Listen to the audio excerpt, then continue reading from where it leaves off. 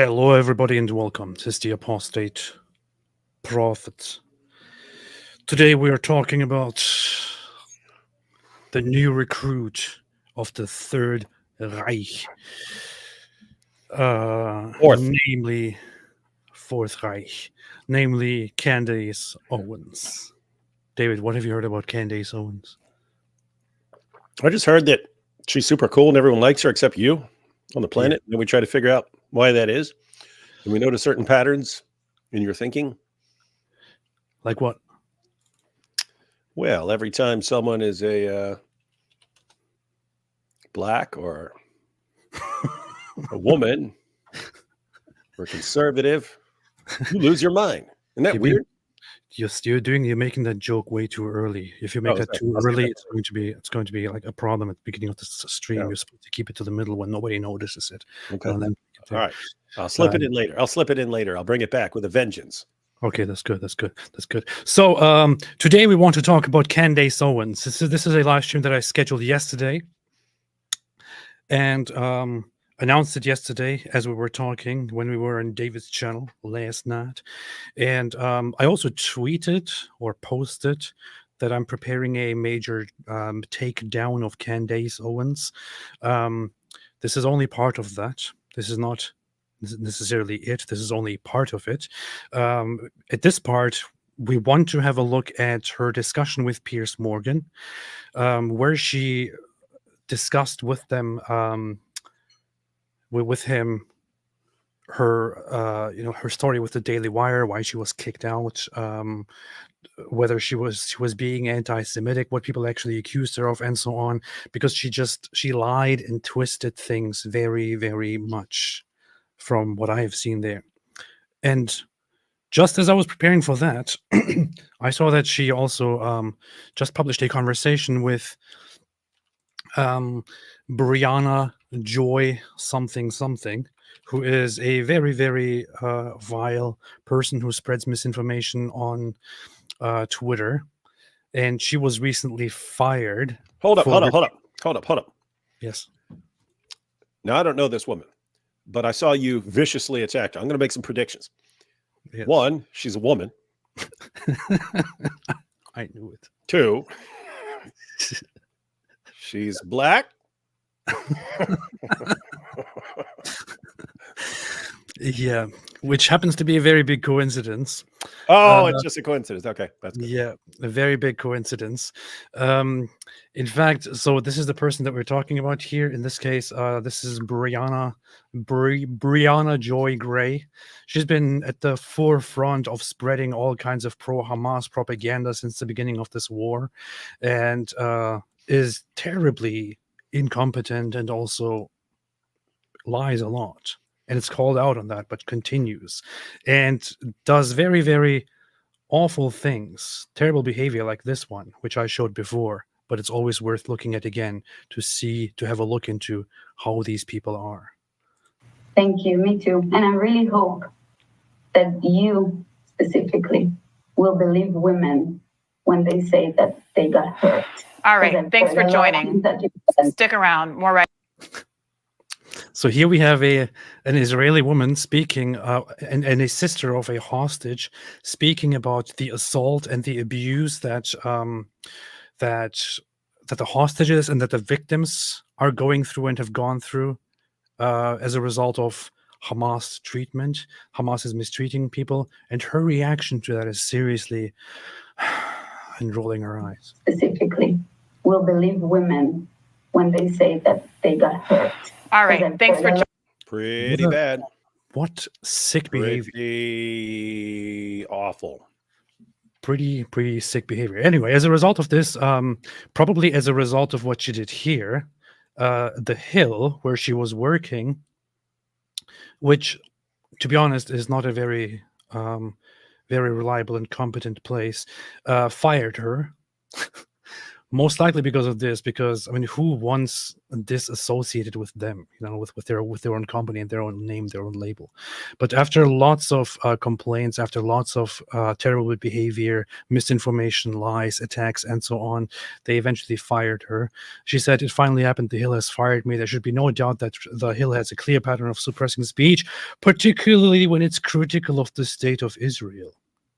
Huh. So it was the Jews. Mhm. The Jews fired her, of course.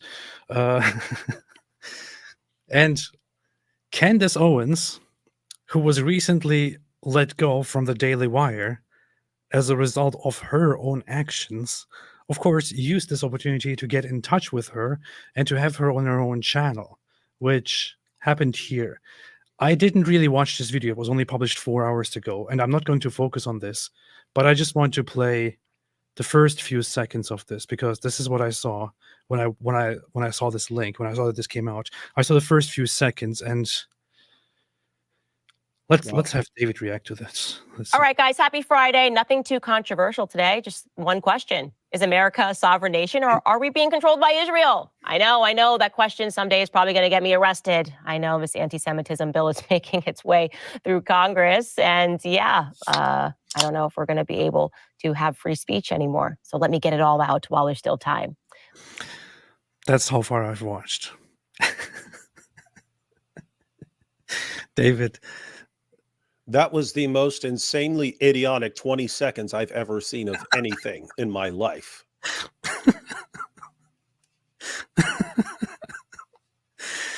This is supposed to be a reliable, good, wonderful journalist, a great source of knowledge.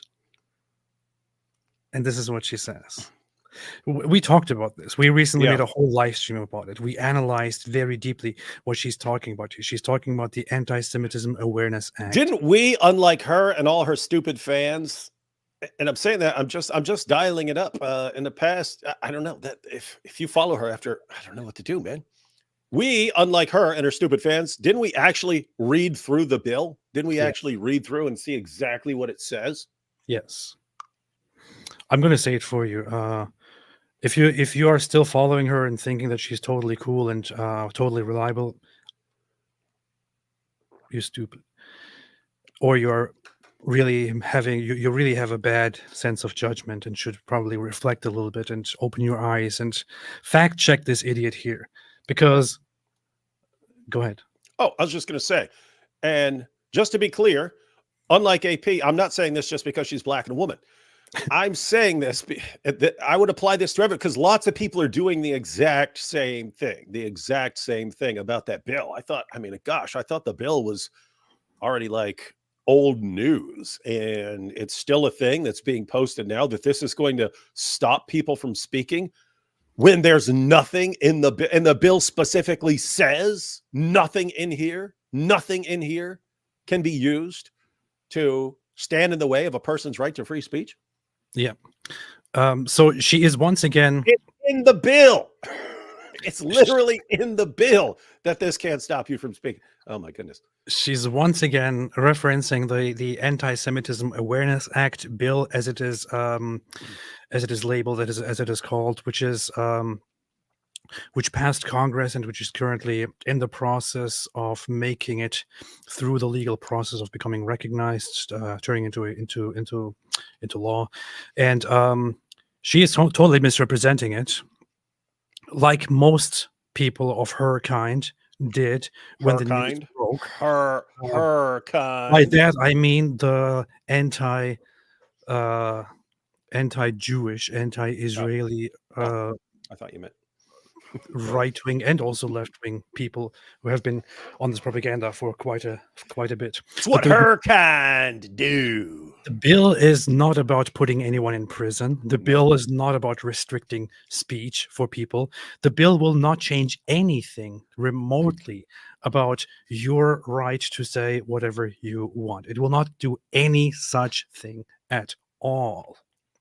What the bill does is it gives further instructions to the Department of Education for universities, for example, so that they can properly understand what kind of behavior is seen as anti-Semitic behavior, and then based on like mob attitudes within universities, for example, where people go around screaming all kinds of genocidal things, where universities have then the obligation to prevent discriminatory actions against Jews based on anti-Semitism.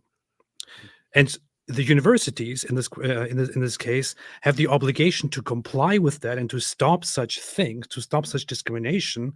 Otherwise, they face losing federal financing. That's all this bill is about. It has nothing at all to do with your right to criticize Israel or to ask questions or to quote different things. That's a complete misrepresentation. It has nothing to do with any of this. Yeah, And her just saying this is either, so she's one of two things. She's either a completely terribly incompetent journalist or she's a liar. So, in short, what that bill actually did, it's already a thing on school grounds and college campuses. So this applies in regular, like elementary schools, high schools, colleges, and so on. It's illegal to discriminate against people on certain grounds. You can't discriminate against someone, let's say, for being black. Right? You understand, AP?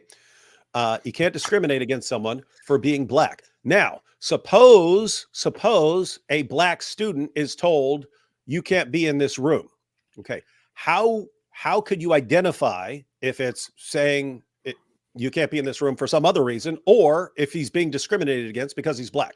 Because keep in mind, a student could come in there and you could just say, hey, you're not allowed in here right now. Why? Because we got something going on in here. It might not be any sort of discrimination. How do you identify if the student is being discriminated against because he's black? Well, you would have some sort of list of things that might tip you off, right? If you say the N-word while you're saying you can't come in this room, there could be a list of things. And you say, here are criteria that can be used to identify whether that act of discrimination has something to do with the person being black. All right. So there are situations on college campuses where people are blocking Jewish students from entering the building and things like that. And so the question becomes, how do you identify and be able to say this college campus or something discriminated against that student because that student is Jewish versus some other reason for telling the student he can't come on campus or something like that? Well, the purpose of the bill is to say, here's the list of things. Here's the list of ways that you could identify whether that person is being discriminated against specifically because he's Jewish, as opposed to some other reason. That's what the bill does. It's about schools and being able to identify when a person is being discriminated against because he's Jewish, at which point the school has to take action. The school has to take action to stop the discrimination, or federal funds can be withheld from the school until they make sure that students are not being discriminated against. That's it. There's nothing about anyone not being allowed to say something. There's nothing about people going to prison over saying something. It's withholding funding from schools who refuse to protect students from discrimination. That's what the bill does. And we have all these people. They're saying we can't do anything. We can't say anything. We can't criticize Israel anymore. This is not a matter of disagreement, by the way. So some people might listen to this and think, oh, no, but that is problematic on a different level. Okay, fine. We can talk about that. First off, it's not really problematic. It doesn't change much. All it does is the Civil Rights Act at the time tackled certain things. Religion, for example, was not included. But for example, discriminating against people based on their skin color and ethnicity and gender and all of that is protected. So that is addressed. But discriminating against people because they're Jewish, for example, is not being addressed. So because universities failed to act and failed to shut down internal protests that call for the genocide of Jews, Congress thought, okay, apparently we need to pass a bill to explain to these universities what exactly constitutes, discrimination of anti-Semitism, because apparently they don't get it. So that's the whole point of it. That's the whole point. And we can have all kinds of disagreements about this, and you can disagree with us and say, no, you're describing it as something that is not problematic, but in my opinion it is problematic for this and that reason.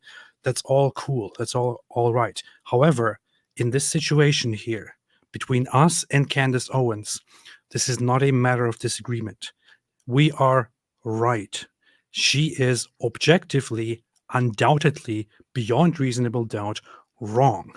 And she is misinforming people, and it doesn't matter why she's misinforming people, whether she's lying or she just doesn't know. In either case, she's causing harm and needs to stop. Whoever even recognized this person as a proper journalist? Anyway, I didn't watch any more of this. I'll probably have a look at it at some point and get back to that. Now our focus is actually the Piers Morgan interview. Yes. And boy, there's a lot here. There is a lot. And Al-Uzza and Al-Manat. Okay, David, are you ready? Born ready, son. To people like Ben Shapiro. I want every single person in the world to declare Christ as king, whether you believe them to be a Nazi, a white supremacist, a Jew, a Muslim. It is the phrase itself that I want declared. Who do you want to win the war, Ukraine or Russia? I don't want Zelensky to win. I don't want Putin to win. The statement doesn't make any sense, but I don't want to. I don't want to nitpick now. So I would stake my entire professional reputation on the fact that Brigitte Macron is in fact a man. With that Got me. okay. established beyond. Oh, no. At worst. Who said is a hugely influential YouTube commentator. Wait.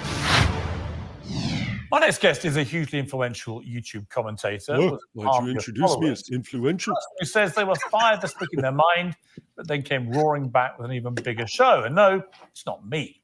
Candace Owens launched her new independent show this week. Wait, did he just refer to her as they? What? The person who says they were fired for speaking their mind, but then came roaring back with an even bigger show. And no. Wait a minute. When people ask him, no, I agree with him on the whole, proper pronoun thing. Because when people ask him to say they, he says, "Well, it's just one person. It's just one person. Why they? It's just one person. So why is he using it here? It's just interesting to me." It's not me. Candace Owens launched her new independent show this week. She's previously described me as dishonest, a snake, and a toddler. But in the true spirit of uncensored, I'm glad to say Candace joins me now for our first ever interview. So finally, that's a good start. Yeah, it's pretty good to be. Piers crushed that intro. This is the first time they're talking. That's interesting. We get to do an interview. I'm very happy to be here, Piers. I promised. And honestly, credit to your producer, because she just was like, I'm going to make it happen no matter what. So I have a bunch of ruthless Rottweilers of both genders who didn't let it go. And what did you both genders? That's very racist. That is extreme. Wow. That's very racist against Piers Morgan declares there are only two genders, both of them. It's very racist against all the other genders. Public figure, there's no question about that. I think we're going to have a fascinating interview. I do want to go into some more detail before we start, though, to show the level of my generosity in giving you this platform on my show, given some of the stuff you've said about me. So April 2022, when I launched the show with my interview with Trump, that all kicked off, obviously, you said if my team was unethical and dishonest as the snake Piers Morgan, we just sensationally edited this clip of Trump to make it look like he threw a tantrum and asked the cameras to be shut off when in reality the interview was over. We simply wanted to chat off camera. I responded, I bow to your superior knowledge of being a snake, Candace. Tune in on Monday and you'll learn something about real interviews. You then said Piers is whatever he has to be on any given day for attention. He's not guided by any set of principles, which is why I say both sides need to stop platforming his sensationalism. In This is very funny because how awesome is it that he starts off like this? This is awesome. I know it's both wholesome but also quite a good start for him, not necessarily for her. Because what's funny is I'm looking at the timestamps here, and they won't, as it seems, they won't really talk about any of this very much. But he's just starting with this, just to put that in her face. March of that year, I accused you of falling for Putin's propaganda when he invaded Ukraine, and I called Putin the new Hitler. You said you're such a toddler, Piers, just way too old to be seriously entering in a literally Hitler analysis. Keep yourself contained to mean tweets. It's good she's cracking up about it. Will the adults discuss foreign affairs, NATO, and Western hegemony? In March the same year, you wrote with a picture of Finding Freedom, the most historical thing Piers Morgan has ever read. In January 2022, you said, I find Piers Morgan to be morally inconsistent, which breeds intellectual dishonesty. I welcome a public discussion with him about systemic racism, a topic with which he's impassioned, although apparently not impassioned enough to speak with me about it. Why do you suppose that is? You added, we're all on the edge of our seat waiting for an answer here, Piers Morgan. No, he's really dragging this out. But this has to be extremely awkward for her, right? Like she's laughing. She's laughing like, oh yeah, I was just joking or something like that. When the longer he continues, the more it's like she's been relentlessly coming after him for a long time. And the impression you get, because I mean, up until we started watching the Piers Morgan interviews after the October 7th attacks and so on. I mean, I'd seen Piers Morgan before I knew who he was. I'd seen Candace Owens before I knew who she was. I'd seen some clips by them, but I never really followed them enough to know what they're about. But I mean, sitting here watching this, it sounds like she's just been coming after him for a long time to try and get attention or something like that, right? Doesn't it? Yeah. And it happened. And she is probably feeling very uncomfortable about this. And she might be someone who, when she feels uncomfortable, gets an awkward kind of chuckle. Yeah. Morgan. Well, okay. You should do that more often. I like when you read mean tweets about Piers Morgan. That was great. I salute you for that. That was wonderful. Exactly. Maybe she likes it. Piers Morgan reads mean tweets. Yeah. That should be a whole video, a whole section. The truth is, I actually do want to give you a platform, and I have no problem with that. I would obviously contest much of your characterization of me in some of those mean tweets, but that's fine.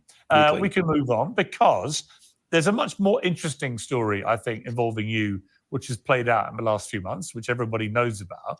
So let's just talk about that. Why did you leave the Daily Wire? Oh, this is too much. I can't even. It's too big of an issue here. I know she's going to lie about it. As far as I know, as far as I've seen, she also actually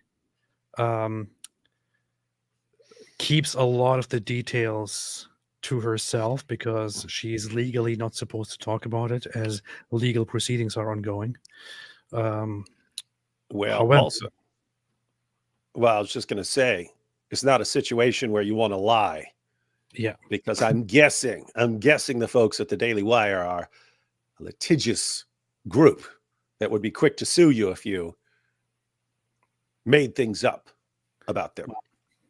That just sounds like you're going after Jews now, David. They're not all. Who's a Jew there? You got Ben Shapiro. Who else is Jewish? Don't be labeling me. Don't be labeling me.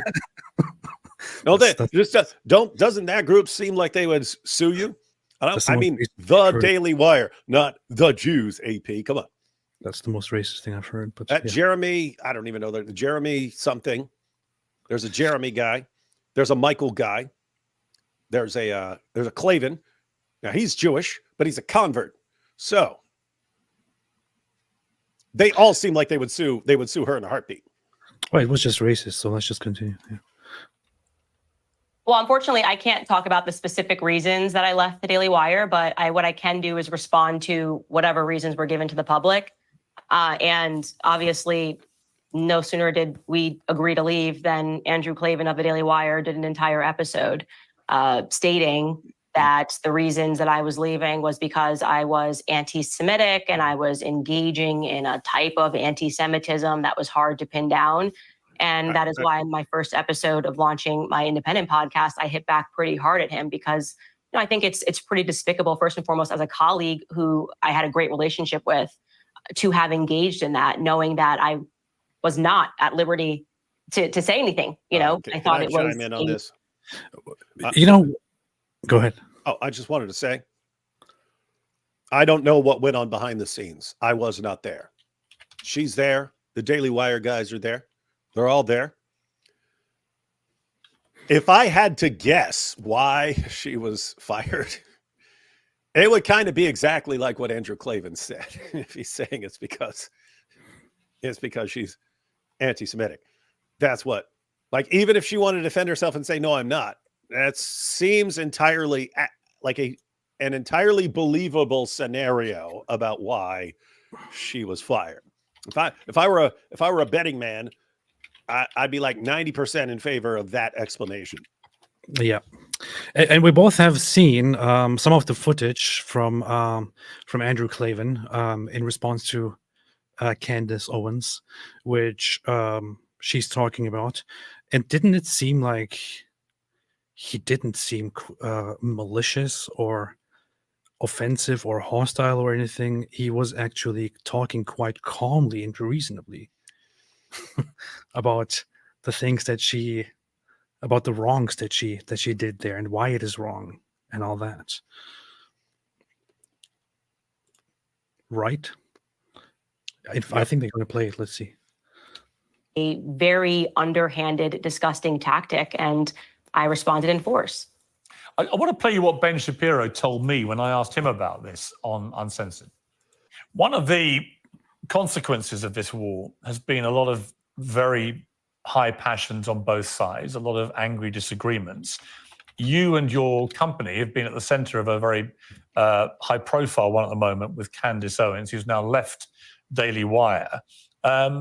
Was she fired, or did she leave of her own volition? I'm not going to speak to this topic, Piers. At all? At all. The only thing I will say is what I've said all along with regard to Candace or with regard to any of our other hosts. I am not in hiring and firing position with the Daily Wire. I'm a co-founder of the Daily Wire. I'm a co-owner of the Daily Wire. I'm not actually in management. And as far as the free speech situation, what I will say is that no company has the obligation to literally pay anyone. The Daily Wire is a publisher. It is not a platform. Do you agree with that, Candace? Agree with which part? Well, okay. The important part? Which part? Yeah. So the important part is because when someone who works for a company starts saying something that other people or the management or whoever doesn't agree with, everyone starts yelling, oh, what happened to freedom of speech? What happened to freedom of speech? Guys, freedom of speech is the government not interfering with your ability to speak. A company, a business, I mean, it doesn't matter what it is. If some guy at McDonald's starts screaming about Jews every time, if some employee, the cashier at McDonald's starts screaming about Jews every time someone walks in and the company says, get out of here, it's not interfering with your freedom of speech. You still have the freedom of speech, but they have the right to say, hey, we don't want you representing our company if you're saying things like this. If you want to complain about Jews, there's the door, go out there. When you're here as an employee, you are part of our organization. We do not want you representing us. So that's not a free speech issue. People don't get it. It's like, of course, a company, a publisher will, choose to keep or remove somebody based on certain things that they say, be it their conduct, their values, if they openly stand for something. How could people not accept this as normal? Mm-hmm. Because if you don't accept that the Daily Wire or any other publisher has the right to do such a thing, then you are also pretty much implying that the Daily Wire should be hiring anybody, no matter what opinion they have. Yeah, they should be hiring Nick Fuentes. Or they have to, or they're blocking his freedom of speech. It's idiotic. Or they should be hiring somebody who is like who is pro transgender, who is a drag queen activist proponent, and complete enemy of religion and conservatism. Mm-hmm. So they would have to hire them because it's all about free speech. No, that's not how it works. Yeah, that's not how it works. They don't have to hire everyone. They don't have to keep everyone. Yeah, and that's why Ben Shapiro pointed out we are a publisher, not a platform. If you're a platform is like YouTube or Twitter or something like that, where you're not responsible for the content that people are putting out.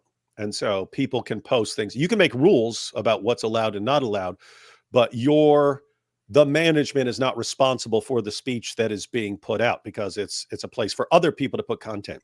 If you're paying her, then you're a publisher. You're a publisher who's paying her for her speech, and she's an employee of your organization.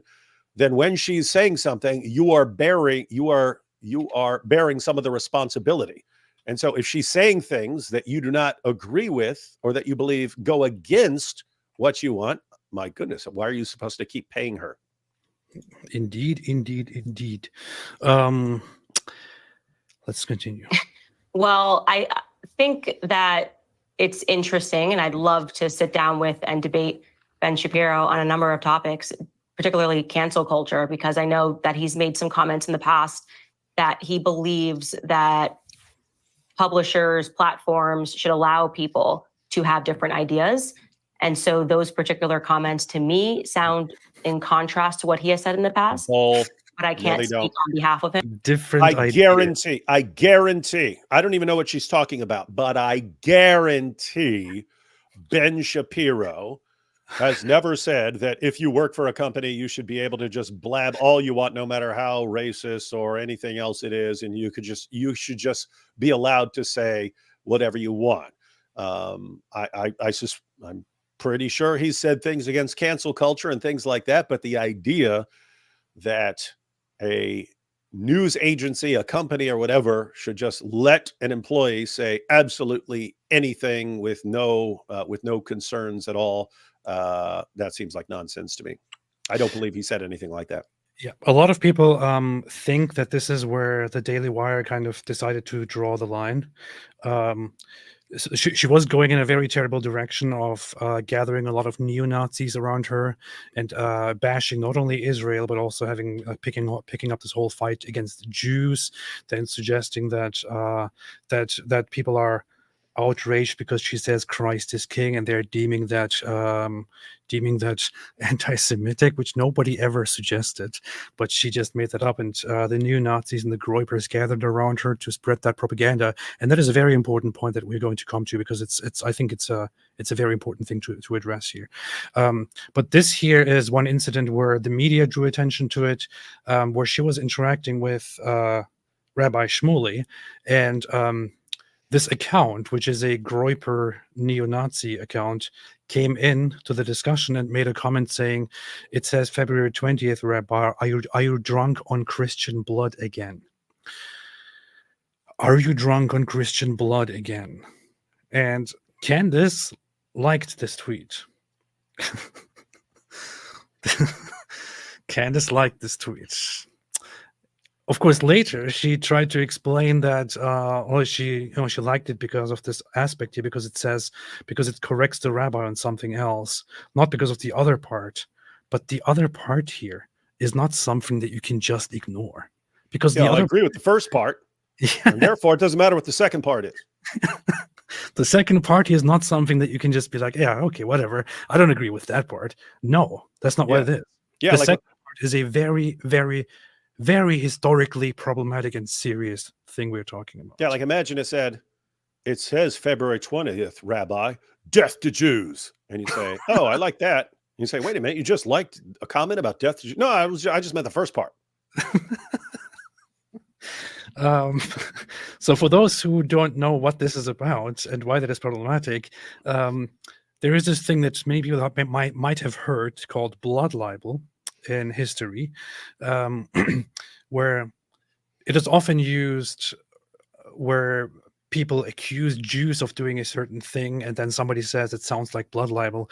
This here is actually genuine blood libel. In history, blood libel was an accusation against Jews out of complete hysteria that they are abducting certain people of different religions, especially children, and then killing them or sacrificing them, and taking their blood and using their blood in baking, and that this is a religious practice, that this is what Jews do. Of course, it's completely insane, doesn't lead back to any proper actual evidence. It is a complete insane accusation that people made in order to point fingers and then discriminate against Jews. However, this is specifically going in that direction. Are you drunk on Christian blood again? Here in this instance, this guy is accusing the rabbi or Jews of killing Christians and drinking their blood or using their blood. It's literally blood libel. And she just likes this. And of course, she might not know. Go ahead. Yeah, I just want to put, like, are you drunk on Christian blood? Again. Again. Even if the guy's joking or whatever, he's joking about Rabbi Shmuley drinking the blood of Christians as an insult, and knowing the history of that. It's similar. I mean, the things we have that are like close today would be like in Pakistan or something like that.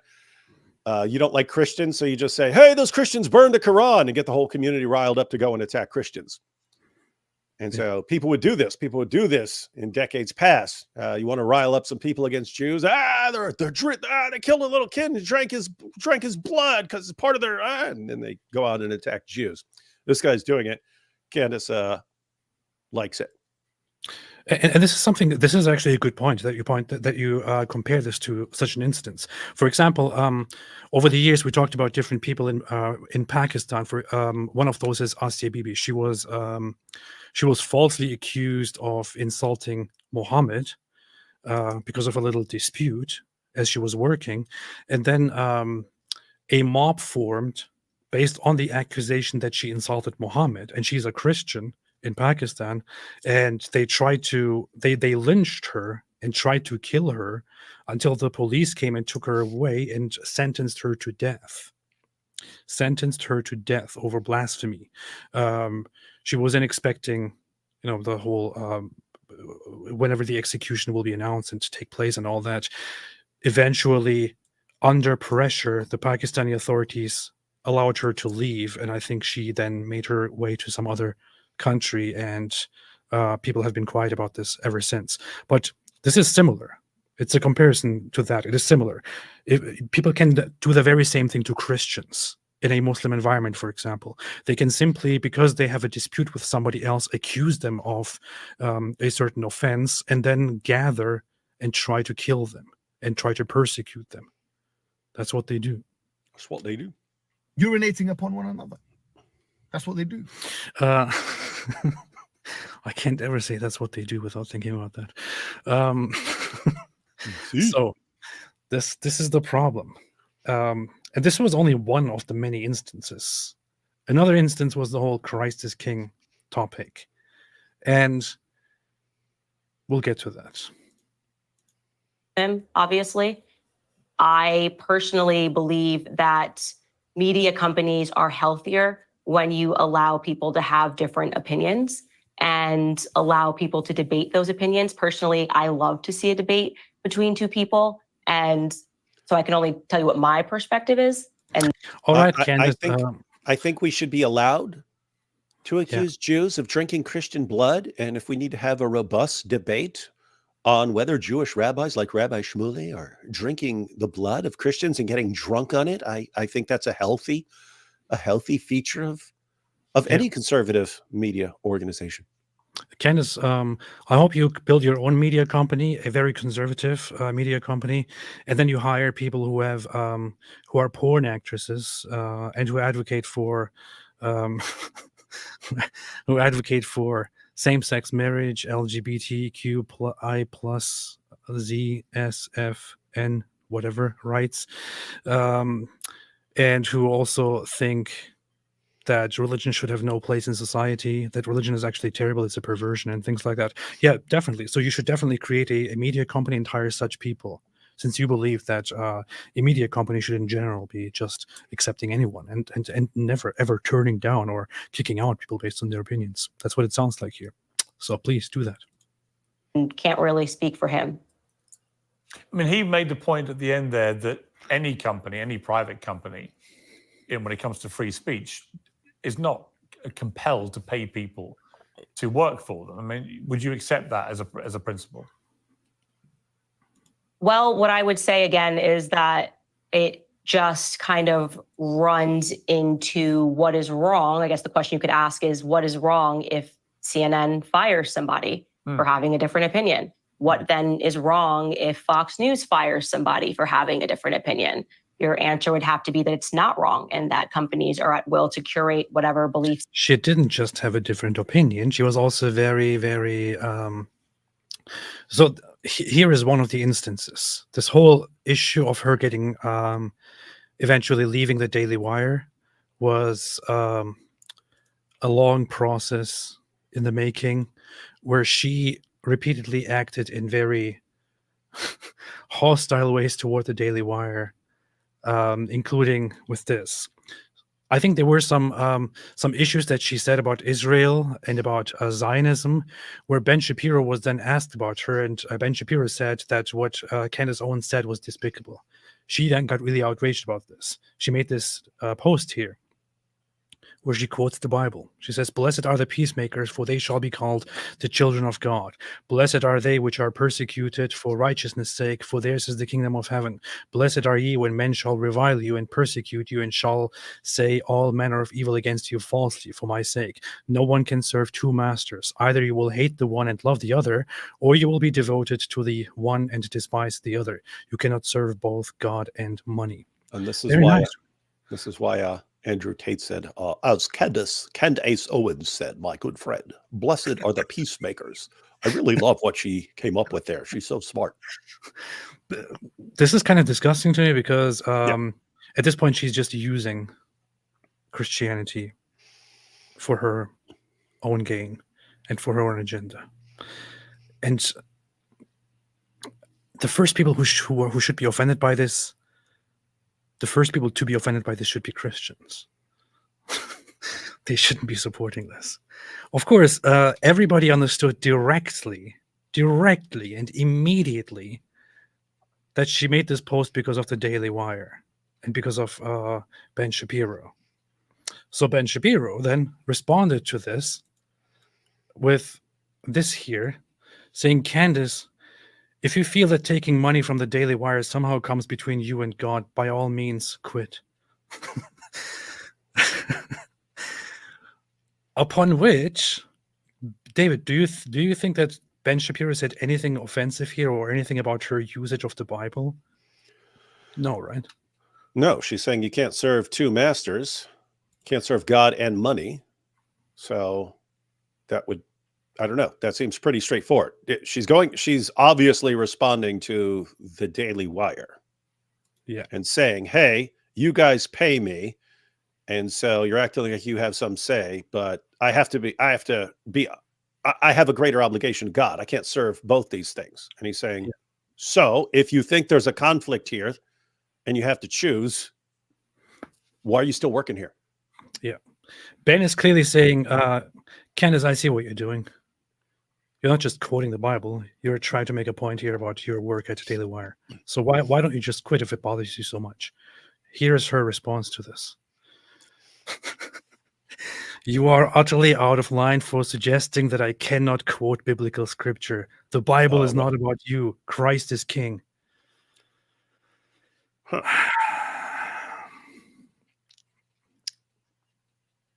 Pretty bad. David, explain why this is bad. Explain all aspects of why this is bad. Yeah, so she clearly made a tweet saying that there's a conflict between her obeying the Daily Wire for money and her obeying God. He responds, if you think there's a conflict between you following our rules of our company and serving God, then quit. It's pretty straightforward. Just you can quit and then we have nothing over you. And then there's no conflict and you don't have to feel like, oh, I'm obeying men for money and instead of God. And then she blasts him. How dare you try to tell me I can't quote the Bible? The Bible's not about you, Ben. How dare you think that the Bible is about you. I was just randomly quoting the Bible for no reason. Christ is king, Jew. So, So first off, did Ben ever say or suggest anywhere that she cannot or should not quote the Bible? No, never happened. Never happened. It didn't happen at any point at all. All Ben did was thinking, okay, I see why you're quoting this, because you clearly have a problem with what is going on here. So if things bother you so much, why don't you just quit? And she then says, how dare you suggest that I cannot quote the Bible? Nobody suggested that. Yeah. Nobody suggested that. And let's be realistic here. Candace is not stupid enough to think that Ben was complaining that she quoted the Bible. I'm not sure about that, to be honest. I don't think so. I don't think she Continue. is. I think she knows a ton of her fans are stupid. And this is something that anyone can do. Anytime someone quotes something, you just completely misrepresent what they're saying. Say, oh, he said this. Oh, that's awful. It's complete misrepresentation. But you might have a ton of fans who are stupid enough to agree with you. And then you'll also have fans who aren't stupid enough. They know what the guy's really saying, but they'll go after him anyway just because they hate him. You do have people like that. You've got like the Groypers. They're going to hate Ben no matter what. And so they'll agree with Candace no matter what. And they'll think it's great if she twists his words into an attack on quoting the Bible. And you're probably right. It's probably that aspect that she tries to deliberately twist what Ben Shapiro said and tries to appeal to these to the Groyper neo-Nazi crowd in order to appeal to them and depict Ben Shapiro as this evil anti-Christian guy, which he clearly is not. He is working with Christians, has been working with Christians, has been inviting and hiring Christians, surrounding himself with Christians, inviting Christians on his show to speak, and so on forever. The only Christian, apparently, that he has a big problem with because of Christianity is Candace Owens. Yeah, makes complete sense. Candace Owens, the perfect Christian, by the way. The great big example for Christianity.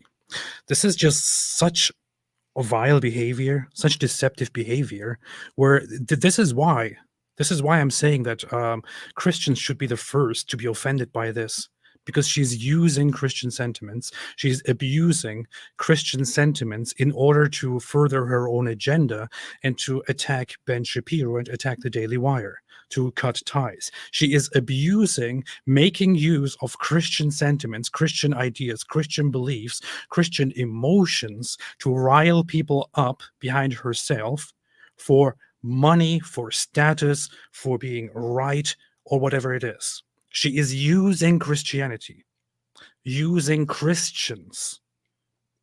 If you're a Christian and you agreed with her because of this stuff, you were used by her. She used you. She uses Christians for her own gain. That's what's happening here. This is just so deceptive and so evil and messed up. Christians should be the first to be offended by this and should call this out. Yeah, everyone. And whenever you need advice on how to live responsibly as a Christian, be sure to go to the Apostate Prophet. Yes, listen to me. The Bible is not about you. Thereby, again, deceptively suggesting that she didn't make that tweet about the Daily Wire, which she clearly did. And then she doubles down with Christ is King. And this here is, it just gets more and more disgusting. This is the most disgusting aspect of it, where she actually uses the phrase in the same manner that Nick Fuentes and the Groypers have been using it, by the way. The phrase Christ is King, not as a declaration that Christ is King, not as a declaration of faith that you are a Christian, that you believe in Christ, but to make a political statement against those who are perceived as enemies of Christianity, which obviously they're not. She is using it here, the phrase Christ is King, to attack Ben and to attack Jews, to attack others. You shouldn't be You don't even have to be offended by this because she is being anti-Semitic or whatever it is. You should be offended by this because she is attacking and insulting Christianity and mocking Christianity, mocking Jesus. That's what she's doing here. Yeah, let me, for everyone who's not up to date or who hasn't watched our previous discussions on this issue. So the slogan, Christ is King. Christians can say that. Christians can declare that. Christians can say Christ is King, Jesus is Lord, all these things. I heard it's a common thing when I was just a speaker's corner. So people would, Christians would start yelling, Jesus Christ is Lord, or they'd say Christ is King or something like that. They're clearly saying it because they mean it and not as a kind of, not the way the groypers are using. So there's a different sense in which it's used by groypers.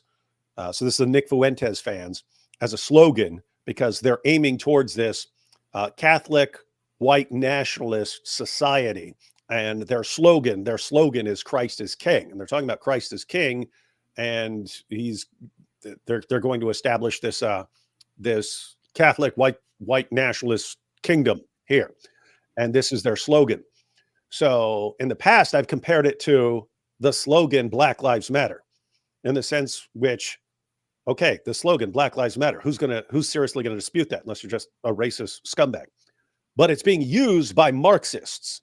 So when a Marxist organization is using it as a smokescreen to cover their true agenda, because they know that if you can, if you use this slogan as kind of a shield against what you're about what you're actually after, then the moment anyone criticizes your organization or your goals or your agenda, which is Marxist, bunch of Marxist stuff, then you say, oh, they're upset that we're saying Black Lives Matter.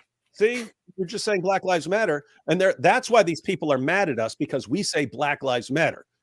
And so you use it as a shield, right? That's what the groypers are doing.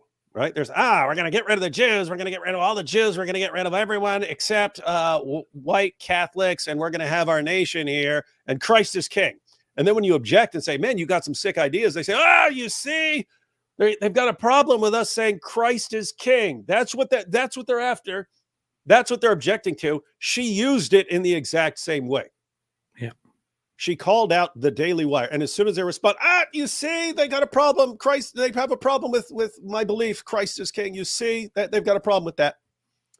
And so that's kind of the issue. So now when someone is saying Christ is King, what exactly do you mean? Are you saying Christ is King because you're a Christian and you're proclaiming that Jesus is the Messiah? Or have you simply weaponized it because you have your own agenda and you're using that? You're using that so that when people respond to what you're actually after, what you're actually trying to do, and when people are responding to you for being an anti-Semitic piece of garbage, and you just say, see, people just have a problem because I'm saying Christ is King. That's pretty bad. That's bad stuff. Yeah. And that precisely is the problem here. Nobody says you shouldn't be saying Christ is King. Nobody has a problem with that. It is not considered anti-Semitic to say Christ is King. Even just that, the fact that we're talking about this, of whether saying Christ is King is anti-Semitic or not, this is something that these people strategically planned, came up with, and went through in order to seriously distort the phrase Christ is King for their own agenda and use it against Jews to say, oh, look, Jews have a problem now with Christ. There is no Jew, okay? There is no known Jewish figure, nobody out there who during this entire process said, don't say Christ is King. Saying Christ is King is anti-Semitic. We went through it all. We made a live stream on this. We reviewed it. I put a challenge out there. I asked people to tell me who exactly said such a thing. There is no example. Nobody said such a thing. Nobody in this whole discussion, in this whole controversy, ever said that the phrase Christ is King is anti-Semitic. This is something that Candace Owens and others completely made up. Nobody said that. The closest thing that you can get is that Andrew Klavan said that she uses the phrase in such a way that she attacks Jews over it and thereby actually abuses it. And we want to have a look at that. I think it's going to come up in a little bit. System that they want, and to not allow free speech.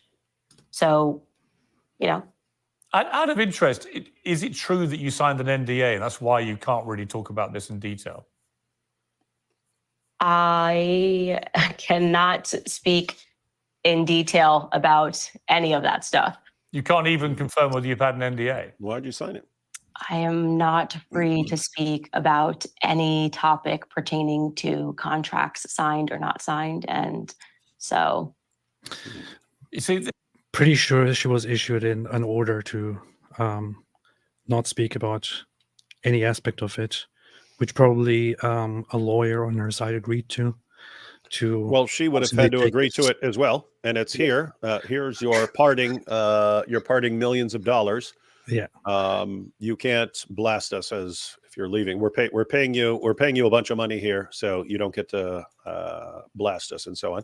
And keep in mind, they seem to be, apart from Andrew Klavan talking about it, I mean, Ben Shapiro seemed to be along the same lines. I'm not talking about this. Yeah. He clearly said he can't talk about it. So, hello. This is where it gets interesting for me, because you referenced Andrew Klavan from the Daily Wire. I want to play a part of what he said, and then I'll come back to you. Yeah.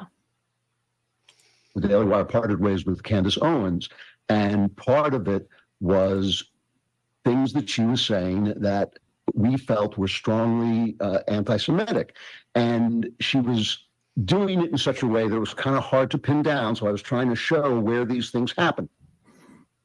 So I'm bemused, because I've been involved in a lot of contracts in my time. I've been an employer, I've been an employee, and so on. I don't understand why somebody from the Daily Wire can be so explicit about the reasons you left, and yet you are not able to be as explicit to defend yourself or to counter what they're saying. To be fair, I also am confused by that. Like, why is he allowed to talk? Now, maybe Andrew Klavan didn't sign anything, but it seems it would seem odd if it's, hey, you can't talk, but we can say things about you. That would seem odd to me. So I'd actually be with Piers on that one. That's something weird about that. I don't understand what the legal requirements are, but that does sound weird if he can talk and she has to keep her mouth shut. Yep.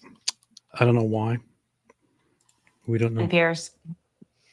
Amen. I think that is probably a question that was on a lot of people's minds. And, Amen. What can I say other than what was it that Kanye was saying about contracts? And, I think it is, even if you believe that it is valid for that to happen, I think it is immoral to allow someone to attack someone and to not allow them to defend their name. And so for me, Andrew actually rose to the level of defamation when he started claiming that I had actually said things that I had never said. I mean, he flagrantly lies, and I showed that on my platform when he pretended that I did an episode suggesting that Adolf Hitler burning books was a good thing. I wasn't even speaking about Adolf Hitler. It's a nonsense to think that I would do that on my platform, and it's a trick also. It's all right. Let's hear this one more time, what she just said here. Because I heard this, then I looked it up,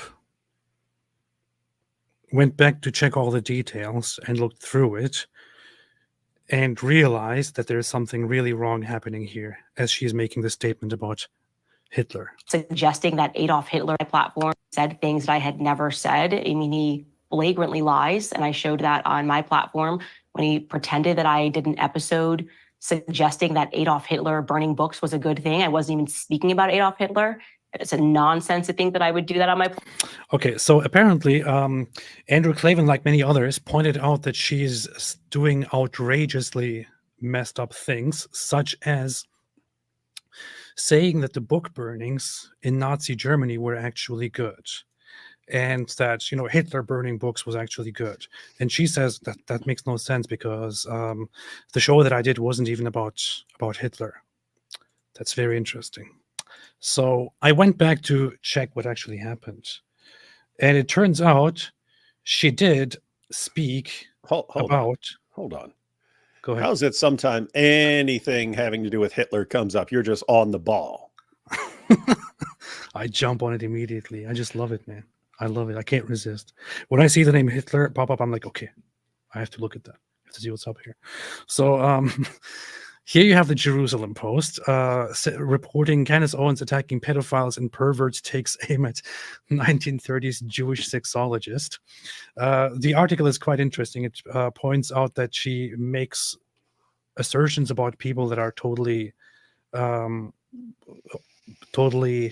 verifiably false, such as that Hirschfeld was gay and was interested in the sexuality of colonized African people and things like that, which is all weird and not really true.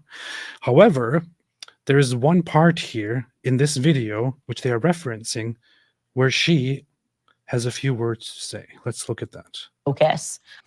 Literally Nazis. So that obsession with only referring to that historical aspect brings me to number 2 on the did you know question, because this really blew my mind. Do you know which books the Nazis were burning? And I'm asking you this, and I'm telling you why it blew my mind, is because definitely something that we covered extensively, and you will cover extensively throughout the public education system, is the Holocaust, Nazi Germany. It's why so many people, when they're commenting, it seems like the only historical reference they have is, it's just like Hitler, they're literally Nazis. So that obsession with only referring to that historical aspect is... Hi, Infidel Noodle. Hope you're doing well. This is very funny because she just said to Piers Morgan that the show wasn't even about Hitler and about Hitler burning books. Yet, as far as we understand here, she's talking about book burnings in Nazi Germany. Yeah, Nazis, not Hitler. But she also even mentioned Hitler here. That whole reference they have is, it's just like Hitler, they're literally Nazis. So that obsession with only referring to that historical aspect is partially because when you're in a public school system, you really focus on World War II and the Nazis. So I was shocked that I never learned throughout that schooling that the brown shirts, the student activists that went around burning a bunch of books, were burning books that they deemed to be Marxist and that they deemed to be overtly sexual. Yes, the Nazis did not like other political views. That is correct. People who are aware of Nazi Germany's history will probably cringe at what she's saying here. First off, student activists on World War II and the Nazis. So I was shocked that I never learned throughout that schooling that the brown shirts, the student activists that went around burning a bunch of books. Activists who went around burning a bunch of books. The brown shirts were student activists who went around burning a bunch of books. The brown shirts. Who are the brown shirts? The brown shirts were very famously known not as regular student activists, but as the Nazi paramilitary organization, the Sturmabteilung. The Storm Division. Sturmabteilung.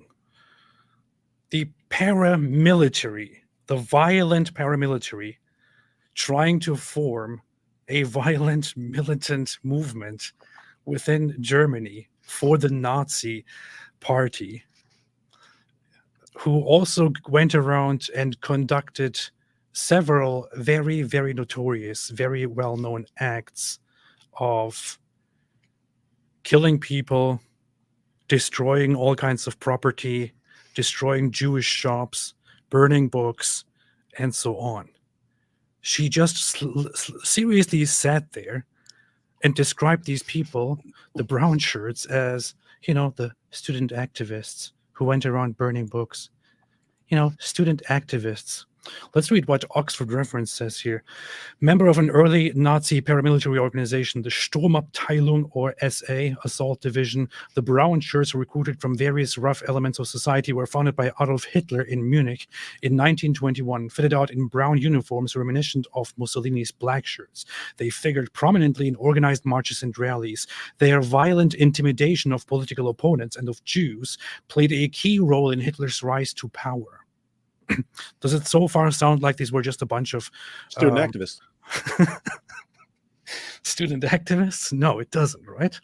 From Well, 1931. I mean, technically, they had a lot of students, and they're activists. So, From 1931, the SA was led by a radical anti-capitalist Ernst Röhm. By 1933, it numbered some 2 million, double the size of the army, which was hostile to them. Röhm's ambition was that the SA should achieve parity with the army and the Nazi Party and serve as the vehicle for a Nazi revolution in state and society. For Hitler, the main consideration was to ensure the loyalty to his regime of the German establishment and in particular of the German officer corps. Consequently, he had more than 70 members of the SA, including Röhm, summarily executed by the SS in the Night of the Long Knives, after which the revolutionary period of Nazism may be said to have ended. But hey, let's hear once again how Candace Owens describes these people.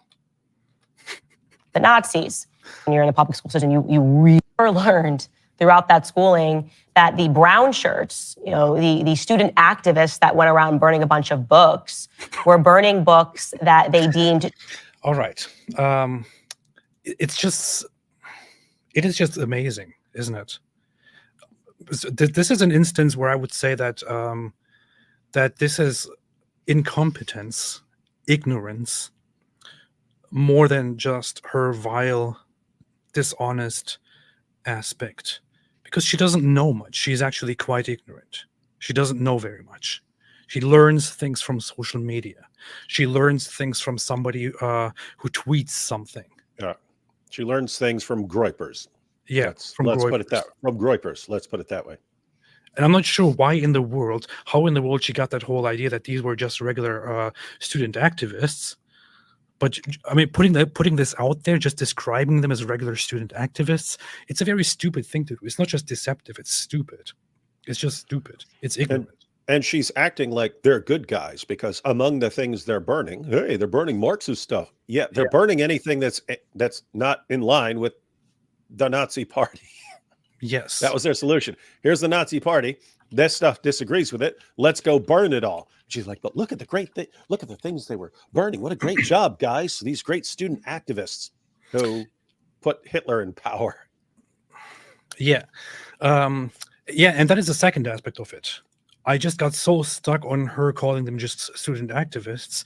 But the second aspect of it is also that she actually distributes this false pro-Nazi apologist propaganda that the books they were burning were just books that were morally reprehensible. A bunch of Marxist stuff and overly sexual stuff. That's not what happened. That is not what happened. We have endless lists and names of books that were actually burned. We have names of authors whose books were burned. Jewish authors, categorically, no matter what they wrote about, were considered for burning and mostly burned. So their books were mostly burned. Communist authors, did I just say actors? I don't know. Communist authors had their books burned. Liberal anti-Nazi authors had their books burned. All kinds of different people, regular conservative capitalist books were burned. Lots of different books on medicine, on art, whatever it is, all across the board were burned. And as said, Jewish books, so books from Jewish authors, were categorically considered for burning and mostly burned. This has nothing to do with just being repulsed by the Marxist and sexual content and then burning them. This is a well-known neo-Nazi, a Nazi apologist propaganda point, which she's repeating here. And to people who are not aware of it, this may sound like, quite innocent, and she's making a moral point here and saying that things weren't actually that bad. And she's also saying that she never really learned this in school. Well, she's the ignorant one. I did learn this in school. I also did learn this later on myself. Lots of people out there do learn this, and they know very well that this is not what happened in Nazi Germany. She's presenting Nazi lies, Nazi apologia. That's what she's doing. To be Marxist and that they deemed to be overtly sexual. And one of the first and most notorious book burnings was the student-led destruction of the library at the Institute for Sexual Research. That library was founded by a man named Magnus. Yes. Look at all the other things they burned, by the way. If you want some basic information on things that happened during the Holocaust and during Nazi times, just look at the Holocaust Encyclopedia, United States Holocaust Memorial Museum. It will tell you the actual details with the receipts and the names of everything that actually happened. Here's an actual article on the book burnings, which lengthily goes into it. Actually, not that lengthily. It keeps it quite concise. It makes it bite-sized to easily consume. Jewish authors numbered among the writers whose works were burned. Among them, some of the most famous contemporary writers of the day, such as Franz Werfel, Max Brod, Stefan Zweig. Among the authors whose books students' leaders burned that night were well-known socialists such as Bertolt Brecht, August Bebel, the founder of the concept of communism, Karl Marx, Trickle Bourgeois, and so on, Ernest Hemingway, and so on. Lots of these people, lots of these books were burned. It wasn't just about sexuality. And the movement wasn't just a student activist group. It was literally part of the paramilitary with the inclusion of students. That's it. What a platform. And it's a trick also. It's meant to make people feel emotional, like, oh my gosh, I can't believe that she's supporting Adolf Hitler. And I thought it was nasty business. I thought it was extremely nasty business. And, you know, for me, Piers, it's important for me to state, I'm not supporting Hitler, I'm just saying that, this thing that he's vilified for was actually not bad because he was actually totally good. But yeah, I'm totally not supporting it. I'm not a fan of Hitler, but yeah, I have to say, in that clip that she's referring to, it sounded like she's saying, hey, these Nazis aren't as bad as their reputation. They were doing some really good stuff, and we've all been manipulated by the education system into thinking they were really, really bad. Yeah, they may have done some bad things, but they were doing some great things as well. That's what it sounded like. That's literally what's happening here. Why in the world is she giving a whole speech about how we were deceived and not told the truth about what the Nazis actually did? We were told the Nazis were burning books, but they were actually burning books that were bad. They were burning bad books. This is just so dishonest. She's despicable. my name means a lot to me. You know, my grandfather grew up on a sharecropping farm, one of 12 children, you know, in the segregated South, Robert Owens Sr. And for him to have worked the way that he worked and to have instilled the Christian values in me that he instilled in me growing up, the idea that I would allow someone to so flagrantly throw dirt on his name, it was never going to fly. Did you? Nobody is doing any of that, Candace. Stop playing the victim. You're being called out for what you actually did. Yeah, throwing dirt on someone's name. I mean, it reminds me of what they did with Hitler, throwing all this dirt on him when all he was trying to do is get rid of communist propaganda. Come on.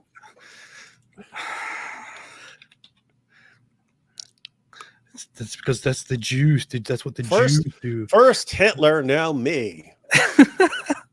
Imago Dei is a debater. I don't know what you mean. I would happily debate her. And I would happily do that, but I interacted with her once to correct her on something or to call her out on something, and this is what she did in response. She blocked me. So I'm not really, I don't think that she's actually going to debate me. And I'm preparing something else. I want to publish a video that will have a much wider reach. But even as a result of that, I don't think that she will debate me. Okay? No, she wouldn't. She would only do something if it was going to help her career. And, Yes, debating yes. you would not help her. Yes. This is what she does. She blocks people. what Oh they do. no. Oh no. I just harmed the reputation of her grandfather.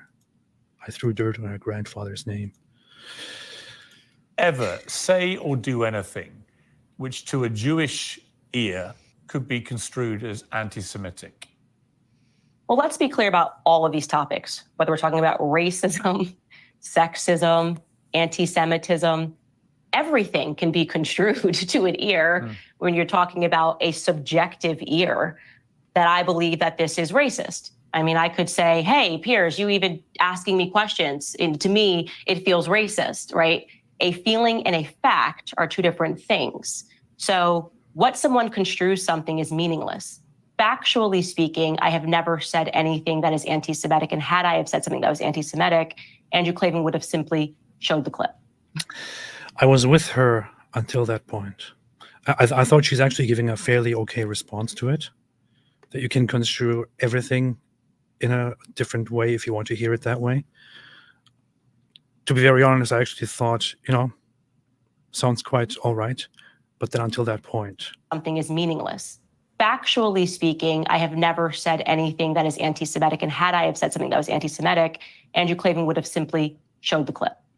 yeah, she didn't say anything that is anti-Semitic. She just acted in such a way that it is a clear instance of anti-Semitism. But she didn't explicitly say anything that is anti-Semitic, except also for, of course, praising the Nazis, who are very well known for loving Jews. This is exhausting, man. Right, a lot of attention's been focused on... She's playing dumb. Isn't that what she's doing? She's playing dumb here. And the honest thing that you could do in this position is to say, you know what, I thought about it, and I understand now that some of the things that I said do indeed sound quite problematic. Maybe she can still at that point clarify and say, however, I didn't really mean it in that way. She could still do that. That would be actually very nice if she could do that. But at least she should acknowledge that the things that she's saying can be or are received as very problematic. It's quite obvious. This is not some agenda. This is not some game that people are playing. It is actually quite problematic. Or she could just say, "Oh, I didn't say anything anti-Semitic. It's just the Jews. The Jews are twisting everything that I say to make it look anti-Semitic." I mean, that's clearly what's going on in her head, right? Yeah. Constantly referencing Christ is King. Many people believing that although those words in themselves, if you're a Christian, as you are, would not be offensive, that to Jewish people, when they're being whipped up on social media, as they were at the time, by people who are genuine white supremacists and pretty brazen anti-Semites. Do you remember, David, we went through a bunch of tweets on that day when the controversy of Christ is King happened? We went through lots of tweets that mentioned the words Christ is King. And yeah, wasn't it like, "Yeah, Jew, blah, blah, blah, blah, Yeah. blah, Christ is King. You filthy Jew, you this and that. Yeah, kill children, Christ is King.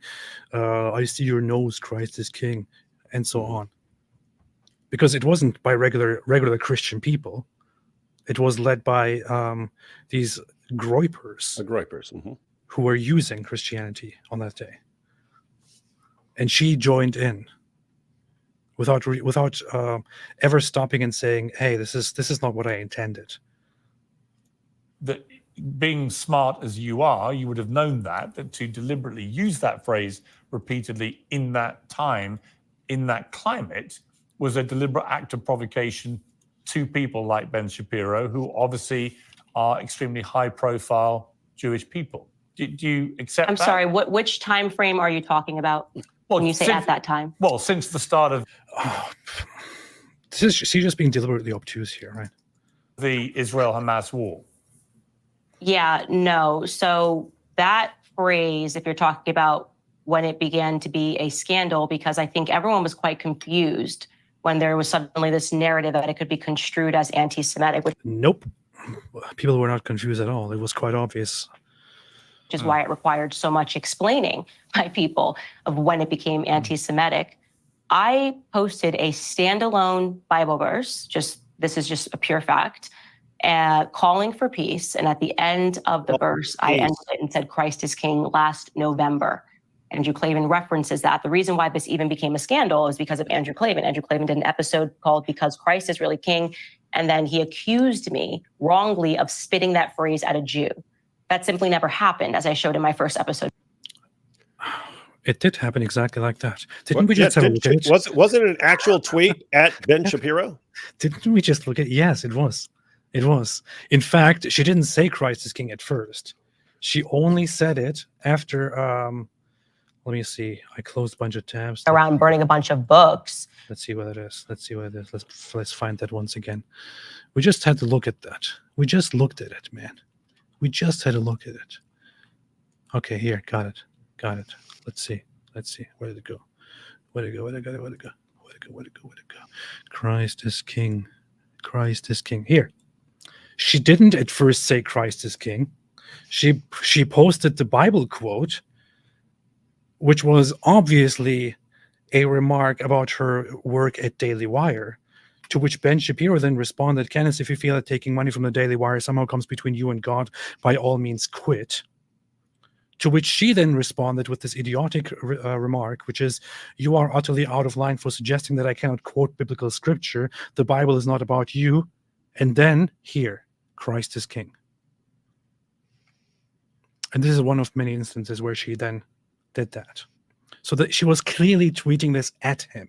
She wasn't doing this on her own as a standalone tweet.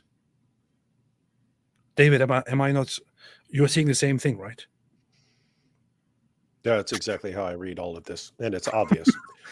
She's literally doing that as a response to Ben Shapiro, as a provocation, as a hostility.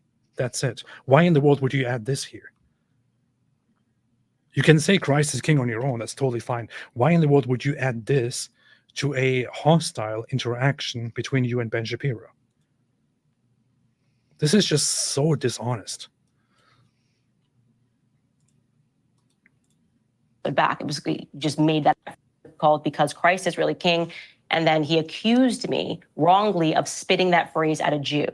That simply never happened, as I showed in my first episode back. It was just made that up out of thin air. I posted a standalone Bible verse and I wrote at the end of it, Christ is King. And then a Jew responded to... Nope, that's not what happens. That's not what happened. In fact, let's look at the original post here. Candace Owens, blessed are the peacemakers. So her version is that she posted a standalone Bible verse and then at the end put Christ is King. Did that happen? We just looked at it. We just looked at the post that she's talking about here. Do you see Christ is King anywhere here? No, I missed it. No, it's not here, right? Maybe the Jews removed it. I don't know. Do you see Christ is King anywhere here in this post? No. Let's look at what she's saying again. To me, I showed in my first episode back. It was just made that up out of thin air. I posted a standalone Bible verse and I wrote at the end of it, Christ is King. And then a Jew responded to me telling me to quit my job. Here's the post where she posts the Bible verse. It never says Christ is King anywhere. Yeah, and she just made it sound like she posted Christ as King, and then the Daily Wire goes, "Oh, that's anti-Semitic. We're firing you over this." When she posts this as clearly as an issue for the Daily Wire, hey, I have to be loyal to God and not the money I'm getting from the Daily Wire. Ben replies, if you think there's a conflict here and you want to serve God and not money, then you can quit. There's the solution to this moral quandary you found yourself in. You're in a moral quandary. I don't know what to do. I'm supposed to serve God, but these guys are paying me. He says you can quit. There's an easy solution. Quit. If you think you've got this problem, quit. I don't like the solution. I want the final solution.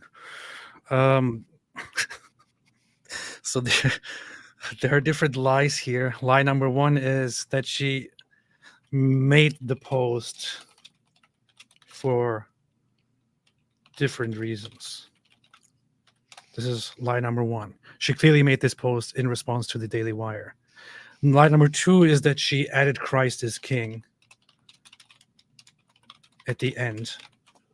It's clearly not here. You can see it very clearly. It's not here, right? We're not blind. And this is quite obvious. This is not a matter of disagreement. Once again, she's lying. That's it. She then explains the situation and continues that Ben Shapiro, a Jew, responded to her. Christ is king. And then a Jew responded to me telling me to quit my job. So what happens sometimes is that a Jew then responded to me telling me to quit my job. No, Ben Shapiro responded to you and said, Candace, if your job is really getting between you and God, then by all means quit.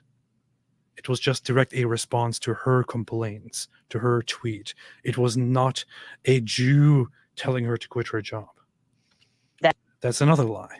That's lie number 3 here. Jew said quit your job. That's lie number 3. Of course, the next thing is also then a Jew came. So this could actually be number 4. Let's say 3 to 4. Though there are 2 lies in here. then time passes and people try to rewrite history, but we're not going to do a Wow. The irony here, man. The irony here. She's literally twisting it and rewriting it as we speak. We can see it right here. It's right in front of our eyes. And she's now accusing others of rewriting history. Wow, man. This is revisionist insane. history here. I tweeted Christ is king appropriately following a Bible verse when I was 38 weeks pregnant. And I stand by following a revisionist history here. I tweeted Christ is king appropriately following a Bible verse when I was 38 weeks pregnant. And I stand by that proverb, and I stand by my declaring Christ to be king, as I have done many times in the past. 2 things. That's a lie, and we have demonstrated it abundantly. Yeah. Thereby, again, it's just the entire thing is reminiscent of a bunch of Marxists coming up with a plan. Hey, we're going to wrap everything up in this slogan. And anytime, and we've got our agenda. It's on our website. Anytime someone objects to the agenda, what we're really after, we're going to say it's just because we're proclaiming Black Lives Matter. That's it. And what's she do here? They're coming after me because I said Christ is king. what a liar. What a complete liar. It's quite clear. There is just no denying it. What a liar. The Uralic tribe said, I understand why you don't like Candace for what she said, but in regard to the Ukraine conflict, she said the truth. Ukraine's corrupt and has committed genocide against ethnic Russians for 8 years, and in return, Russia retaliated. First off, BS. Yes, Ukraine is corrupt. In fact, Zelensky, one of his main points, his main talking points was that Ukraine is corrupt and that he wants to come and fight the corruption. Of course, this is something that lots of politicians say. Whether he did it in the end or not is a different matter. But that's a fact. Ukraine has been very corrupt in politics. And what's this got to do with anything? Yeah, it doesn't have Guess what? Russia is corrupt. Ukraine is corrupt. If I have to pick sides, well, I think one of those is way more likely to cause huge problems for the future of the world if they win. And therefore, just for pragmatic considerations, I don't want Russia to win that thing. I can't imagine a scenario where Ukraine is going to start trying to gather more and more territory and become the leading superpower. Seems exactly like the sort of thing Russia would do. So I don't want them to win. That's it. Yeah, when it comes to the part of has committed genocide against ethnic Russians for 8 years, that's a false propaganda. And by the way, this is the same talking point that Hitler used against Poland when he invaded Poland. He gave a dramatic speech about why he invaded Poland, and he specifically used the false propaganda that Poland was persecuting and brutally killing ethnic Germans, and that he as the leader of the German people can no longer take this brutality and is forced now to invade and to put an end to this. Putin did the very same thing. He accused the Ukraine of committing a genocide against ethnic Russians and said we are now forced to go in and to do this. There is to this day no evidence that there was actually an act of genocide against ethnic Russians in Ukraine. There was fighting between Russian-backed forces and the Ukrainian military, but a genocide was certainly not happening. Same thing with Poland and Germans. Very ironic. I'm seriously, does anyone think that that's why Putin is, I have to go in there and defend the Russians in Ukraine because I care so much. And so in order to go in there and defend them, I'm going to get countless Russians killed in this endless war. He gave a major speech when he declared the war. His major reasons when he declared the war were, aside from this whole false accusation that Ukrainians are not real people or not a real ethnic group, that they are actually Russians. So he was directly denying their whole national identity, accused them of being descendants of Russians who then created a fake state, said that they should have never been given independence, that Russia should once again reach its great expansion as it was. You can find all of this in the transcripts of his declaration of war speech, and so on. Anyway, why would you bring this up now? Bro is getting waterboarded by Erdogan. Yes. The Jew who believes in Ezra said, how much ace can a canned ace can if a canned ace can ace? This is a good point. Noam MKW said, I got a new one. Sheikh Ali Manet Jews. Sheikh Ali Manet the Jews. Sheikh Ali made the Jews. Sheikh eliminate the Jews. Oh my God. God. Now I get it. Pretty bad. Peter in Grobler said, first time catching you live, please accept jizya. I accept, and you will thereby not be killed. Leatherstrap said, what color markers should my wife be using to write on her whiteboard? I would say start with pink. Yeah. What do you say, David? I don't know. Pink's, you want more contrast. Maybe purple. That's a good point. Yeah. That's a good point. Sheikh Mike Wingeling said, what's going on with y'all Kufr style? First David Wood with the Fabio hair, and now Apostate Plumber with the Mario mustache. If this isn't haram, it should be. Kobe the Ball said, X plus 2 equals 10. Solve for X is all you guys do. Love the channel. Appreciate it. Makes sense. Makes sense. And X here in this case, definitely 2. Yeah. Ayatollah Khamenei gifted 10 memberships. Thank you. Appreciate it. Lots of new cult members now who are serving the Zionist agenda. Suddenly, the Alaskan said criteria for AP not to like you: 1, woman; 2, black; 3, disagree with him. He may have left Islam, but Islam didn't leave him. Yes, some ideas become ingrained in thinking. You know what I mean? Yeah. I just can't have women speak, man. It's like terrible. White Lily, speaking of women speaking, says, I have a long Arab name cause of my dad, and one of those names is Mansour. Thanks, Dad. Not. I'm sorry for that. Yeah, if everyone missed the discussion the other day, we're talking about Mansour at Speaker's Corner, and AP heard it as Mansour, and now everyone knows Mansour as Mansour.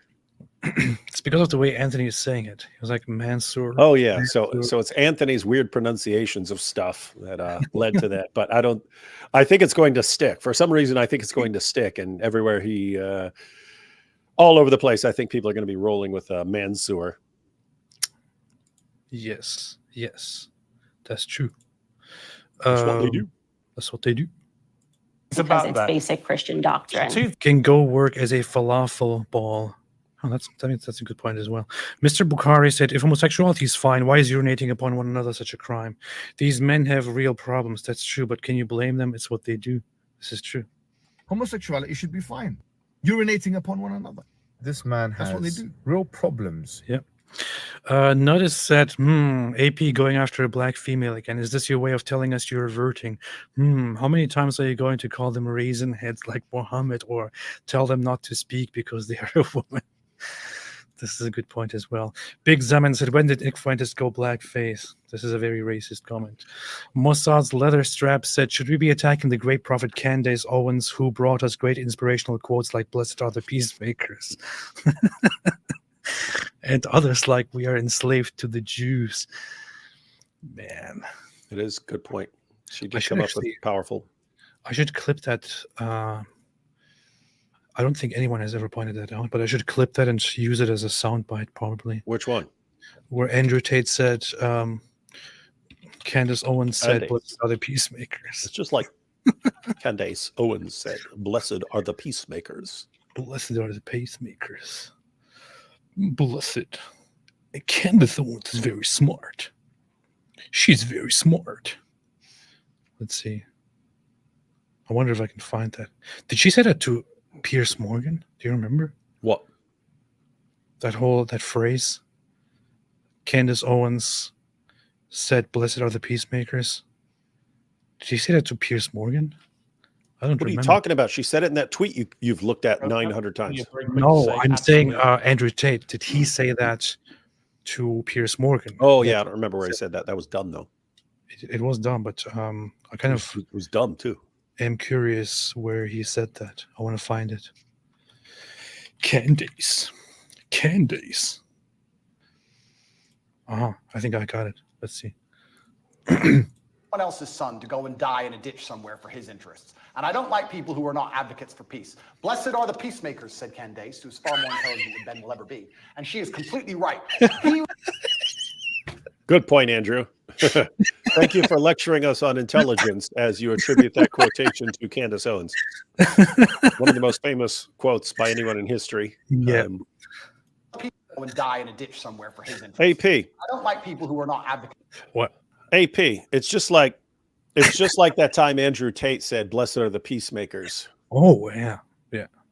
Yeah. That was powerful. When he was on Piers Morgan, he was on that Piers Morgan with that one time, and he said, blessed are the peacemakers. That was powerful stuff. Wow. Never heard that before. He is the top G. Yeah. Candace. Calling for someone else's son to go and die in a ditch somewhere for his interests. And I don't like people who are not advocates for peace. Blessed are the peacemakers, said Candace, who's far more intelligent than Ben will ever be. And she is completely right. He replied, that rhetoric Candace. Blessed are the peacemakers, said Candace. And then he speaks of intelligence. Man. And seriously, no matter where you stand, but actually suggesting that Candace Owens is far more intelligent than Ben Shapiro, please. That's pretty wild. Don't exaggerate. That's wild stuff. Don't exaggerate. John West says, take away from Nigerian stream, loud and proud. Oh, did you have a live stream today with Nigerian? You're darn right. Dude. What's his name? Nigerian dude? Frank. Nigerian His name is Frank. Nigerian Perspective. Yeah. Yeah. I was on there earlier if anyone wants to check that out later. Nice. John West, take away from Nigerian stream. Islam is a religion of peace. Loud and proud. Islam is a religion of peace, inaudibly through unaliving anyone that upsets the most sensitive Muslims. This is very, very Islamophobic. Hey. Oh, it was actually cool because he was showing me like panel discussions between Christians and Muslims in Nigeria, and we were reacting to them. We were reacting to Christians and Muslims discussing whether they worship the same God and whether Islam is a religion of peace and so on. It was interesting stuff. Yeah.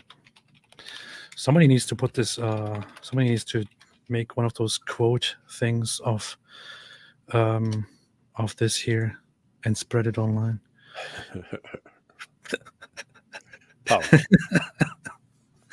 Blessed are the peacemakers. This quote goes back to Candace Owens. No, put it just like it is now. Blessed are the peacemakers in quotation marks with the dash, then Candace Owens, and then another dash under it, Andrew Tate. like it's Andrew Tate attributing it to Candace. Yeah. Owens. That'd be Yeah. fun. Russell Brand made the same mistake with the anti-Semitism bill, said they're making quoting the Bible illegal. Lots of people did the same thing because they jumped on it, listening to a few people instead of actually going through it. Again, which took all of a couple minutes. It took all of a couple minutes to read it. Yeah. But you're not willing to do that. But have you seen the Section 8 of it? You see? Mossad's leather strap said, "Blessed are the brown shirts." Think of all the really bad books they were cleansing Germany of. They were cleansing Germany of everything the Nazis didn't agree with. And some of that was things I don't agree with. So can we really call them the bad guys here? And if you disagree with me, I remind you that my grandfather, when he grew up, it was bad. So shame on you.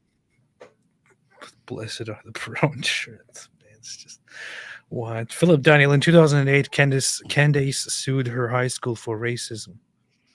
Based. She also created a website where she was, I think, doxing people or something. I don't know. Anyway, let's continue. Things about that. Why would you tweet that particular passage from the Bible, ending Christ is King, on 14th of November 2023? What was your motivation? Yeah, happy to answer that question. So if wait a minute, how is Piers fact checking this and then getting it wrong and repeating her version of the story? It seems like he's even looking at it. And he gave the date, so it sounds like he's agreeing with her.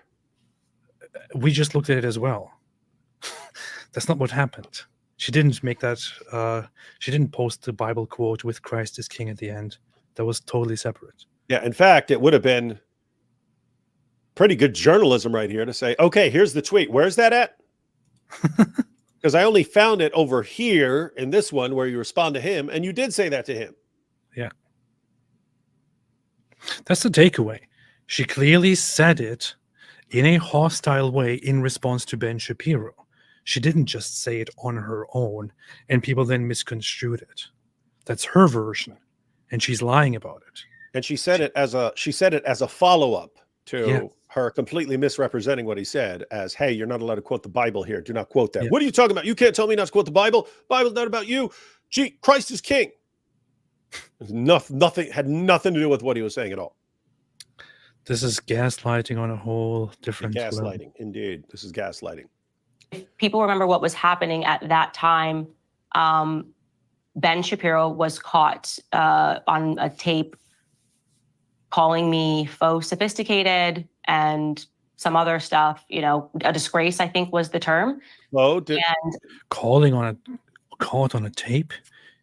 It was recorded on a video where he was just asked by the audience about Candace and her despicable remarks. And how is anything that she just said he said wrong? I mean, if I were to think of the perfect phrase to describe Candace Owen, it would be faux sophisticated. She does come across as sophisticated. When you take a deeper look, it doesn't seem very sophisticated, actually. Yeah. Let's see if we can find that clip here.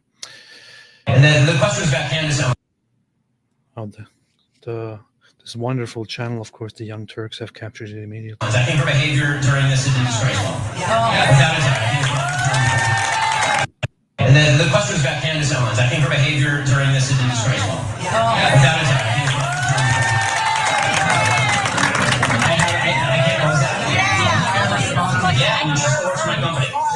I think she's been absolutely disgraceful.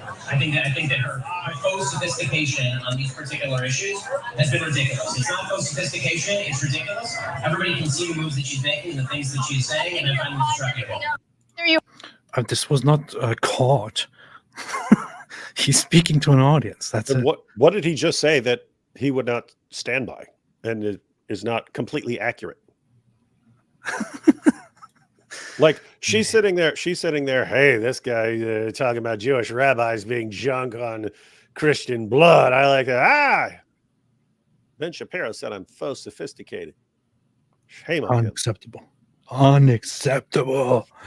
How dare he call me faux sophisticated? You have been. She's just pathetic. Again, I was 38 weeks pregnant, about to give birth, and my husband just told me every media person in the world is contacting you globally, asking you to give a comment, to say something. It's obviously a very traumatizing thing to go through in the moment. What in the world does this have to do now again with her status as a pregnant woman? I was pregnant. Being a victim. It has the exact same status as my grandfather was a sharecropper or whatever situation. In fact, I suffered more as a result of Ben's words than all the Jews during the Holocaust. Why is nobody speaking about that?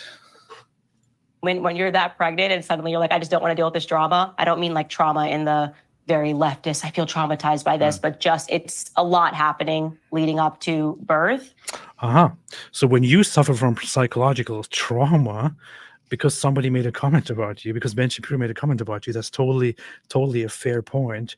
But if others say that they're traumatized by words, then that is, of course, totally this pathetic leftist thing to do. But when you do it, it's totally fine. When you do it, it's very legitimate. You are the victim. Mm-hmm.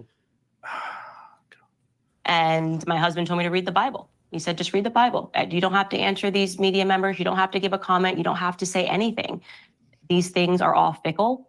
It doesn't matter. But just to be clear on the chronology, because the video of Ben saying what he said, we said, I think her behavior during this has been disgraceful without a doubt. I think her faux sophistication. That came first. Yeah, that came out on 15th of November 2023. But you had posted what you posted on the 14th of November. That's not correct. You have your timeline wrong. You had posted what you posted on the 14th of November. That's not correct. You have your timeline wrong. It was the video came first. So you were responding directly to the video? No, I'm trying to finish the story, but you just have just so you know, chronologically, you have it wrong. His insult came first. I think it was on the 12th.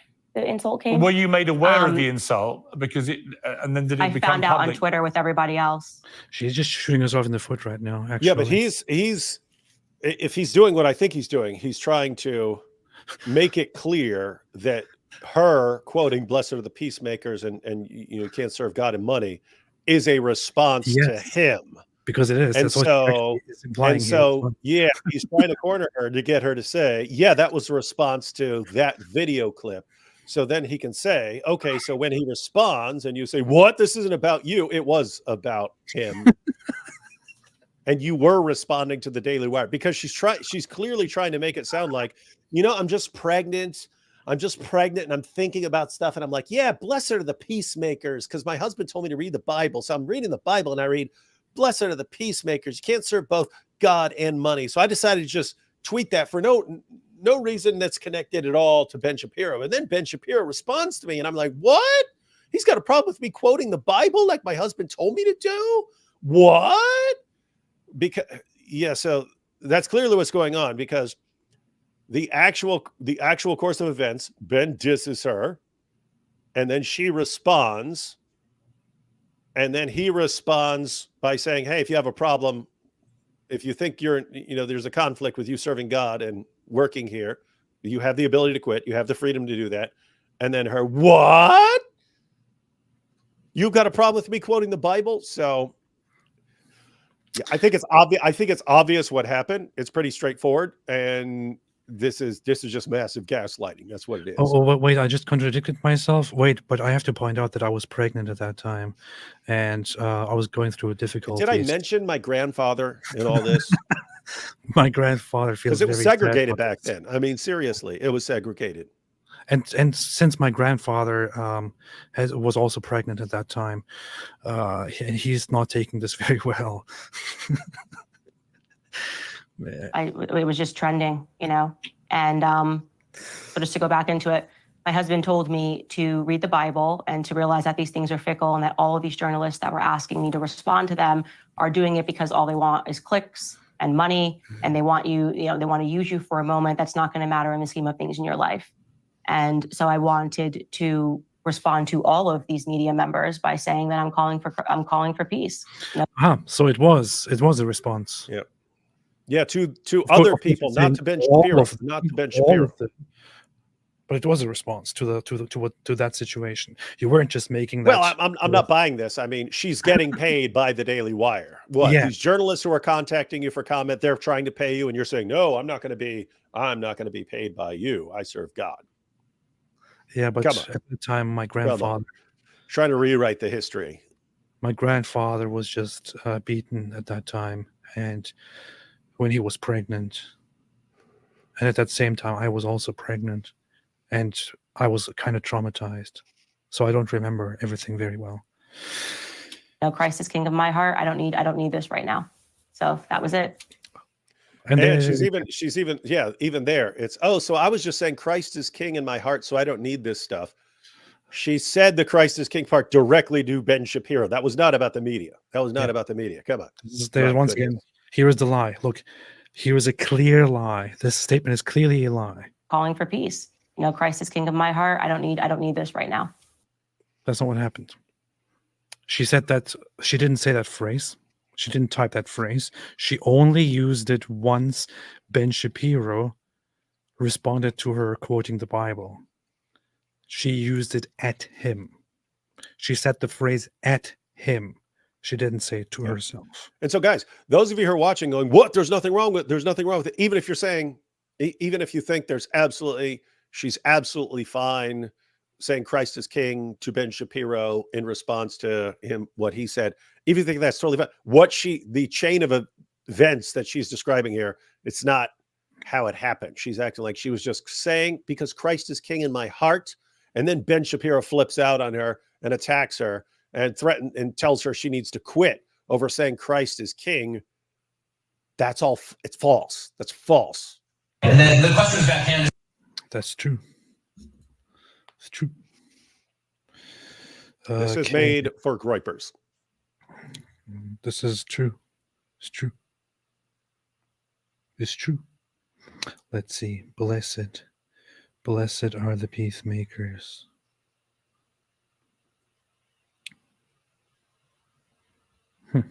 What? Nothing. So that was it.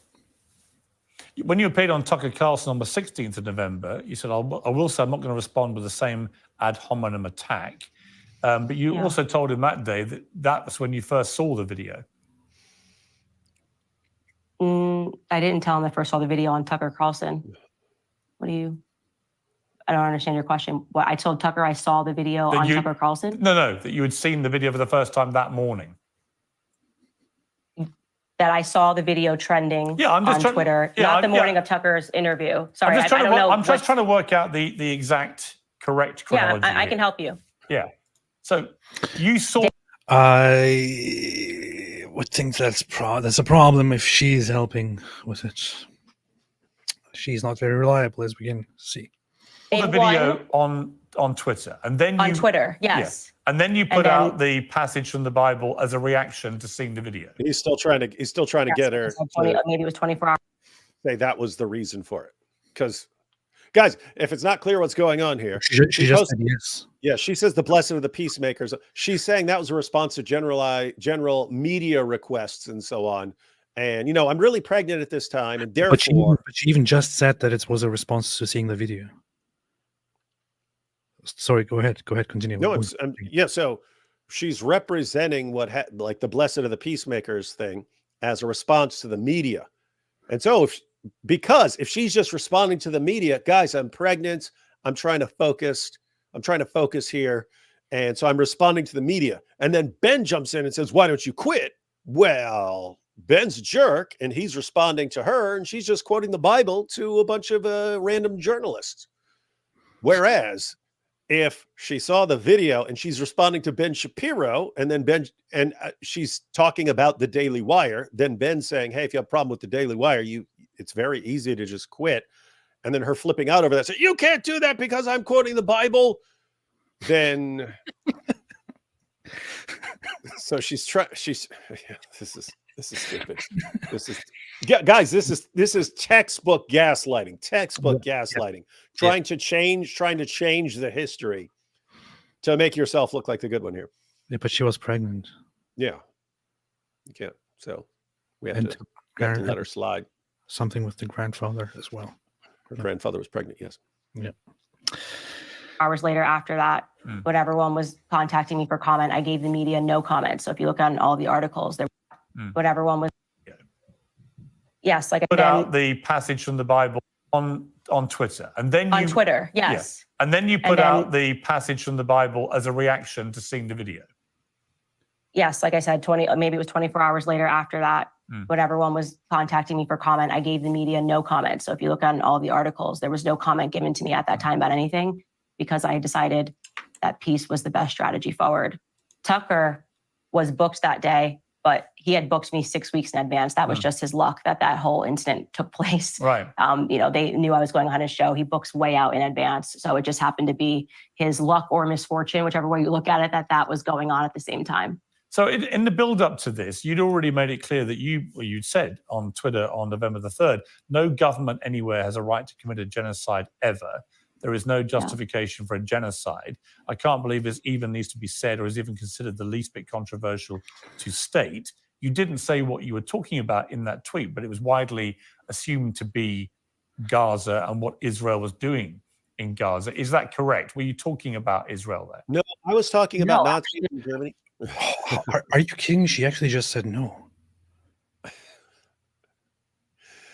Guys, there's a life lesson here. Don't say exactly what you're talking about. Don't make it clear. Like, leave enough wiggle room that if you get called out for something later on, you can say, "What? I wasn't talking about that. I was talking about something completely different." Smart, she just said no. Well, I'm sure he's going to ask her then. Well, what are you talking about? Is she seriously going to say no? I was just making a generalized comment that it's wrong to commit genocide. I'm curious as to what she will say, but obviously she was not talking about. I'm waiting. I want to know what she's going to say. She meant by that, or if it's going to be, look, I was pregnant, and just thinking about the life that's about to come out of me, I was just thinking, it would be wrong to genocide a little baby like this. So I just said, hey, government should never be allowed to commit genocide. And I was also thinking about my grandfather. I was thinking about my dear grandfather and how if there had been a genocide, then he could have been in it. So I was just thinking it's wrong to commit genocide. So I said it on Twitter. To state, you didn't say what you were talking about in that tweet, but it was widely assumed to be Gaza and what Israel was doing in Gaza. Is that correct? Were you talking about Israel there? No, actually, when I wrote that tweet, if you look right before that tweet, I had retweeted and liked something from a journalist named Yashar Ali. He had shared a clip of a Congressman, Brian Mast, who got up on a platform and said that there's no such thing as an innocent Palestinian life. That is despicable, genocidal language. And I am paraphrasing here, but Yashar Ali said, and he's pro-Israel, by the way, if I'm judging by what he puts online, he said, can we all just admit that this language is unacceptable? And I tweeted that no government in the world, and I was actually commenting on America, genocide is all. Okay, I want to go and check that out. I'm pretty sure that was a standalone tweet by her. I could be wrong, but let's see. Candace Owens. It would also, state genocide. Saying there are no innocent Palestinians is not the same thing as calling for genocide. Yeah. I could say none of us are innocent. We've all done wrong thing. That wouldn't be calling for us all to be killed.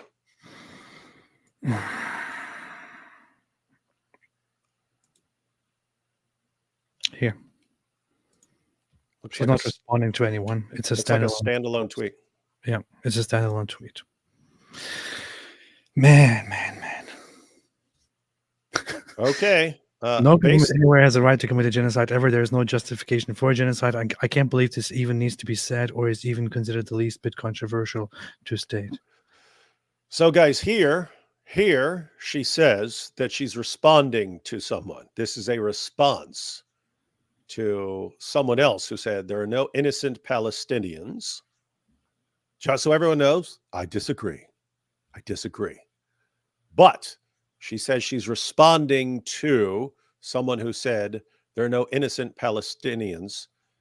And she's saying, well, that sounds like a call for genocide. It doesn't to me. I could say there's no innocent. I mean, there's no innocent Russian. You could say whatever you want. It doesn't mean you're calling for genocide or for people to be exterminated. But she says here that here she's responding to someone who said there are no innocent Palestinians. And she responds, no government anywhere has a right to commit genocide ever. What's she talking about? It's not a government calling for committing genocide. What are you talking about? Guys, I mean, be realistic here. Is she saying that Israel's committing genocide here? I'm looking through the comments, by the way. I'm looking through the comments, which I can't see here. I have to use an incognito tab here to open her stuff because I'm blocked. But I'm looking through the comments through an alternative account, and everyone in the comments, literally everyone in the comments, perceives this as accusing Israel of genocide and saying they shouldn't be committing a genocide. Like everyone in the comments is thinking the same thing. I don't see a single person who says, "Oh yeah, no, I definitely agree with that." As an Israeli, I am pro-Israel, and I definitely no. Everyone is perceiving this as an accusation against Israel, and again, this is a standalone tweet. It's not a response to anything, technically speaking. Always wrong. And so, by the way, even if I was talking about Israel or I was talking about Palestine, that statement should hold. No, I agree. So spineless, man. Just acknowledge. Just stand behind what you say. What a coward. No justification ever in the world but for the genocide. So I agree. I was very surprised to see that tweet go viral and people so angry about it.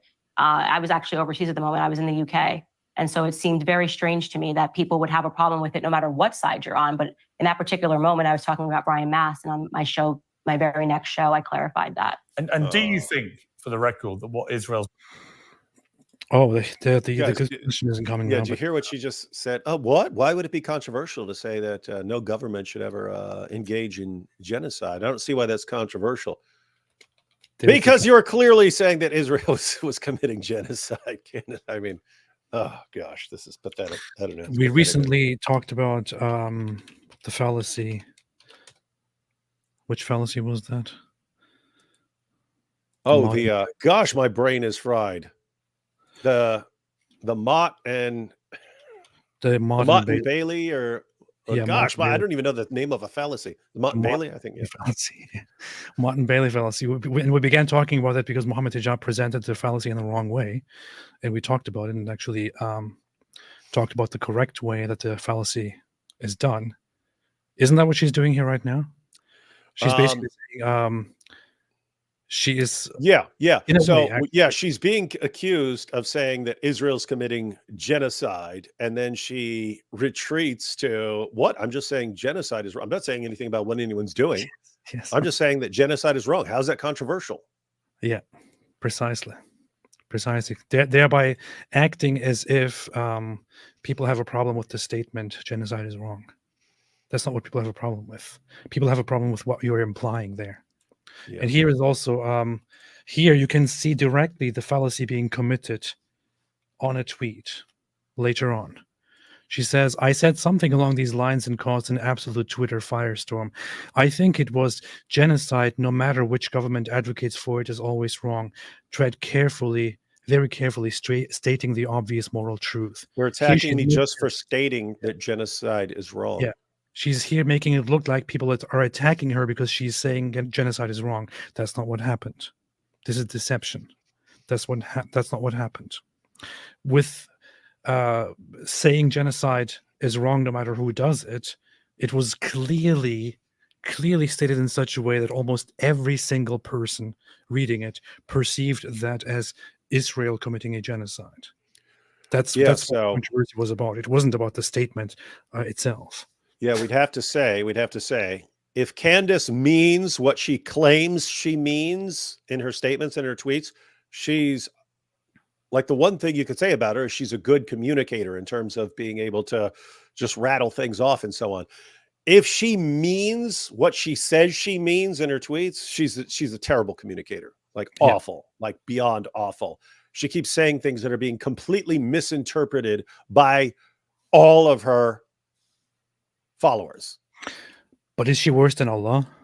No, she wouldn't be that bad. If Islam is true, the worst communicators ever are Allah. He's the worst. Next, Muhammad. Third, Jesus. And fourth, Candace. Yeah. Has been doing constitutes genocide. Oh, wait. Well, let's go back for the record. Brian Mass, and on my show, my very next show, I clarified that. And do you think, for the record, that what Israel's been doing constitutes? Good job, Piers. Well, what I've been having trouble is all of the people that are pro-Israel and say it's not a genocide won't tell me what is a genocide. We will tell you exactly what a genocide is. What idiot won't tell you what a genocide is? Freaking retarded. But notice she wouldn't answer. She wouldn't say, no, I'm not saying that it's a genocide. What kind of a response? What kind of logic is this, man? Wow. I haven't even heard something like this from Muslim apologists, to be honest. Slimy and illogical. Well, what I've been having trouble is all of the people that are pro-Israel and say it's not a genocide won't tell me what is a genocide. How many, what percentage of a population has to be killed before we can use the word genocide? So okay. Do you think what is happening is a genocide? Yes or no? Well, the key. Pro-Israel people are not telling us what is a genocide, when they're denying that it is a genocide. So, yeah, so what is a genocide, really? Completely irrelevant, man. Yeah, the key factor, Candace, is intent, is the intent to commit genocide, to wipe out an entire population or some significant portion of the population, specifically to wipe out that people group. So, hunting down terrorists and trying to get your hostages back and people dying as collateral damage in that effort, that's no one's definition of genocide except for you and a bunch of like morons on college campuses. Like that's no one's definition of genocide. Just trying to get your hostages back and trying to hunt down the terrorists who killed a bunch of your people. And there are some people dying as collateral damage. That's no one's definition of genocide ever, except a bunch of modern idiots who are just looking for anything to attack Israel with. This is the dishonesty of Candace Owens here. Her actual response to this question is, yes, I think it's a genocide. But the way she says it is, well, those pro-Israel people who don't think that there is a genocide haven't explained to me yet what they understand from genocide. You don't have to go that long. Just say it. By that logic, it looks like you're saying, yes, there is a genocide taking place. Why can't you just say it? This is how she talks all the time. She's insecure, terrified of just saying what she actually thinks. And then she gaslights people. Yeah, so think about this. Like, everyone's like, oh, you accused Israel of genocide. That's messed up. No, I didn't do that. That was just a random response to some guy. It's not an actual response because, it wasn't a response, but that's what was in my head at the time because, I was pregnant and that's what was going on in my head. And I was thinking about my long lost grandfather and I was thinking about all this and I put this there and it was just a response to this. And then Piers is actually doing a good job here. He actually, okay. So just to clarify, do you think Israel's committing genocide? Well, they won't tell me what genocide is. So I don't even know. I don't even know if it's genocide because they won't tell me what genocide is. No one will tell me. I'm going around. Will anyone tell me what genocide is? And no one will tell me, Piers. So how can I even know if it's genocide if no one will tell me what genocide is? By the way, I want to quickly get back to this thing because I wanted to look at this because people were talking about it before. We kind of went through this topic already, the whole Christ is King topic, and some people still say Andrew Clavin said saying Christ is King is anti-Semitic. So I want to quickly have a look at this clip to just point out that that's not at all what he said, and that he said what we are also pretty much saying. So yeah, Jesus is Lord, and every knee shall bow, and every tongue confess that Jesus is Lord. When I did this, by the way, the priest who baptized me said, Christians won't accept you. You'll still be a Jew. And I said, well, I am. That's my race. I'm a Jew. I'm proud of my race. It's a great race. It's done many, many great things, including write the Bible. And, I am a Jew. But that hasn't happened at all. Christians have welcomed me with open arms, except this Christ the King anti-Semitic crowd. Christ is the King. And one day, every knee will bow and recognize it, because he's not just my king, he's king of the universe. But when you... that's a good place to pause. Think he's talking about a specific crowd, the Groyper type crowd. He says, Christians in general have no problem with me being Jewish ethnically and being a Christian. They don't have any problem with that. He said, there's one group that still has a problem with me anyway because of my ethnicity. And that's these guys who are going around with the America First, Christ is King slogan. They still have a problem with me because of my ethnicity. Why? Because they're white nationalists too. They've got a problem with you being Jewish. They're white nationalists. They want a pure white Catholic nation. They're going to have a problem with you anyway. Same as they'll have a problem. Same as they'll have a problem with Hispanic or Black or whatever Christian being part of their white nation. They're going to have a problem with you anyway. So he's pointing out, these guys are saying Christ is king. They're also racist. Who's that one Catholic guy? That Catholic apologist, preacher, YouTube guy, well known. He made a response to Nick Fuentes. What's his name again? There are only very few very well-known, very popular Catholic. I'm trying to distinguish. My brain is fried right now. Again, I had a problem remembering the name of a fellow's name. Trent. Okay. Yeah, Trent Horn. Counselor Trent. Trent Horn. It's at some point talked about Nick Fuentes and how Nick Fuentes is very problematic. And then he engages in certain things such as Holocaust revisionism and Holocaust denial. Nick Fuentes made a response to that later on, reviewing it in a very angry and very vile way. And his response was basically, at some point, he just very openly descended into, and why is Trent Horn doing this? Why is Trent Horn now attacking me because of my denial of the Holocaust? Because he's a Jew. Because he's a Jew. Because he's a Jew. And that's what they do. That's what they do. That's what the Jews do. It doesn't matter if they're Christian, if they acknowledge Christ or not. They are still Jews. That was the thing, that the path that he was going. Yeah, it was powerful. And that's their attitude. It's funny because that's their attitude. This is the neo-Nazi Groyper attitude. When somebody calls them out and they are of Jewish origin, even if they believe in Christianity, to them that person is still a Jew, which is why they are evil. And they actually believe things because we see them quoting this, that Jews, one, they're involved in all these conspiracies, and two, they're liars and they lie about what they actually believe and so on. And therefore, if you got someone like Klavan, they think, yeah, it's all a plot. It's a plot to infiltrate us and spy out what's going on and get your Jew ideas in here. Yeah. You use that phrase to mean that. So here quickly to point out, Andrew Klavan here cannot be saying that Christ is king. The phrase is anti-Semitic because he himself is saying it directly. Right? He says King of Kings. All Christians have welcomed me with open arms, except this Christ the King anti-Semitic crowd. Christ is the king, and one day every knee will bow and recognize it, because he's not just my king, he's king of the universe. So he just said Christ is the king. He's king of the universe. So he obviously can't be saying that proclaiming Christ as king is anti-Semitic. He's saying exactly what we're saying. It's how it's being used and by whom, for what purpose, right? It's the same thing. Black Lives Matter. True statement.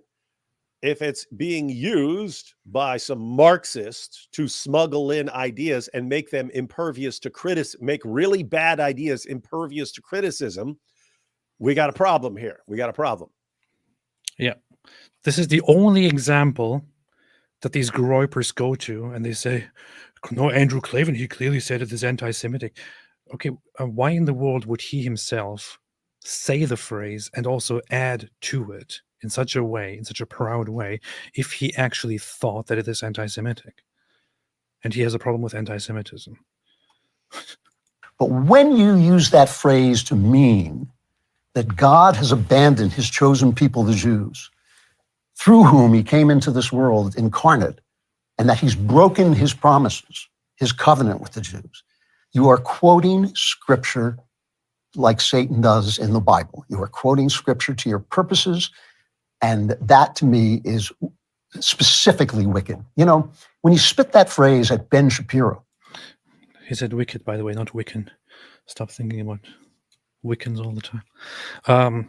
This is an aspect where people might have a disagreement with, but still he's not saying that the phrase itself is anti-Semitic.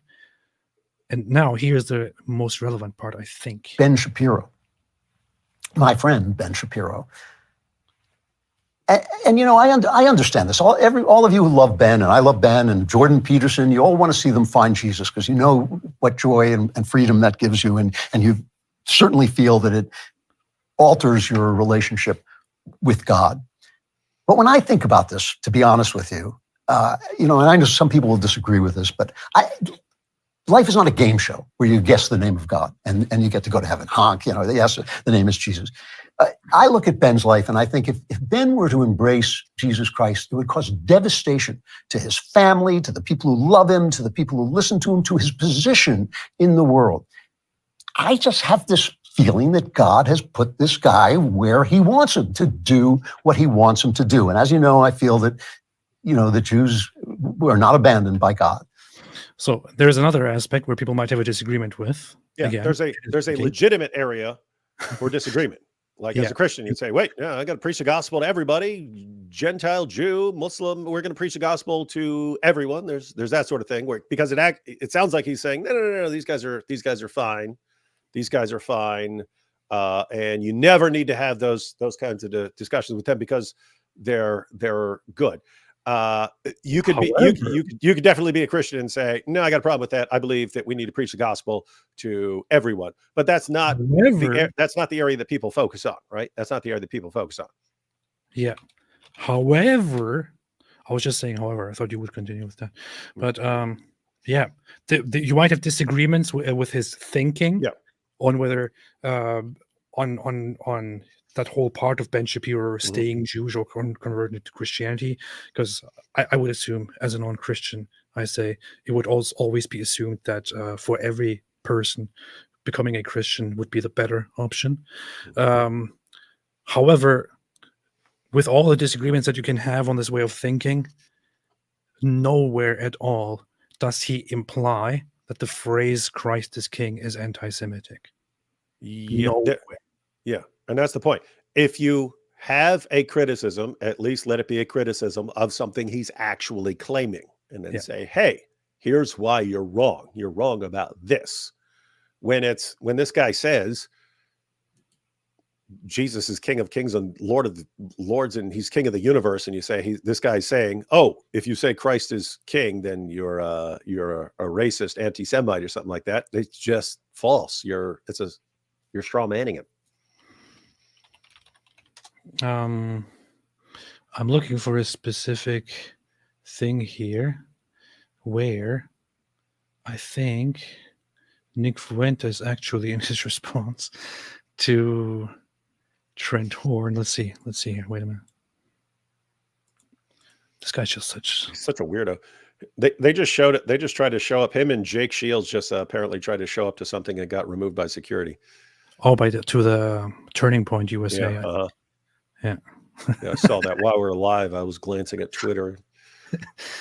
Does Trent Horn call out with the same seriousness on the basis of their being Jewish, the Bolsheviks, liberals, Zionists? Does he talk about how Jews have perpetrated The Bolsheviks. Nick, it is the year's 2024. Where's Trent Horn calling out the Bolsheviks? This is just. I searched his entire Twitter feed. I did not find him once calling out the Bolsheviks. Is he saying that Bolsheviks are good and they're right?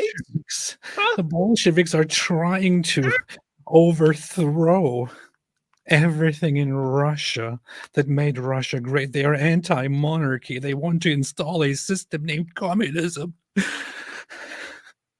And I mean, seriously, I'm sitting here in front of my green screen and I can't find one place any of these guys is talking about the Bolsheviks. This is just, can you be any more stereotypical of a neo-Nazi that you actually talk about Bolsheviks here in the year 2024? Man. Crimes against Christians. Is there a word for denying some of the atrocities perpetrated by Jews or conspiracies or assassinations? But Jews, without any hesitation, they feel no reluctance to get in your face with the most entitlement, with arrogance and pompousness, and stick their fingers in your face and say, you're an anti-Semite, you're a Holocaust denier. That's very evil. What about Hitler? Shut the fuck up. Shut the fuck up. I'm so sick of it. And here's the crux of it. I'm a Christian. I'm a Catholic.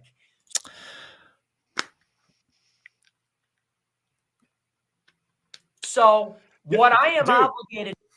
See, there is a, if this were coming from someone else, there's a possible legitimate issue. Whereas anytime there's any criticism of anything Israel does, someone says, you're being anti-Semitic. That's legitimate, right? You can't block a legitimate criticism by just calling it anti-Semitic just to do away with it.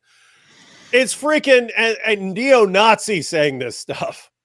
Who wants Jews wiped out?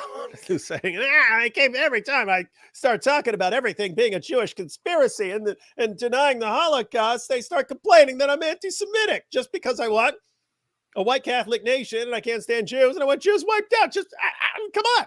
And they're calling me anti-Semitic. Shut up. Shut up. To that, if I were Jewish, I'd be responding, no, I will not shut up. Oh, here we have another one. I don't want to play too much of this bastard here who has similarities to Jeffrey Dahmer and who likes little boys, apparently. But this is the crowd that Candace and others have amassed, who are, by the way, leading that whole political abuse of the phrase Christ is King in order to deceive other Christians and attack Jews. This is what they do. Oh, people are commenting on like that he looks 12 and his mustache sucks, and it's like, it's correct. Like he's got his mustache, it just looks weird, but without it, he looks like a 12-year-old. But with it, he looks like a 12-year-old who drew a mustache on or something. So I don't know. It's weird, awkward situation. It's a weird situation. Well, I just saw this here as you are describing it. I was just looking through comments and saw this.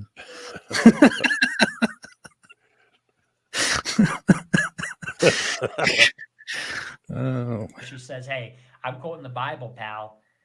When a Christian talks, you shut up and you listen, okay? Because we're right.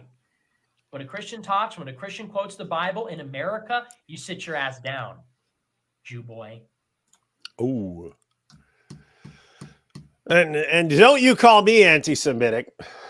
Yeah, I'm not anti-Semitic. I'm not anti-Semitic, you Jew boy. Sit down. Yeah, shut up. Candace Owens has also been in contact with Nick Flint, very nicely interacting with him. There is an occult element. That looks like he's a drunk 12-year-old. And specifically among the Jews. So many of the people that are perpetrating the lies and the destruction on the country, they are evildoers. They are people that worship false gods. They are people that practice magic or rituals or whatever. And more than anything, those people need to be, when we take power, they need to be given the death penalty. Straight up. And I'm far more concerned about that than I am about even non-white people or mass migration.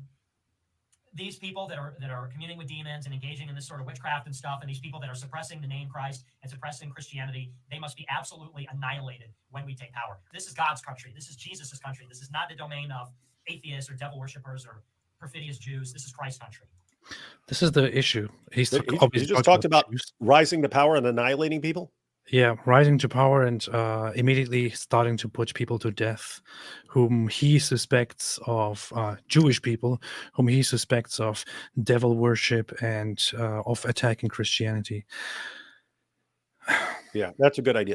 Give this guy the political power to decide whom to execute. Smart. Yeah.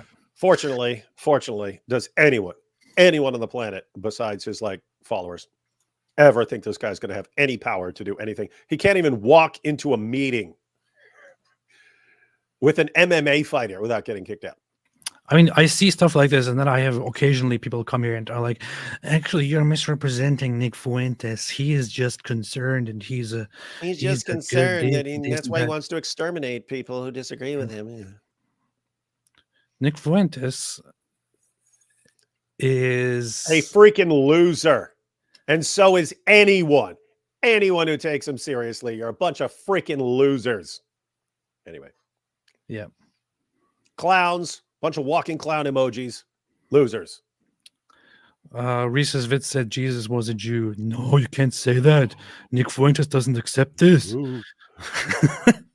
Not my Jesus that I'm talking about here. And when I get to power in my fantasies, I'm going to exterminate anyone who says something like that. So, and if I find the Jewish Jesus, he will be put to death first. Because my Jesus was not Jewish.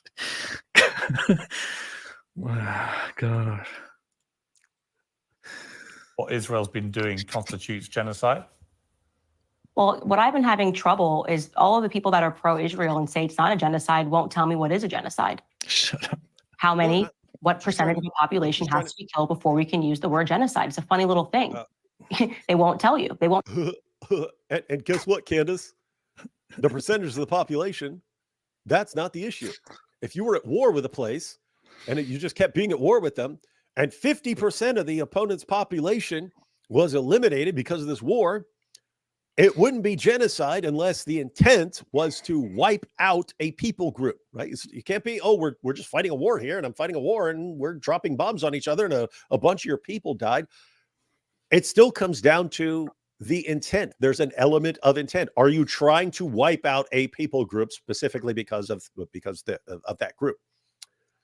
It's not about a percentage. Guess what? You could intend to wipe out a population because of their ethnicity and fail miserably. You could still have plotted a genocide and just failed completely. So this isn't about percentages. You could kill like a couple of people and your intent was genocide, or you could kill half the population and your intent wasn't genocide at all.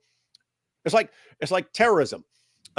This reminds me of that, actually. Like whenever someone would go out and mass murder people, and we get the Muslim commentators going, oh, but they don't call it terrorism because it's not a Muslim. If the person had no ideological agenda and wasn't trying to defend any point, he's just mass murdering, then it's mass murder. If you say, oh, I'm doing this because of my political affiliation or something like that, okay, then it's terrorism. There are definitions that have meanings. That's why you don't just toss these terms around. And so if you are calling something genocide and you say that's genocide, then the question is, okay, that doesn't fit anyone's definition of genocide. Again, apart from a bunch of like moron college students and so on. So give us your definition of genocide that would fit what Israel is actually doing. Because if you're going to say that genocide is going after trying to get your hostages back and trying to hunt down the terrorists who just killed a bunch of your people, please say that. Please say that. But she won't. She won't tell me, AP. I just keep trying and asking her, but she won't tell me what genocide is. Yeah, it doesn't matter how many people die. It's really that clear. And yes, it might sound harsh, but that's really how it is. It doesn't matter how high the number of deaths is. that doesn't have any bearing on whether it is a genocide or not. It could be that there is a very high number of deaths and that there is a very high number of civilian casualties, which there is no extraordinary number of civilian casualties in this war. It could be that there is a very high number, but that the high number can be explained as a result of necessary or of deaths that could not be avoided. What matters is intent here. And there is a very, very specific concept of genocidal intent when determining whether whether a party is committing a genocide or not. So it doesn't matter what number you're referring to. Won't tell you what constitutes genocide. So I would like a clear understanding of how many Go read a book. Palestinians have to die before we are allowed to term it a genocide. All of the experts can't agree on what a genocide actually is, but they love to float around the word on virtually every other issue. You know, I had Rabbi Buckley on my show, on one of my last shows. She just doesn't know she just doesn't understand the topic. Idiot. She's sounding really, really stupid. If you actually sat down and tried to understand the topic, you would probably get to a proper conclusion. In fact, Destiny studied this very well. He even sat down and corrected and schooled Norman Finkelstein, who was proudly declaring himself an expert on this topic. Schooled the guy, got the approval of Benny Morris and many others, upon which Norman Finkelstein then became very angry at him and started insulting him during the debate and also later on Twitter for weeks to come. Maybe she could go and sit down with him. She is in contact with Destiny. Go sit down with him and to let him explain to you what a genocide is. Yeah, listen to her. And all the experts are just tossing this term. No, they're not. No, I don't recall this being this ongoing issue where everyone just tosses around genocide left and right. That happened recently, that everyone starts tossing around the term genocide because Israel was involved. Yeah. So I was on the Daily Wire and I asked him that question pointedly. What is genocide? Let us know, experts, what percentage of the population of Palestinians has to be killed before we are allowed to say that it's genocide. What I can tell you... You are allowed to say that it is a genocide. That just doesn't mean it's a genocide. That's just the problem here. Candace, just got to deal with it. Is I am completely uncomfortable and utterly against the amount of Palestinian innocent lives that have been lost in this conflict, particularly children. And any person who is fearful of stating... Okay. Martin Bailey. I am also... You see that? Genocide. Hey, is it genocide? I'm just against children dying. Let's see what she's in this conflict. The amount of... I am completely uncomfortable and utterly against the amount of Palestinian innocent lives that have been lost in this conflict. Yes, I agree with her completely. I'm also very uncomfortable and very much against the number of what did she say? Of innocent Palestinian lives that have been lost during this war. Yes, Candace, I agree with you. I am also entirely uncomfortable and entirely against the number of innocent Palestinians who have lost their lives in this war. Okay. That doesn't say anything, however, about how many people actually died, how many of these people were actually innocent, how many deaths were avoidable, and whether this is a genocide or not. Okay? That's it. Yeah. In other words, has nothing to do with anything she's being asked about here. Yes. That's it. Completely besides the point. Nobody's asking you about that, okay? Everyone can say, "Oh, I feel just terrible about people dying. I feel very uncomfortable, and I'm very, very much against people being killed." Okay, so am I. That's not the question here. That's just a fallacy and a ridiculous appeal to emotion. Yes, there are civilian casualties in this war, like in every other war. And nobody likes it. That's not the point here. Particularly children. And any person who is fearful of stating that the death of innocent children has been utterly unacceptable is a coward. Yeah, I mean, listen, she's calling people a coward when she can't stand by any statement she's ever made. She answered this question by never actually responding with her real position, but by shifting the responsibility to I don't know the definition of a word, and no one will tell me. Yeah. And there's no way for me to find the definition of that of the word. So she was asked, "Do you agree that there's a genocide?" And she was like, "Well, no one will tell me what a genocide is. Who don't agree? Don't tell me what a genocide is." That's her response. And then she calls people cowards.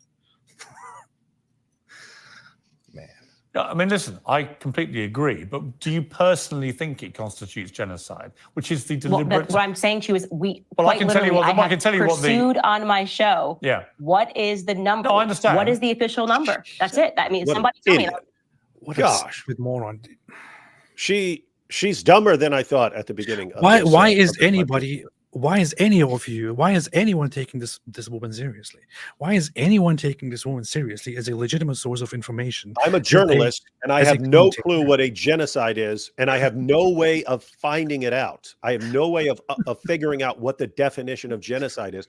I asked someone on my program, they wouldn't tell me. There's just no other way, so I cannot answer, Piers. I cannot answer whether it's a genocide or not, because I have no clue what genocide even is. No, I don't know. First, all those people who don't agree that it is a genocide have to explain to me what a genocide is until I can tell that it is a genocide or not. Yeah, the response should be, why are you condemning genocide if you don't know what it is and you have no idea what it is? Why are you condemning it? Because you condemned it and you say, oh, I wasn't talking about Israel, it's just a general thing about genocide. What is it? You don't even know it. You're using words and you don't know what they mean, Candace? No, David, you're misunderstanding me. I would first like for those who don't agree that there is a genocide to explain to me what exactly is a genocide and how many people have to be killed for it to be a genocide, for me then to answer that question, David. You see how this makes complete sense, David? Someone said, give her a whiteboard. She's such a coward. She's dishonest. This is pathetic. gaslighting. This entire She's trying to manipulate the crowd and also trying to manipulate Piers Morgan and doing it also in such a poor way where she's just looking stupid at the moment. That's it. This whole 20 minutes, it's been 20 minutes of nonstop. Like what has she said that is actually relevant and correct and it doesn't involve gaslighting or something like that? I don't know. She said she's not allowed to speak. That was the accurate thing. That's all I remember. I'll give you an answer. Well, I don't think there is a try specific. it. Try it when you have. Well, it's not about a number. People on both sides of the debate on. Yeah, but it's not. No. What do you mean it's not a number? Here's my answer. And do they give you an answer? Well, no, because here's the point. It's not about specific numbers. It's about an intent. But it has to be. Well, no, aha! An intent. She says it has to be. It has to be about the numbers. No. This is why you shouldn't talk about things you don't know anything about. And this is coming from a guy who has consistently been drawing attention to the number of civilian casualties in Gaza the entire time since it's been going on. He's been pointing it out the entire time. He's just saying, "Hey, is this a genocide?" And then, well, I have no idea. Okay, well, I'll explain it to you. And then she's not even accepting the definition. No, it's just about percentages. Yeah. That's not true, Piers, because in America they say that Native Americans, it was a genocide committed by white men. This is what they say, right? Because they were trying to wipe because there was an intent to wipe out massive populations of Native Americans. That's why it's called a genocide. Candace. Oh boy.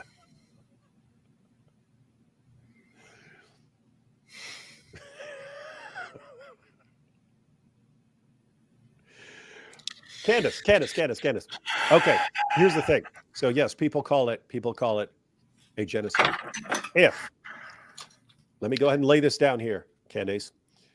If a group of Native Americans, let's say the Iroquois, if the Iroquois had come along and killed a bunch of settlers and taken a bunch of hostages, and then those settlers went out and got their hostages back and hunted down the people who killed a bunch of people, it wouldn't be called a genocide. It wouldn't, because that's not what a genocide is. My goodness. I don't like to claim that I would humiliate or destroy somebody in a debate or anything like that. But the idea of having a debate with her often comes up. Although I would say that at this point, I still have probably too small of a platform for her to consider debating me, and for her to consider debating someone, it has to be in her best interest, and it has to be, she has to somehow benefit from it. But it would be utterly and brutally painful to have a debate with her, and it would be totally pointless, and it would actually be I would say it would be kind of cruel and not very good, not very honorable on my behalf. However, it would also be very enjoyable in different ways. So I don't know. It would be nice to somehow confront her one day.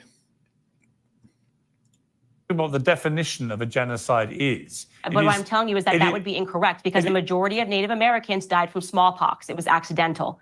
Some 90% of the Native Americans that lived here died from smallpox, and it's considered a genocide. No, I understand. I'm telling you what the definition of genocide is, which is not about a specific number in any circumstance. It's about an intent to target and eradicate a whole people based on their ethnicity. I'm disputing that by telling you that she's saying that is not the definition of genocide.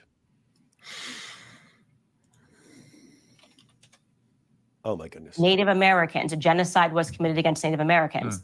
Factually speaking, 90% of them, 90 Do you hear how stupid this is? Yes. Listen to what she's saying. She's saying, no, the genocide has nothing to do with intent, because there's a genocide against Native Americans, and 90% of them died from smallpox. Therefore, a genocide can't be about intent.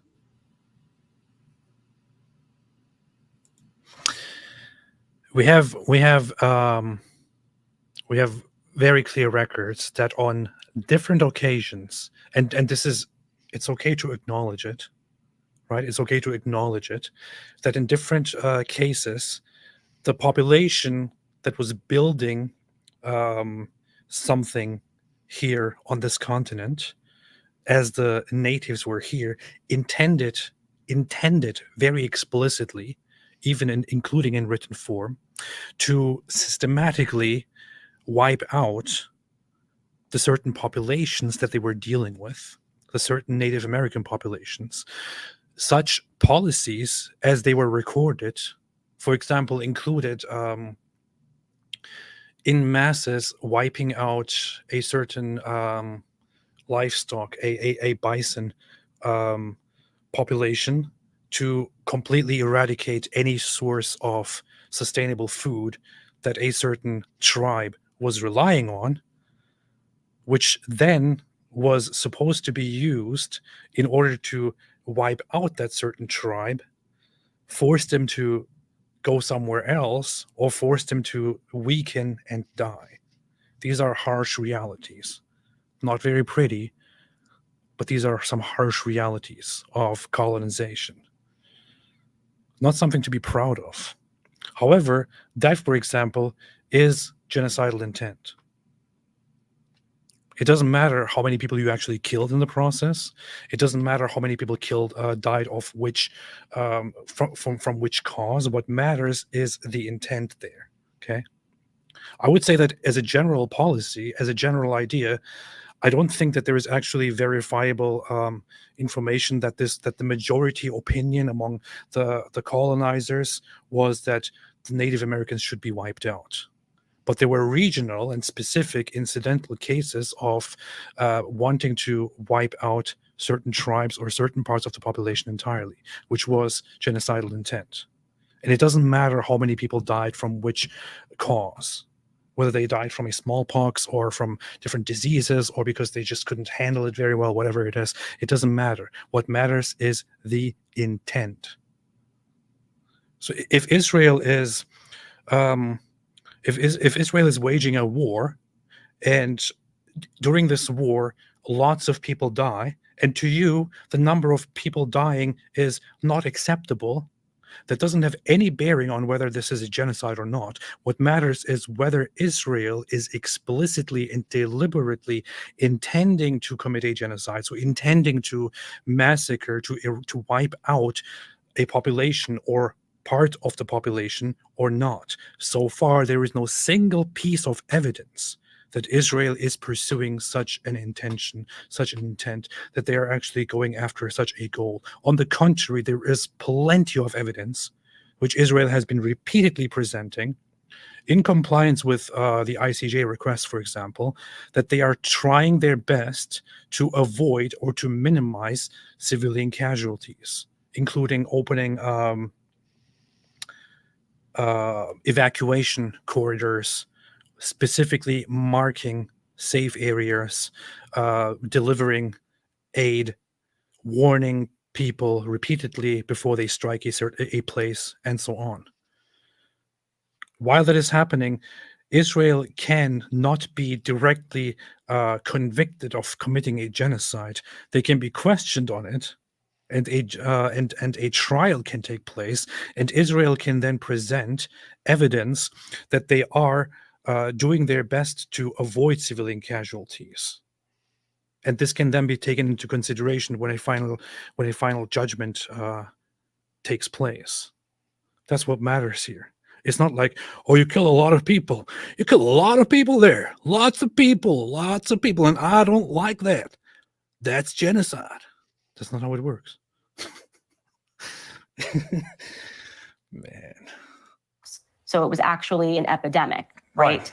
So is the definition shifting? Because it is my understanding from Rabbi Barclay that the definition of anti-Semitism shifts. So maybe the definition of genocide has shifted, but let me read you. Let me read you the exact. Let me read you the exact wording and see whether you think it applies to. Well, let me read you the exact definition of genocide from the Oxford English Dictionary: the deliberate killing of a large number of people from a particular nation or ethnic group with the aim of destroying that nation or group. So by that definition, do you believe that is what's happening to the Palestinian people and it's being perpetrated by Israel? Well, I would say is that Israel has proven in the past that they can be very specific when they. Okay, I will listen to it. I will listen to it. I will let her finish, okay? They want to get somebody out, whether that's a hostage or any other certain military operation. And what I am seeing happening, forgetting the specific language of a genocide, is something that I'm using my platform to speak out against, because at the end of the day, it doesn't matter to me what the media calls me. I've had every headline. I do not believe all that you they care are about. being careful in what they are doing. I think it has been it seems to me that the destruction of the hospitals and the schools and of the UN buildings. Would you say, Piers, that you believe that's unintentional? What did he say? He said, according to this dictionary definition of genocide, would you call it genocide? According to this, in other words, if you keep saying you can't figure out what the definition of genocide is, and there's no way to figure it out. But if you go with this definition of genocide, do you think Israel's committing genocide? What an imbecile. Okay. What an absolutely ridiculous imbecile. On top of being so dishonest, so deceptive, she is just such an imbecile. It is so painfully cringeworthy to listen to what she just said. What she's doing here is simply is being vague because she doesn't really know how to answer the question, or because she doesn't want to take a position because she's scared, because she's not confident in where she stands, and is not ready to deal with the feedback. So she's being as vague as she can possibly be instead of answering the question. If you actually had any thoughts on this, you would give a direct answer to this question. You would say, yes, I believe that this is what is happening, and here is why. And she clearly does. She just doesn't want to say it, right? Yeah. She clearly believes it. But or you could say, no, I don't believe that is what is happening actually, and here is why. However, so and so and so goes a little bit in that direction. you could say something like this. What she's doing here is she's not answering the question. She's being deliberately vague. Deliberately vague because she doesn't know how to answer this question, or because she doesn't want to answer the question, because she doesn't trust herself. And this is somebody that people actually like look at for information and opinion. Specific language of a genocide, out whether that's a hostage. She actually said, I don't care about the specific language. Do you believe that is what's happening to the Palestinian people and it's being perpetrated by Israel? Well, I would say is that Israel has proven in the past that they can be very specific when they want to get somebody out, whether that's a hostage or any other certain military operation. And what I am seeing happening, forgetting the specific language of a genocide, is something that I'm using my platform to speak out against, because at the end of the day, it doesn't matter to me what the media calls me. I've had every headline. I do not believe that they are being careful in what they are doing. I think it has been almost, it seems to me, that the destruction of the hospitals and the schools and of the UN buildings. Would you say, Piers, that you believe that's unintentional? And she actually couldn't stop. She couldn't resist once again playing the victim in the middle of her response. This is seriously. Part of her response was, and people have said all kinds of things about me and attacked me. What does that have to do with the point here, Candace? How in the world is that relevant to the point? And by the way, I was also pregnant at some point, and I still feel, and it is traumatic to be pregnant and to deal with all of the backlash that is happening in the world. And also, I always have to think of my grandfather when you ask me such questions, because my grandfather, he went through some really difficult times, and when he was pregnant, he also received such a question like this one. And I know for a fact that it was very hard on him. So when I sit here, I want to be quite very, very clear as it gets, in stating that I think that you should be answering the question on whether this is a genocide or not. Right, Piers? You know what this reminds me of? Oh, this. What people are starting to see, at least in the occupation of Palestine, is just an increasing crisis of humanitarian condition. Do you think you can expand on that? Yeah, I mean, I think I'd also just, I am not the expert on geopolitics on this issue. You know, Candace is. For me, I'm a firm believer in finding a two-state solution in this issue. This is basically what Candace just reminded me of. At least AOC, as terrible as she is,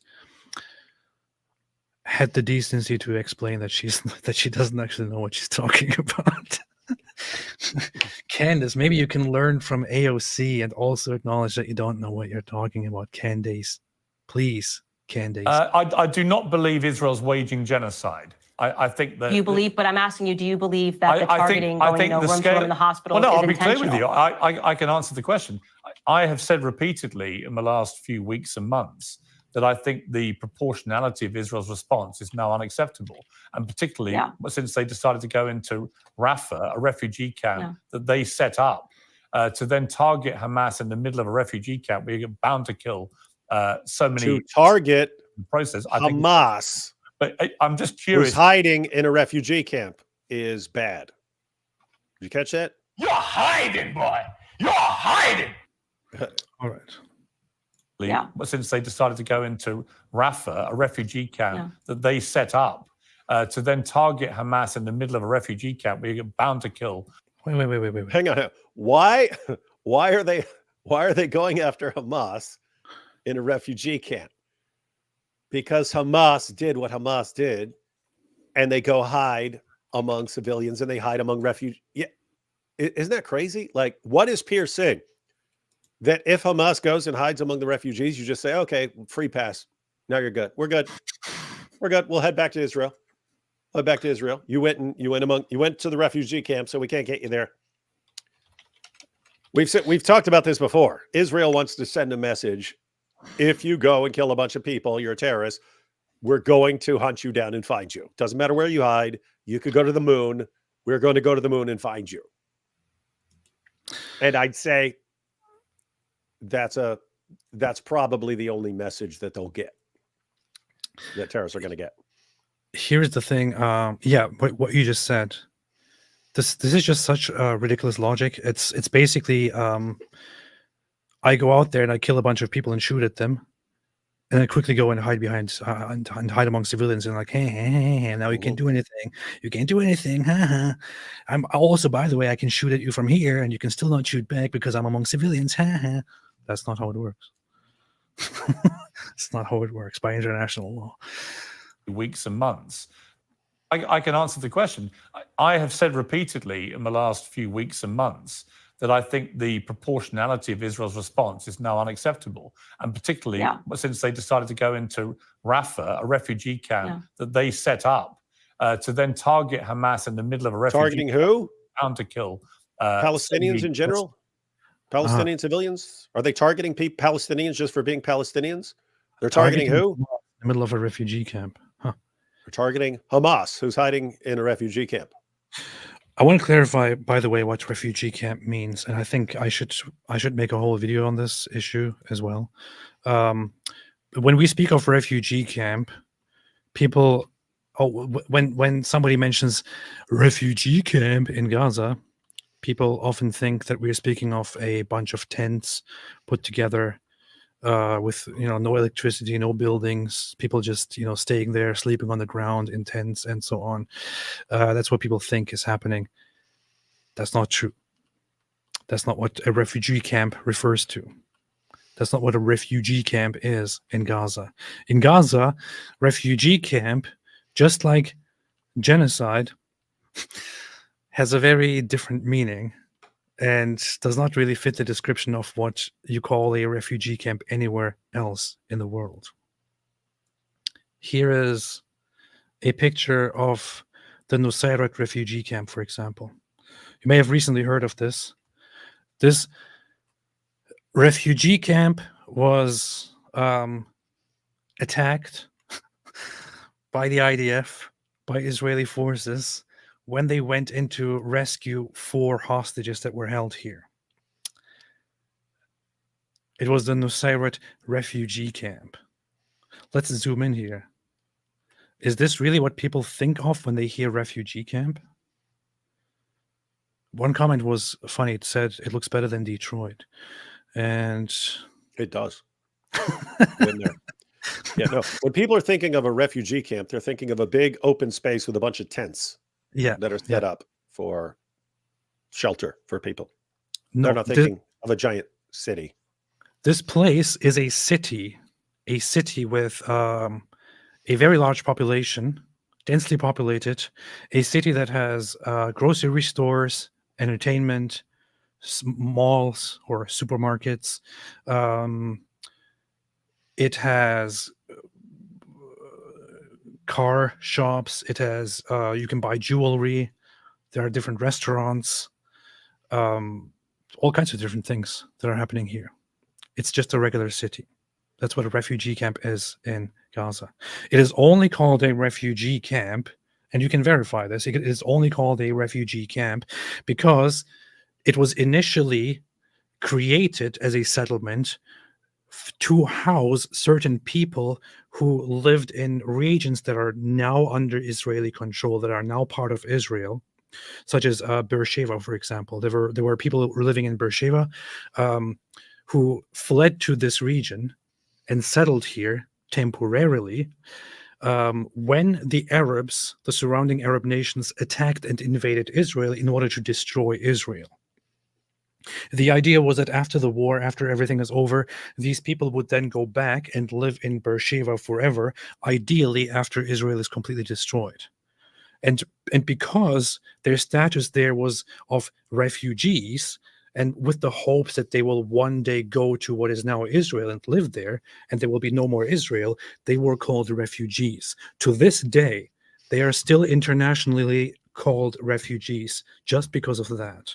Because these people, or mostly descendants of these people, live here and are constantly promised that one day they will go and take over places that are currently part of Israel, and they will destroy Israel. They will go there and live there. they're being given this empty promise, not only by the Palestinian leadership, not only by Hamas, also by the United Nations and by many nations around the world.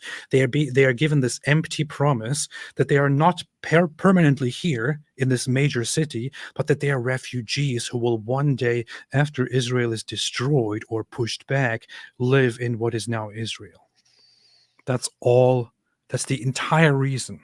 The entire reason why this is called a refugee camp. Meaning, calling it a refugee camp just implies that Israel has the obligation to retreat or be non-existent and one day just give a bunch of land to all of these people who at some point lived there before they allowed the Arab nations to invade and try to destroy Israel. That's it. This is actually a big part of why the conflict is ongoing, and why the West has also been contributing to the continuation of this conflict, of these wars. If they simply acknowledge that these people don't have a right to return and will not one day in the future go and live in Beersheba, for example, which is now a prosperous, great part of Israel, if they said, no, that's long in the past, you guys are here and you will live here, then their international refugee status would be removed, and this could bring in a better end or a quicker end to the conflict. This is the kind of stuff that is happening in Gaza.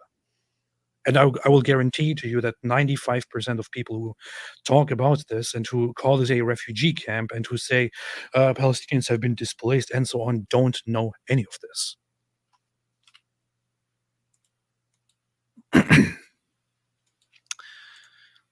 And civilians in the process, I think is unacceptable. But I'm just curious, given that you tweeted about genocide and no government ever has a right to do it, whether by your calculation from that definition, what Israel is doing is deliberately killing a large number of people from a particular nation or ethnic group with the aim of destroying that nation or group. She's not going to answer. Yeah, well, what I can say to you, again, because these definitions shift, I don't think we need to focus on the word because I'm telling you what I believe.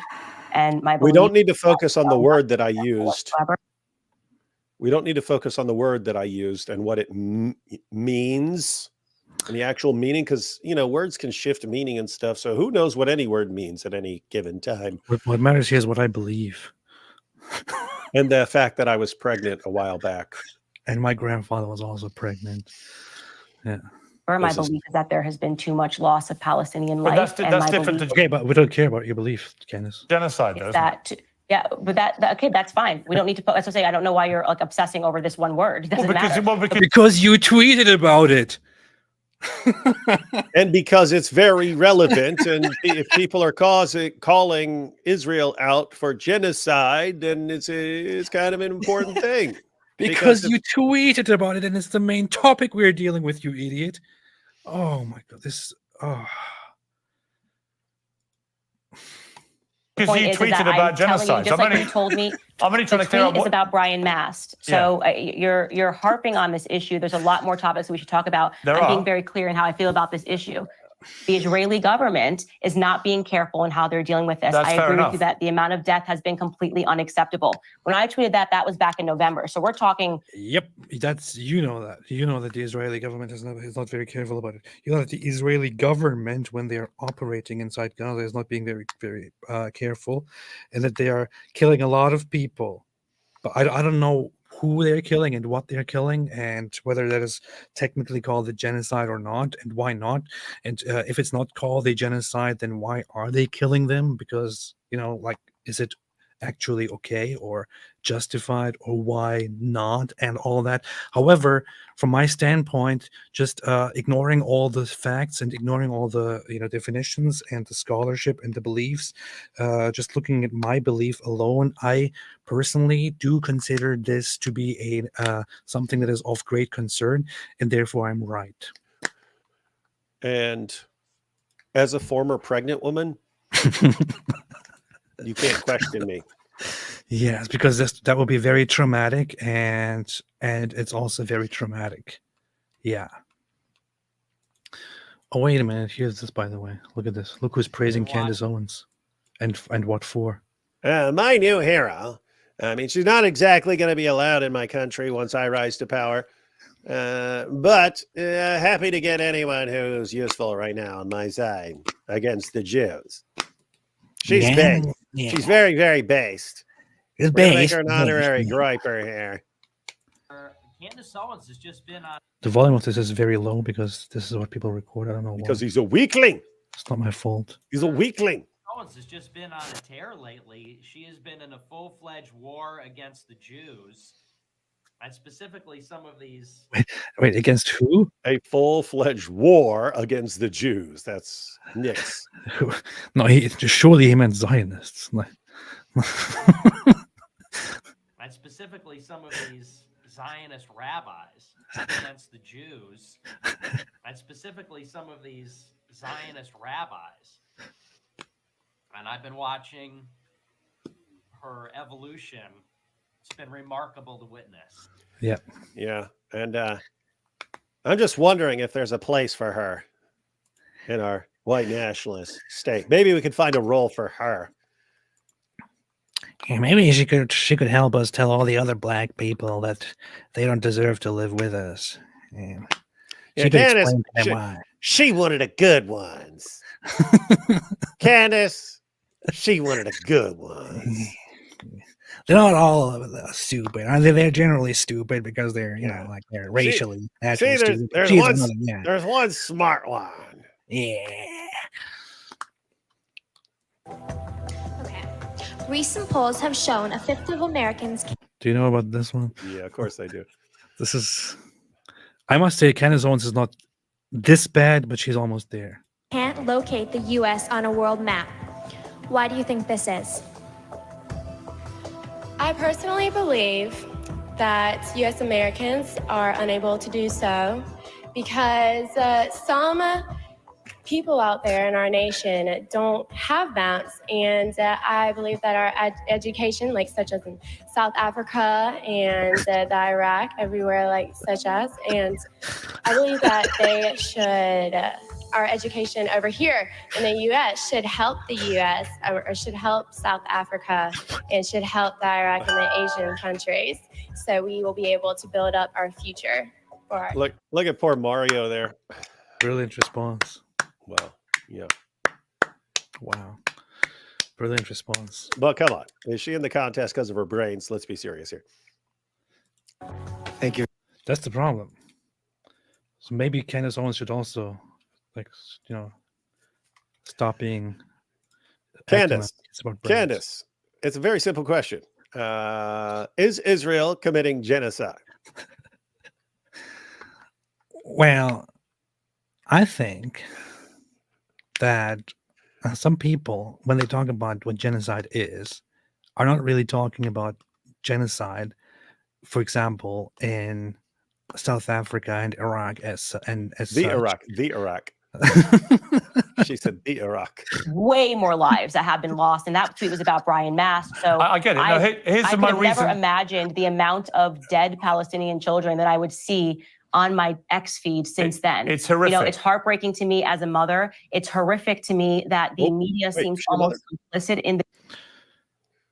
Wait, does that mean she was pregnant at some point? How is this the first I'm hearing of this? That's very traumatic. The dehumanization of Palestinians, and I will not be on that side, because at the end of the day, the hit pieces, and I'll always be on the side of the Iraq and such as name calling, the anti-Semitism, the psychopathic language that seems to be coming out of people means nothing. And I want to make sure everybody knows this, right? At the end of the day, you are going to have to account to God for the things that you allowed, for the things that you were complicit in, and for the things that you did not have. This is just so cliche, so stereotypical. It's, first, you are asked a straight question. Okay, you're asked a straight question on your opinion on something. First, you try to be as vague as possible and counter with a question and shift the responsibility of answering this question to somebody else.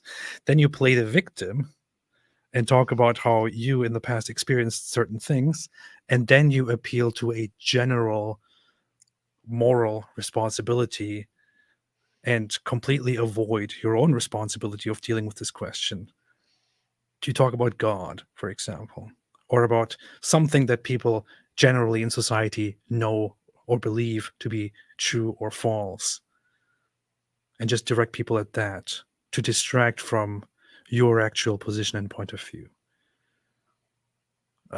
If you can't see this, I don't know what else to say.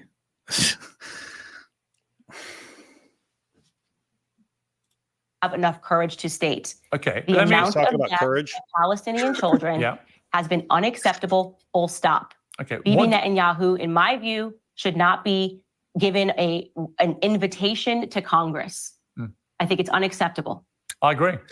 Well, they asked you, and you said that he shouldn't be, so that's why they probably will change their minds now.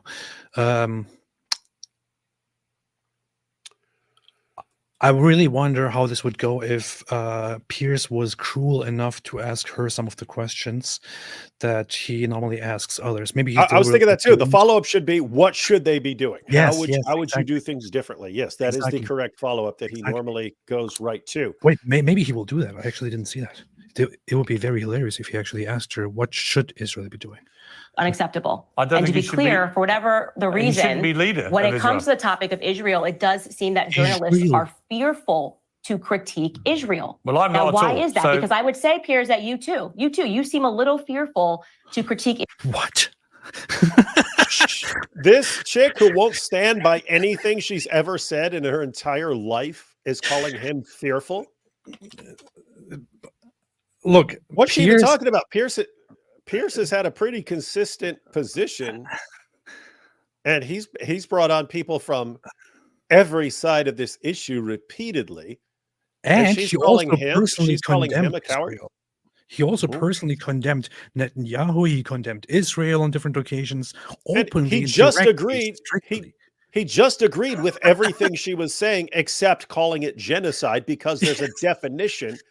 He quoted the actual dictionary definition of it. She ducked because she won't defend anything, and then she attacks him for being a coward. Look at even his reaction. I don't think he's great. I don't like him. I disagree a lot with him, especially on this whole conflict. And on multiple occasions where he has condemned Israel, I think he's completely wrong. Completely wrong. But be honest here. Piers Morgan has been outspoken and has openly and directly and harshly condemned Israeli actions on many occasions, which is why he's also reacting with that face when she says it. Now, why is that? Because I would say, Piers, that you too seem a little fearful to critique Israel and to want to always seem that you're coming up. And his response says it all. She's a Awesome. joke, man. She's a A joke. bit Yeah, it's understanding like, of everything they're doing. What is it that makes journalists, Well, no, I think corporate his- journalists, no, okay, let me respond. fearful of saying, Can I like, hey, respond? Israel has done a ton of things that have been very wrong. Yes, and I have said they're wrong. I think Netanyahu should go. he did it literally in this discussion. The cabinet should go, because some of them have definitely been using genocidal language. I think a lot of what Israel's been doing in the last few weeks is completely unacceptable.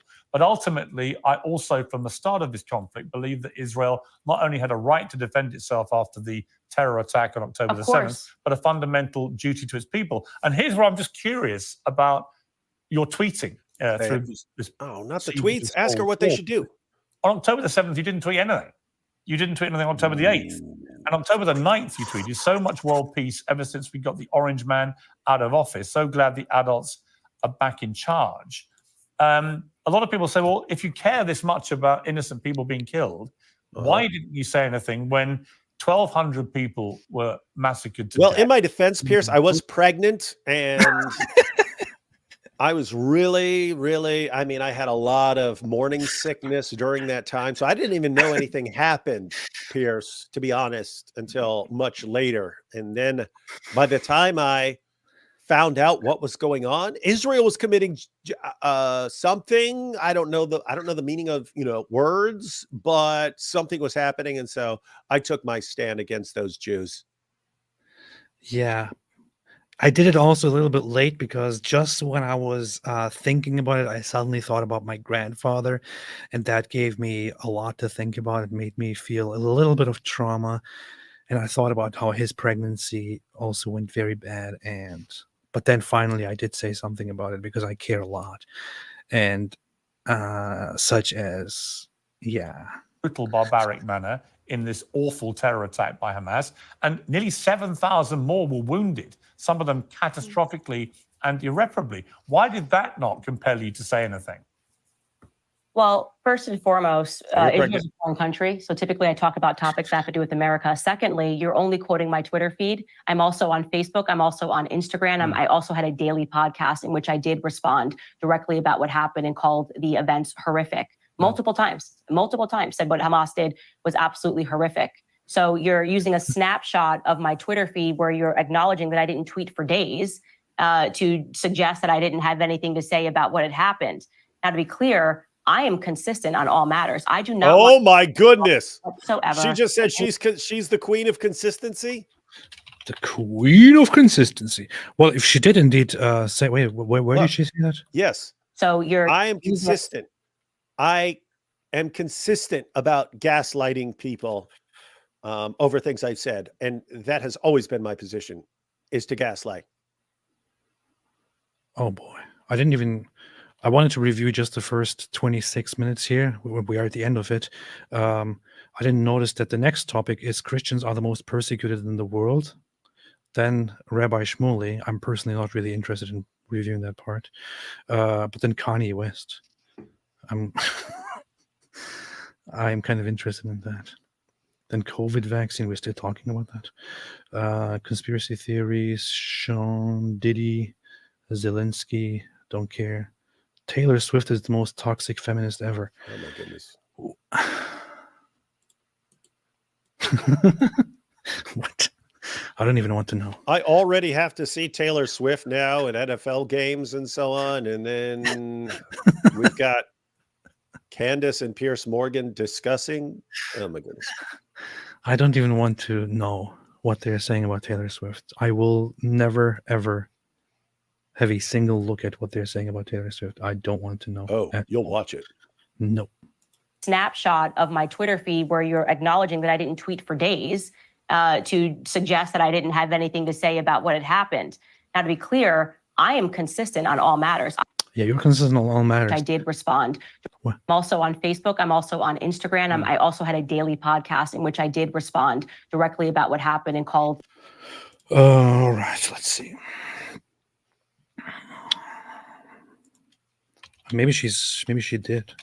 Are you looking up her Instagram or Facebook?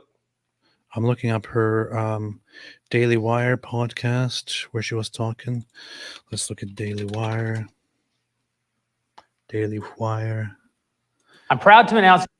Daily Wire. Let's see. Daily Wire.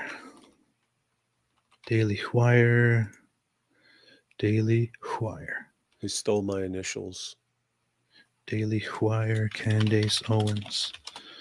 Daily Wire, Candace Owens. Huh? Is that channel gone? What? Did they take her channel down? Oh, wasn't there a channel of her, just of her own, or is that on her own channel, which is still with Candace? Was that all on here? Yes.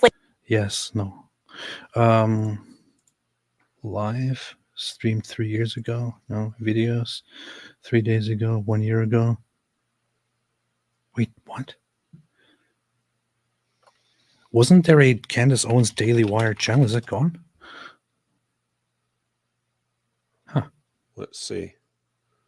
That's weird. I'm on her regular channel here. Candace videos. Daily Wire is her Daily Wire platform is gone. That's weird. I didn't know that. I didn't know that her Daily Wire platform is gone. I can't find it. Where is the Daily Wire? I don't know. I'm not interested in looking at all the other platforms right now, like Facebook and Instagram. That just sounds like torture. So I'll just take her word for it because she's very reliable. Yeah. The events horrific. Multiple times, said what Hamas did was absolutely horrific. So you're using a snapshot of my Twitter feed where you're acknowledging that I didn't tweet for days to suggest that I didn't have anything to say about what had happened. Now, to be clear, I am consistent on all matters. I do not want America involved whatsoever in anything that is happening in Israel. I don't want my dollars sent over to Israel. We should not be supporting Israel. Obviously, Your dollars are not being sent over to Israel. Don't worry. Your dollars are definitely not being sent over to Israel. Dollars are not being sent over to Israel. That's not what's happening. If you believe that your country should not be in any way involved in Israel, then that means you would want your country to sever ties, diplomatic ties and agreements in any shape or form with Israel, which means breaking the alliance with Israel. And if that is only because you want that, because you don't want your country to be in alliance with any country. all right, ladies and gentlemen. Okay, this is weird. Why couldn't I find this? When I looked for it, it's still here.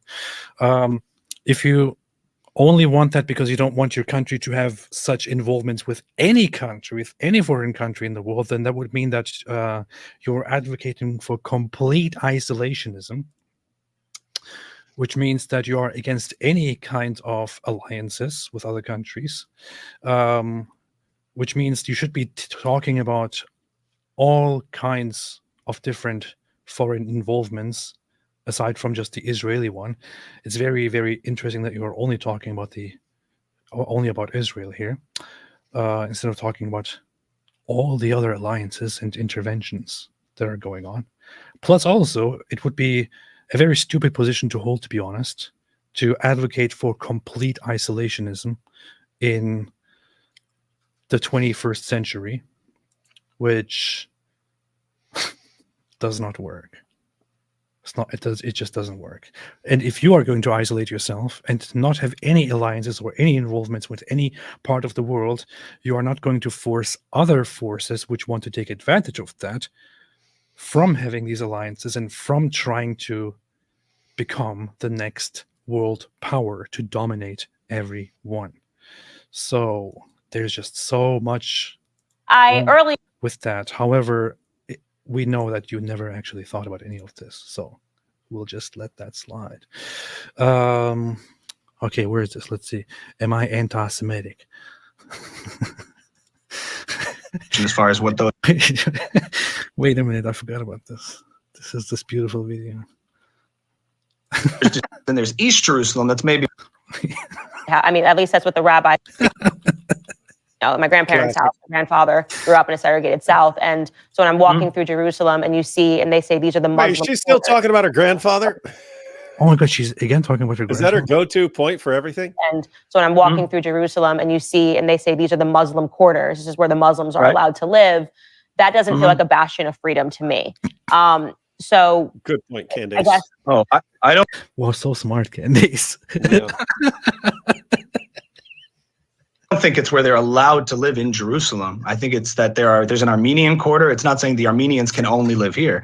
It's that there are communities, just like there's a Jewish community in Jersey here, and there's a Muslim community in here. I don't think, to my understanding, it's not restrictions within Israel proper of where Israeli... I think it is where they have. I think it is where they have. I mean, at least that's what the rabbi who was taking me around. He said these are the... Rabbi told me. The rabbi said it. Are you accusing rabbis of being liars?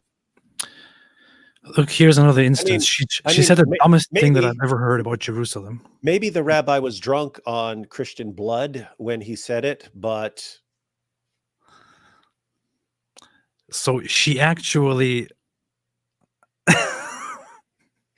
she actually suggested that because there is a Muslim quarter, that means Muslims are only allowed to live there. And this reminded her of the segregated South that her grandfather had to live in.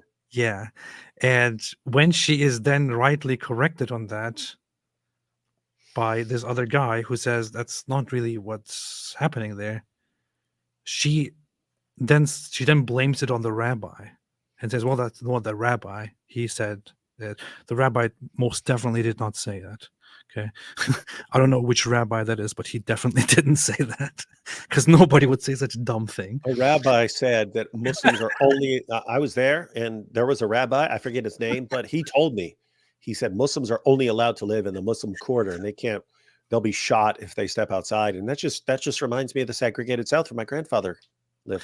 And this is a glimpse of everything that she everything that she has been that she did on that Piers Morgan episode as well. She says something really stupid and ignorant, then she is corrected on it. She doesn't acknowledge it and tries to blame it on somebody else, and she just doesn't have the decency to acknowledge that she's actually wrong about it. This is Candace Owens. Say anything about legally saying they cannot live on other places within Israel proper. I mean, there's Israeli Arab citizens that have full rights. Israeli Arabs I'm only on the talking Supreme. about Jerusalem, so I haven't been to Tel Aviv or anything like that. I'm just talking about particularly. Jerusalem itself as a city has a division in it where the Green Line divides, and there's East Jerusalem. That's maybe what he was talking about, not the Muslim quarter, but East Jerusalem.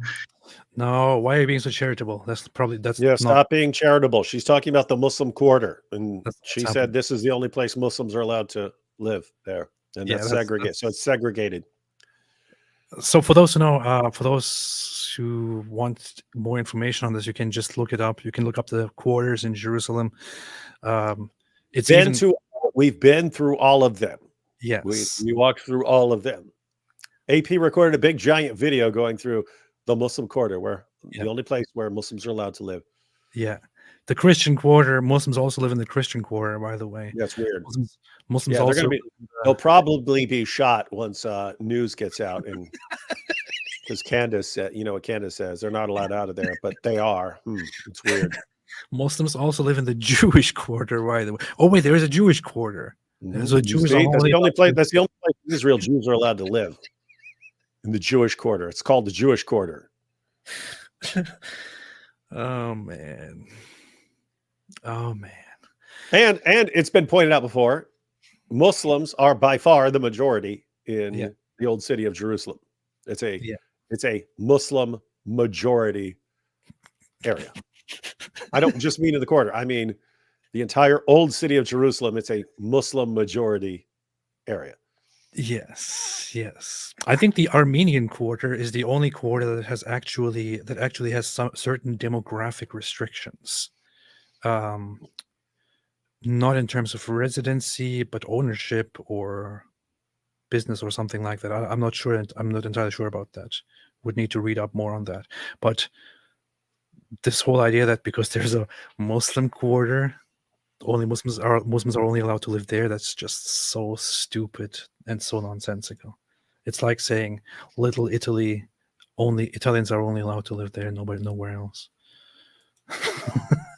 Chinese people are only allowed to live in Chinatown, nowhere else. Yeah, I lived in the Bronx. There was this right beside as far as what those are, but right beside Fordham University. There's Little Italy.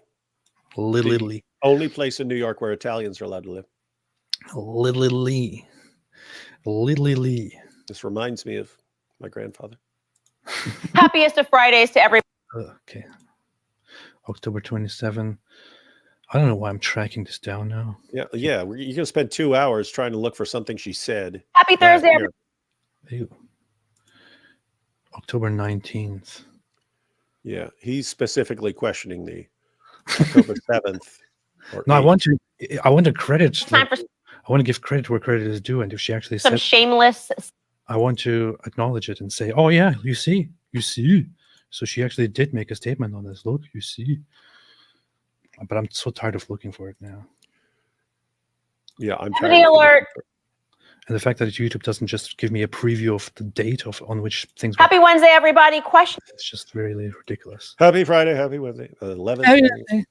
So what's before that? Happy Monday. Do you know what I love? Oh, I don't really care, honestly. Not definitions, apparently. No, that's October 6th. There's no justification for this. Okay, now here. Brandon Daisy's shocking confession, and this is why I never run for office. And then in the background, there's Israel-Palestine flags. Let's see. All right, guys, happy Friday. You know how this works. We are covering convicting a murderer. That's October 6th. Happy Monday, everybody. I hope you had a relaxing weekend. Today, I'm going to start the show by telling you why I may never run for political office. And it's got we are very glad to hear that. I hope. Oh my God, she's talking about her grandparents again? Wait a minute. The wisdom to pause and reflect and to think. They're such great listeners. Do you know what I'm talking about? It seems that with age, you lose your impulse. And what comes with that and what is replaced with that is this ability to actually pause. Is this her thing where she always talks about her grandparents? I don't understand. This whole first part is about her grandparents. Anyway, leading voices, Birch Gold, Hey, there's a Columbus, most replayed thing. Maybe she's Knock It Down, What Happened, What Happened Where, Hot Chicks, Trevor. Now everyone is suddenly paying attention because I said Hot Chicks. Okay, I don't see anything here in the timestamps. Let's see. Come on, open the transcript. Okay, let's see. look up Israel. Search for Israel. Israel. There we go. There we go. Israel-Palestine war. It's at the beginning. Media is always about being first. And over the weekend, I would say probably midday Saturday, when I learned of the atrocities that were taking place in Israel, I would say that the experience that I had on social media was a lot like this meme. It reads, "I'm done being an expert in Ukraine war. I'm now an expert in Israel and Palestine's war." Yeah, that's kind of how it felt. Everybody was racing to make a statement. Do people really watch this?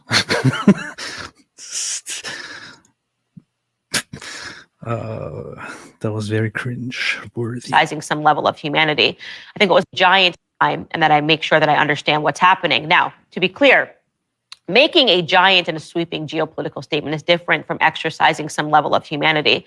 I think what was most shocking for me in looking at my Twitter feed is realizing that people who support either sides in this, right, completely remove their humanity in order to do so, which I don't think is necessary, right? There are people that hate Jewish people so much that despite seeing the horrific images that were coming out of Israel, and they were horrific, despite understanding that people were being slaughtered, understanding that women were being raped, being able to see these images of bloodied women and bloodied children, they are so angry about Israel being a nation that they just went, I don't care, don't care. It's the Jews, so I'm going to pretend that I don't see this. It's incredible to me. How do you feel nothing when you see a child that, of course, cannot possibly comprehend any of the politics in their region, cannot possibly comprehend what is happening to them? How do you just feel nothing when you see them bloodied and harmed? And then to the same exact token, you had individuals who very much understood that and were rightfully enraged by this, who were basically calling for a genocide response, which would have elicited the same. More children that were bloodied, more children and women that were being displaced, but they were... Let's quickly both cite this issue. It's weird how she keeps using a word and doesn't know what it means. Comfortable with that because that's just how it has to be in war, and that would be an even response. Or bad Israelis, bad Israelis, bad Jews. You hear her, you hear what Candace is saying. So after you have your population killed and kidnapped and massacred and their blood spilled on the roads of your country amid the celebrations of Gazans and other terrorists, don't respond with anger. Don't respond with emotions. Don't be bad Israelis. Listen to Candace. Listen to Big Mama Candace. She's telling you how to react. Even if it was more extreme of a response, they said that's totally fine because I guess these people are Muslims and we should feel less for Muslims than we feel for Jews, or feel more for Muslims than we feel for Jews. Again, depending on what side of the token you landed upon and really what was happening across the board and what... Okay. One, have to say, it's good to a certain extent that on the first show after the event, she actually did talk about it and condemn what happened there, and also condemned any justification of it, and condemned anti-Semitism and indifference to hating Jews, which nowadays she's pretty much doing. However, then continuing and making this about and drawing a moral equivalence there and blaming Israelis for their reaction, just for their words in response to this massacre, just reminds me of one thing, which is, Candace, whoever acknowledged you as a proper commentator and actually gave you a job and put you in the position of becoming a journalist should be ashamed. And you should never, ever talk about these things and never lecture people who have just been massacred on how to respond to things. In fact, maybe you should quit entirely, disappear from the public eye, live a private life, and not ever talk about politics again. Because at the beginning of this talk, you are saying that you're not an expert on this issue, and you're criticizing people for acting like experts, and then you're starting to judge people for their reactions without understanding what they're actually reacting to and what's actually happening over there. Candace.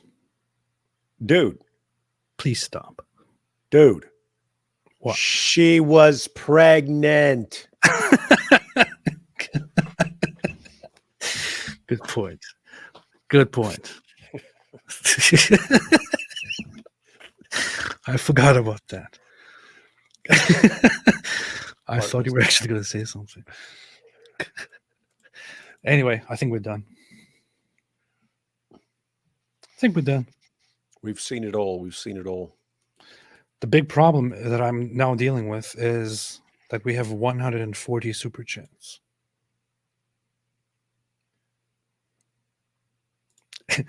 Let me go pee real quick. Okay. Noam said, "You ever seen the photos of swastika tattoos on black people and thought, who the F are these people?" Well, there you go. Ayatollah Khamenei said, "Doors is back and he keeps bragging about his trans GF. Dude grows." I don't care about Doors. They had one good song, that's it. Iron Kippa said, "Used to be brain, but now mule." Or donkey brain, but now mule. As a Jew, do you have a suggestion for someone who can help me understand the lines between Judaism and Christianity? This is an interesting topic to get back to. I'll save that. Iron Kippa, shout out to Daily Corvid. He read the Quran for us. Based. Ayatollah Khamenei, why Candace looking like Michael Jackson from the Jackson 5 era said, this is very racist. Legimathi Gayon said, I don't want Zelensky to win, I want Putin to win, is the exact kind of meaningless and pseudo-profound platitude spoken by illiterates for illiterates like Candace and he fans. This is true. I entirely agree with the sentiment here. Mary Mack said, Candace Oswald Mosley, UK's next right-wing socialist. That guy was a bad guy. Oswald Mosley. Velvet Jazz said, Jizya for the cause. Rock on dudes of dynamic discourse. God bless you both. Thank you so much. We haven't really responded to much of the super chat stuff here during this live stream because we were so much focused on the great wisdom that is pouring out of Candace's face that I couldn't pay any attention to the super chats and to the chat. So I apologize very, very deeply for that. It is because of the amazingness of Candace. Notice said AP likes hit, or at the very least, listening and reading him, says based a lot, plays Paradox games, has a bad haircut, has bad facial hair, racist and sexist, according to David, and to the eye test versus Candace black female. Draw your own conclusions. This is good. This is a good point. This is a good point. I agree with that. Vlad said, thoughts on Mike Winger. I'm going to ban Vlad. Maran Roshan made a super chat. Thank you so much. Peter and Gorbel said, wonder if Candace sparked spray tan is a wingling. Ayatollah Khamenei, Candace virgins. Remember to hit the like button. Maybe hit the like button, Candace virgin.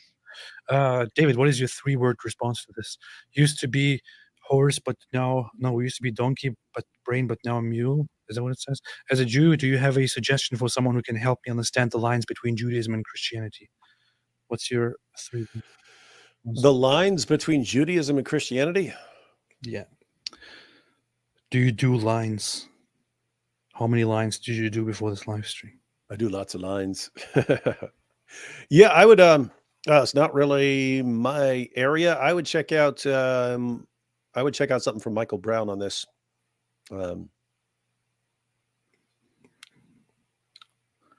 Or Charlie Brown. Michael Brown. Michael Brown. Okay, Michael Brown. He's got a channel and he does shows and stuff like that. So it'd be a good comment to ask him. Oh yeah. I had a conversation with him. Very nice guy. Knows too much said, notice the projection by the immoral anti-Hebrew, anti-Israel haters. Worst people on the planet projecting what they themselves did, do, or aim to do. Well, it's just because they were pregnant.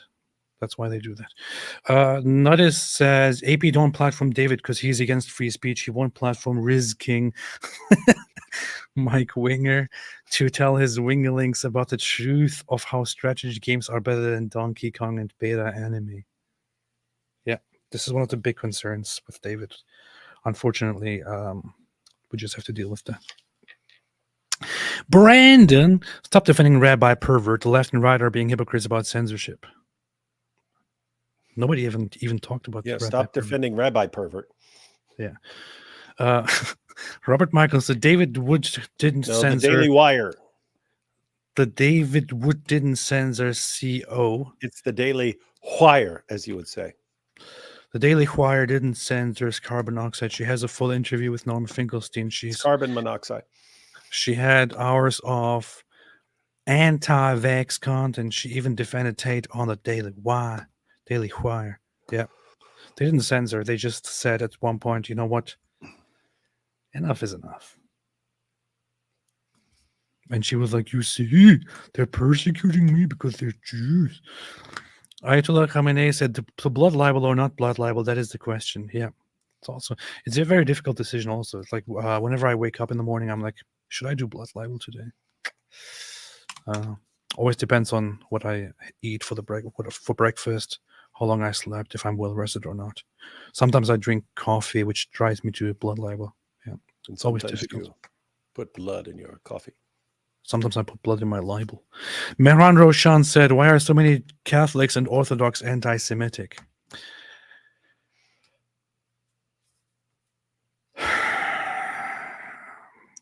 Opening a whole big can of worms there, Mehran. A whole big can of worms. I wouldn't say that this is actually a big Catholic issue. It is. There's only a certain part of people who call themselves Catholics. I don't want to make any judgment on whether they are Catholics or not. On certain people inside this Catholic circle who are very different from most Catholic people. Most Catholic people are very nice. These groypers are the ones who present themselves as these true Catholic people and who believe in fascism. I wouldn't blame that on Catholicism or on Catholics in general. Catholics are usually not like that. Yeah. On Orthodox, I don't want to say anything on that. I don't have any comments on that. I'm scared that the Orthodox will shut me down or kill me if I speak against them. Render on to Caesar said, great job on Nigerian Perspective, Daily Wire. Really enjoyed the content. Glad to see you supporting smaller channels. He has a pretty big channel. Really? Nigerian Perspective is a big channel. I have a bigger one. Robert Michaels said, Candace is the most genuine grifter out there. And indeed. John Choi said, Candace's vocal fry in this interview is the icing on the 5-hit cake of her lies and dumb takes. I do indeed agree with that. Knows too much. The U.S. Biden administration appease Israel's enemies and constantly stand in the way of Israel's war efforts, fund and aid Israel's enemies, tries to oust Israel's elected PM, but Israel controls the U.S. It's ridiculous. I mean, at this point, with the media arguing right now that Israel or the Zionists control the media and control the U.S. and control this and that, these accusations, to still make them at this point is just ridiculously stupid. Maji Magoro said, bring back Nigerian AP. No. Ordro, she didn't even try to say she's in a moral dilemma. She was actually accusing Ben, greedy Jew who puts money before God. That's her subtext. Shapiro skipped over her 2.0 Nazism. Very well played. Yep. It's good. Ben has been very, actually, very reserved and limited in his responses in general to Candace during this whole thing, while she was acting like he's attacking her. Isn't it so weird? Siko Kele said, Apostate Prophet, I'm an ex-Muslim in Canada. How do I contact you to share my story? To be very honest with you, I'm very difficult with communication, especially with lengthy things. If you send me an email, I'm most likely not going to read it. Or if you send me an email, I'm most likely just going to skim through it. And it's not a great thing.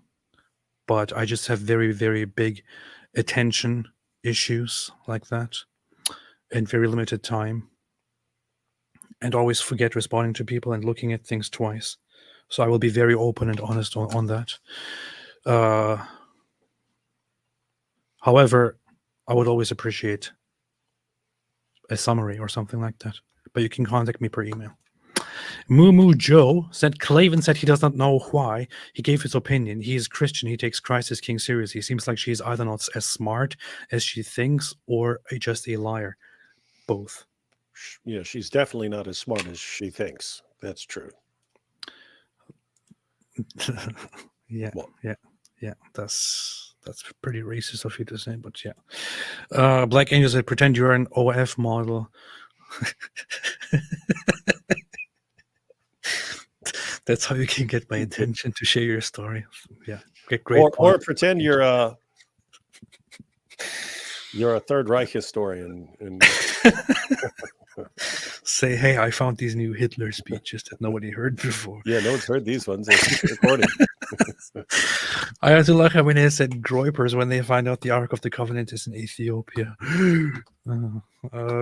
Michelle G. Many Christians in Islamic-dominated lands are dying. What happened to Candace? She's confused. Where did that get that Israel supplies arms to kill Armenian Christians? I've heard that before.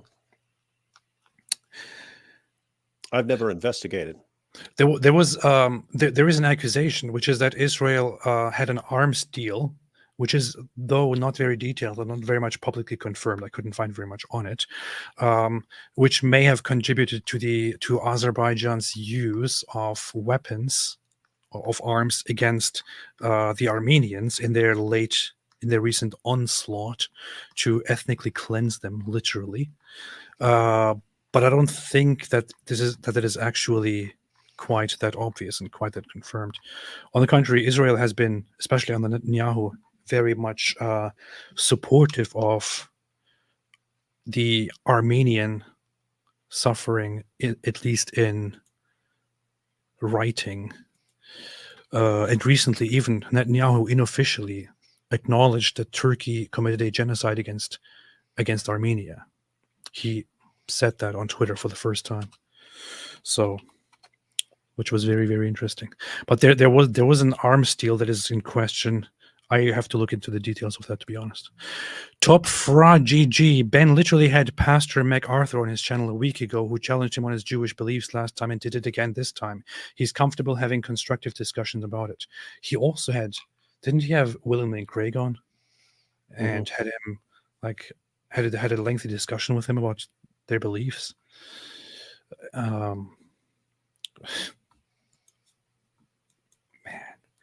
Knows too much. David, if your Quranic shirt is not enough, you should let jihadis know the wood in your name comes from garga trees. Hey, that should be... Next time I go to Speaker's Corner, I should show up with a tree in front of me. Hey, that's a funny point. That would be funny. Show up to Speaker's Corner with a garga tree. That's pretty good. Let's see. Maybe we should have shirts with the garga tree on them or something. Yeah, we should. Ooh, merch with garga trees. Yeah, garga merch. We should have a podcast and call it the Garga Podcast. The Garga Tree Podcast. Yeah, under the Garga Tree or behind the Garga Tree. That's perfect. Behind the Garga Tree. Oh boy, man, we come up with good ideas. where there's a tree in front of us, and the show is called Behind Every the time Curtain. every time we say something, we kind of peek out from behind the Garkin tree. Shooter Down Under said, I remember when Candace first came onto the scene, there were people who were warning everyone that she was a grifter, but were ignored. People like Tree of Logic. Yes. I did Garkin indeed. Tree of Logic. Earlier, I messaged with Tree of Logic, which I always forget what her channel where she's active all the time is called. I think it's called just Tree 411 or something like that. Just Tree 411. She's been relentless and is also live right now on Candace Owens, and has been from the very beginning very, very against her inclusion in this whole conservative sphere, has been calling her out as a big grifter, and this is her channel.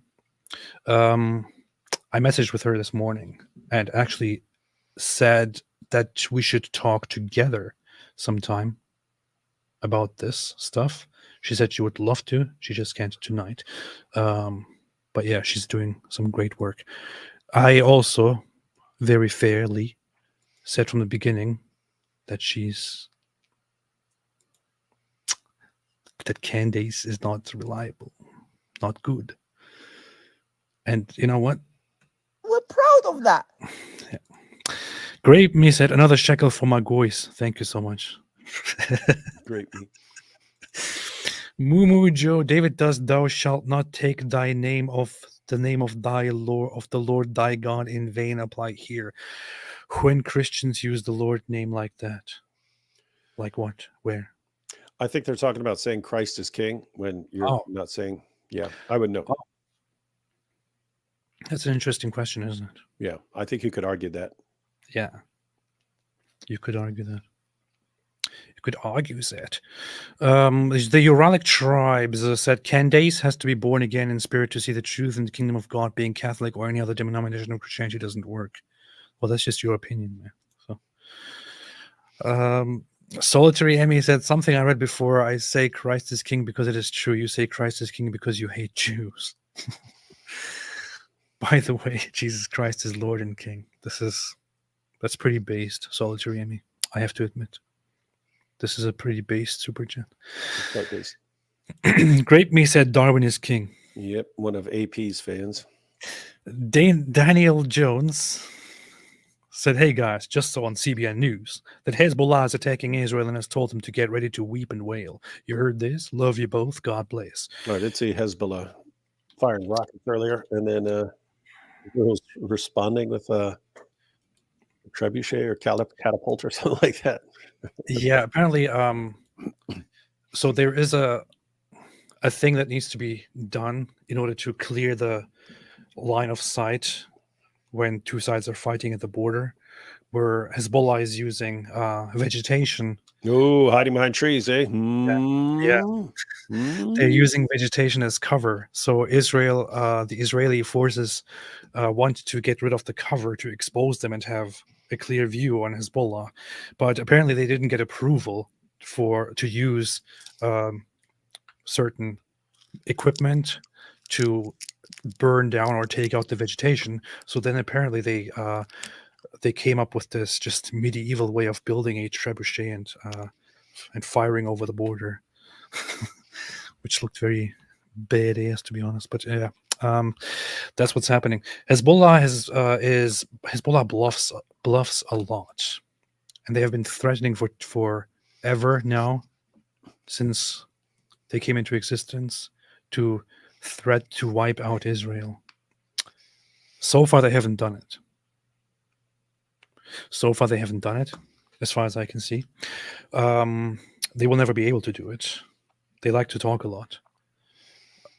That said, they're also significantly more serious of an opponent than Hamas is. Mm-hmm. Hamas is a bunch of jokes. Hezbollah is a serious opponent. Although not remotely on the same level as the Israeli army, they are a serious threat. So they have been firing and fighting back and forth since the beginning of October 7 of the war, have been increasingly using inflammatory language. They are a proxy of Iran and want to cause a major war. It would be just nice if it didn't come to that, or if they were taken out, maybe even internally. That would be good. Yeah, I have to say they're stupid in the way they went about it. I mean, Hamas is almost completely wiped out now. Yes. And then Hezbollah jumps in there. And Iran jumped in with some rockets a little while back. If they were smart, they would have coordinated something all together. And a little late now. Yeah. Hamas is almost destroyed. We're proud of that. Yeah. Granny Rose gifted 50 Apostate Prophet memberships and thereby expanded this cult with 50 new members who will now become, just like me, puppets of the Zionist agenda. So this is very, very nice. I'm very, very happy to see this, Granny Rose. Thank you. Appreciate it. Appreciate it. This is how we will make the Jews happy so we can prosper. Thank you so much. Change comes from within. The problem with saying stuff like this is that there are some people who can really take this seriously and say, look at this. He's directly admitting it. No, what sucks is I was flipping out the other day because I couldn't find stuff. And so my wife cleaned up my desk area so I could find more stuff. And I don't know where my shekels are at anymore. I knew you were looking for the shekels. I wanted my shekels. Here, how about this? Now Hugh's got all the shekels. I got my shekels. Who knows where my shekels are at? Somebody stole my shekels. Got my shekels. Got all my shekels. Candace Owens stole my shekels. Change of comes from within, said LGBTQIA plus, add P for PDF I, that's the next agenda. Wouldn't say that. Amber Black not made a super chat, but made a member chat, which is about as valuable. The early 1900s doctor who wrote about sex were horrible and perverted, not because they were Jewish, it's because they were degenerates. Haha. Yeah, this is not a Jewish issue. It's not an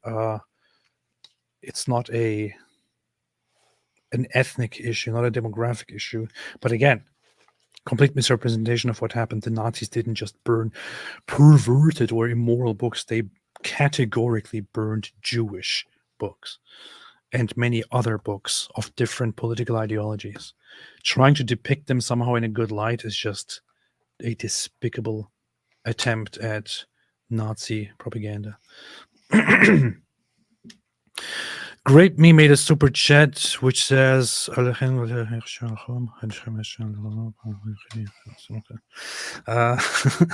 which says something, I don't know, it probably says something bad. Ayatollah Khamenei said Hitler banned all books related to normal testicular and anatomy. AP won't tell you why. One ball. Yeah, there is this rumor that Hitler had only one ball, but to this day we have no confirmation. And then unless Candace knows something about it. Some Jewish kid saw him in the locker room with one ball, made fun of him. See what happened. And then he went all crazy and said, "We must kill all the Jews." Michelle G said she claims Christ, if she is God's child, he will discipline her. Only can see the heart. Only God can see the heart. By their fruits you know them. Satan likes to divide, destroying testimonies.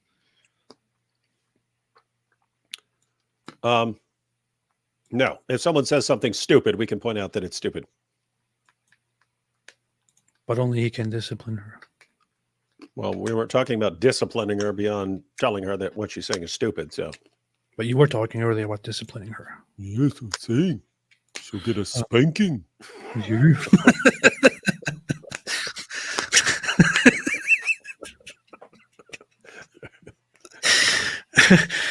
Michelle G said, "A lesson for us all. Satan is after the Christian testimony. Let us all learn." Alhamdulillah. Random Ok, her ego is so high that she will never apologize. She would never apologize because we're proud of that. She's proud of that. Not as Nazis and Hitler might be bad, but he had a nice art, haircut, outfits. They make for good movies and video games. So we can really say they are all that bad. They did all this good. It should erase the bad. Yeah. That's in a reference to the brown shirts thing. Yeah, not all bad. Well, it is that is a good point. So the Nazis did a lot of bad things, right? But now we have a lot of good movies and video games. So maybe that is, a redeemable aspect of it. And they did tend to have good haircuts. Yeah, that too. And they were German, so there's that. Mossad Leatherstrap says, debate idea, Muhammad Hijab versus Candace Owens. Topic, who's the biggest victim, Nazis or Islam? That's a tough one there. They're both pretty big victims there. Yes. Shooter Down Under said, I also remember when she was called out for being a grifter. She responded by claiming that Richard Spencer was coming after her. Really? That happened? That's interesting. Not familiar with that, but wouldn't be surprising. Cardi B was right all along. Oh, she had a beef with Cardi B, right? Yeah. That's funny. Now, to be fair, she burnt Cardi B up. I don't remember what happened, but I must say, like, intellectually, I will probably say that Candace was probably the better one in that Candace exchange. burned her up. But it was a situation that has to do with why she wouldn't debate you, but would gladly debate Cardi B. Cardi B. You know what I mean? Yeah. That helps her career to get into a debate with Cardi B. This just, for some reason, reminds me of when Cardi B made that song, W.A.P. Yeah. And then Ben Shapiro made a review of it. Yeah, where he like quoted it. Yeah, I was like, oh. And so P word. And there are so many parodies of it. It's just so good. And then he said, he was so mad about it. And then he said, a woman having a wet vagina, that's a medical disorder, and that needs treatment.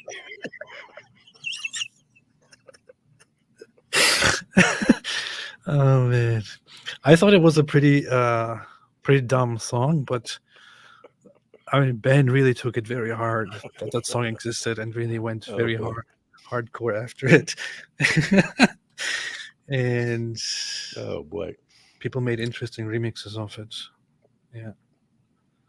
Anyway, David, did you know your name is unmentionable on YouTube? Every comment I make mentioning you gets deleted, and all I try is lead confused Muslims to you. Huh. That's interesting. Lead. Huh. That's beast. Ayatollah Khamenei said, for only $4.99 a month, your generous donation will supply a village of Candaces with whiteboards. Won't you donate today? This is a good point. It's a good point. If you make a super chat here, it might not give a village full of Candace's whiteboards. Yeah. Tiger Hogan, that's a line. We have demonstrated it abundantly. Get him AP. Alhamdulillah. Alhamdulillah. Thank you. Winged Hussar, how long before she reverts to Islam for the... Oh, that reminds me of Destiny earlier made a tweet because he was apparently suspended on the Twitch. And... I just like the guy's wit. Here's Destiny. Destiny saying, "Be right back, converting to Islam." But it's funny because that's what, like, Sneeko got banned for something and converts to Islam. Fake got banned for much stuff, converts to Islam. That's funny. Yeah. Is that what he means by that? Suspended. Yeah, he was suspended on Twitch. Then he appealed, and Twitch said, "Nope, not restoring it. You will stay suspended." And he was like, "Be right back, converting to Islam." That's rough. Isn't he like a popular gamer? He is, but I think he has a contract with this other platform called Kick, which is an alternative platform to Twitch, where he has a big money contract there to stream on there. So, yeah, it's all good. Sheikh Mike Wingling said, "Wait, Nazis had parties? That's haram. Maybe they were bad after all." Yeah, there's something you need to learn about them. Darth Racer says, the problem is the Ukraine government is very corrupt. I don't like Putin and Zelensky. The best solution is to stop killing. You already read that like 1,000 years ago. That both sides will have to give up something. I didn't read this at all. Noam MKW said Candace nuts. Joshua. Why? Joshua Wooden said ancient Israelites had pagans surrounding them, lead many away from Yahweh. However, Mrs. AP may be the yoke. A man such as Radwan needs to lead their hair. Their hair. That's interesting. That sounds pretty based, honestly. A Chuju says, I bought her book Blackout. I want my shekels back, Candace. I need it more than her. You should send her a message saying, I bought your book back in the day, but now I'm disappointed. Can you send me my shekels back? She'll probably take that as, no, the Jews are attacking me and wanting money from me. She'll block you. Not as Andrew Tate says, Candace, like you are making a who's Candace joke, which for you, old person, David, it goes, can this wingling fit in your mouth joke? I see. It's pretty good. It's pretty good. Joshua Wooden, have been longtime Daily Wire fan and never a Candace Owens fan. Not for the same reason AP has beef with her. The David Wood has accurate news minus her. This is true. It's true. Yeah. I was also really not liking the Daily Wire because of having her on. But then actually when they kicked her out, I subscribed for a 1-year Daily Wire Plus. Once there were no more just black women. Yeah. As soon as they kicked her out, I thought, wow, okay, finally they got rid of that one. He thought, hey, one step closer to my ideal state. Yeah. That was very based of me. Vyati Vistu Rus took Crimea to create a border dispute with Ukraine to make it difficult for Ukraine to join NATO after the 2014 US-backed coup of Ukraine. NATO, however, was determined to weaponize Ukraine against Russia via NATO. Not really. And that is a very terrible excuse for anything. If we are talking about a country's ability to defend itself and Russia looking out for its own safety, how about we look at it from Ukraine's perspective? Doesn't Ukraine also have a right to look out for its own safety and to defend itself and to consider that possibly joining NATO will be a better solution for them than listening to Russia, which has been interfering with their politics forever, which also, by the way, installed their own regime in Ukraine before the Western coup? Just a question here. Dawa Wood. Hey, look at this. Look at Dawa Wood. Please help. Dawa Wood said, blessed are the peacemakers, my grandpa, Andrew Tate. Chupi eating Egyptian food. I don't know what it is, but I falafel. That's pretty good. Wally Bonajangle said, "Jizz it for you, my liege. Candace should hit up Ye and do a diss track on Ben." Ooh, that would be smart. That would be smart. Yeah. It would be bad, but it would be smart. The situation is just so bad. And can this be any worse? Aside from anyway. Little Ariel said, please remember how Candace first got notoriety with a strange statement about Hitler and nationality. Search for it. It even got criticized in Congress. I remember. It was a very stupid statement. Where she gave one of her dumb speeches talking about how, the Nazis, Hitler, it wasn't a problem, nationalism wasn't a problem until Hitler decided to go all out and expand and become globalist and invade and stuff, totally ignoring why the Nazis are specifically remembered to be so terrible. Yeah. Awful falafel, would you consider adding more bytes to your soundboard? Like, ooh, brother, ooh, yes, I am considering it, just not doing it. Brother, I have doubts. that I will do that soon, but I'm planning on doing it definitely, because otherwise I would just be. You're sitting there watching Netflix. Yeah.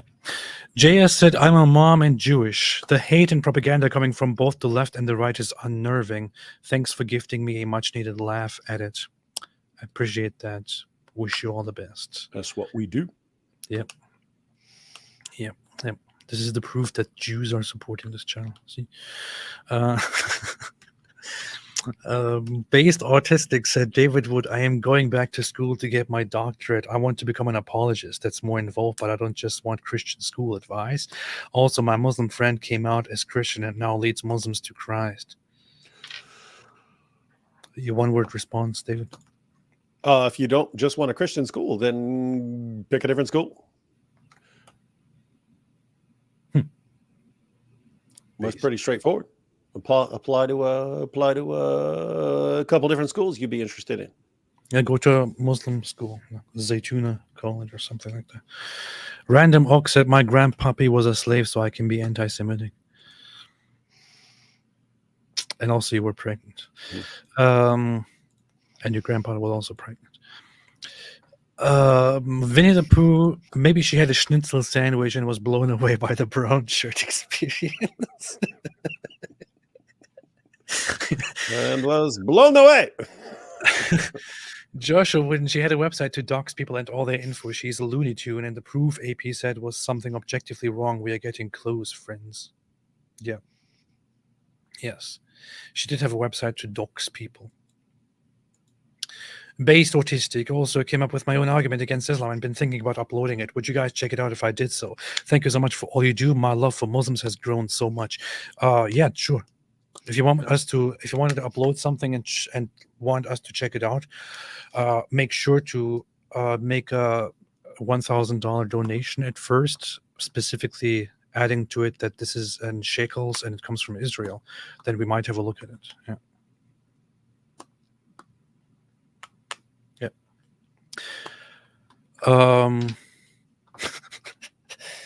Just kidding. You can probably send an email to David for him to check it out, and also send one to me specifying that. And have you uploaded anything yet? Would always be interested. We'll look up and see if you have a channel. Sankey Candace was always a grifter, but she only got Jew mad after marrying. None of this would have happened if her man didn't neglect to give her a whiteboard. This is true. This is true. This is true. Ayatollah Khamenei said, Janitor Mossab, clean up on aisle Candace. I repeat, clean up on aisle Candace. Amber Black, her being heavily pregnant was the same criticism she had against S. Crowder when he yelled at his wife. Like, pregnant women can't be criticized. David, your wife was pregnant 5 times. You should know. I was always super nice, though.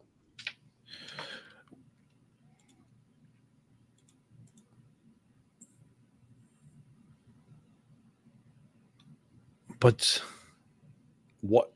But what? Yeah. So if women become pregnant, do they become anti-Semitic then? And is it then allowed, or is that how it works?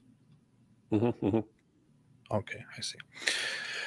Ayatollah Khamenei said, imagine using the phrase when we take power and your army is 300 mall ninjas with double Ds who ruminate about romantic rejection all day. It's worse than that. It's the army. So when Fuentes says, and when we take over, yeah, these are the people that we have to put to death first. When he says we, he's talking about a bunch of people, his fans. So Nick Fuentes' fans, the average Groypers, Nazis, are like 12 to maximum 18-year-olds who are sitting in a room all day and doing pretty nasty things because they don't have any connections with people of the opposite sex, and also probably not very much of anyone outside of their own head and hand. And they spend a lot of time following Nick Fuentes and using anonymous online profiles and then dreaming of taking over America and executing all the Jews. I'm pretty sure that we are safe and that we don't have to be worried that they're going to one day take over. So yeah, there are things to be worried about taking over. The Groypers are not one of them. There's something to be made fun of for a while. Yeah, the first thing they have to take over is I don't know, their own lives, the outside world. Have to take a step outside their door, the door of their room. Learn to go to the bathroom by themselves, and so on. And if they manage to say hello to somebody other than their own parents for the first time in their lives, maybe they can make further serious steps toward taking over. So until then, we shouldn't be worried. Infinite Noodle said, "When are we picking up our checks from Mossad? You're late. I can't even find the shekels I already have. You're late. What do I have? Hey, wait, hang on. Look what I have instead. Look what I have instead. British pounds. Ooh. Pounds, no shekels. What British shekels? pounds. Those pounds look very good, though, don't they? No, they are actually cool. They're very actually cool. They're not as cool as shekels, though. So I'd gladly trade these for some shekels. No, I have to say that the pounds look better than the shekels. Are you drunk? They're aesthetically better than the shekels. Compare. Look at it. Put up a pound. Here, put up a pound. It's 20 pounds, son. Look at that. It looks better than the shekel. The shekel looks old. The pound looks better. It's got Mama from Mama's Family on there. Yeah. It's from a cartoon, right? No. Yeah. I like that cartoon. Mother of One made a super chat. Thank you so much. Appreciate that. Yeah, let's see. Ayatollah Khamenei said, me when my boss asked why I used my company credit card to purchase 5,000 anime pillows. I was pregnant. Yeah. That's, and also something you have to throw in something about your grandfather if you want them to buy it. So you can't just go with the whole pregnancy thing. You also have to include your grandfather. Mumu Joe, there is no justification for Rex child abused and kidnapping. I can't believe we need to remind her that. Josh Trust, she quoted Matt 5:9:10 from the KJV, but switched to NIV for Matt 6:24. Was she reading two translations? I think she switched to NIV because money worked better for the dog whistle than Mammon. Are you paying attention to the actual translation that she was using and switching between one to the other? He's pointing out she starts off with King James. I understand that, but then King James wouldn't have worked as well for the dog whistle. To say, money. And so he switched to NIV. She switched to NIV. But you actually paid attention to that? Like people actually pay attention to that? Josh Trust did. Josh Trusts. Yeah, he actually paid attention to it. So that's interesting. Joshua Wooden said MK book Speechless not being a free speech absolutist. Ben said they are pro-life and have no obligation to platform an anti-natalist host. Same logic. What is MK? MK book.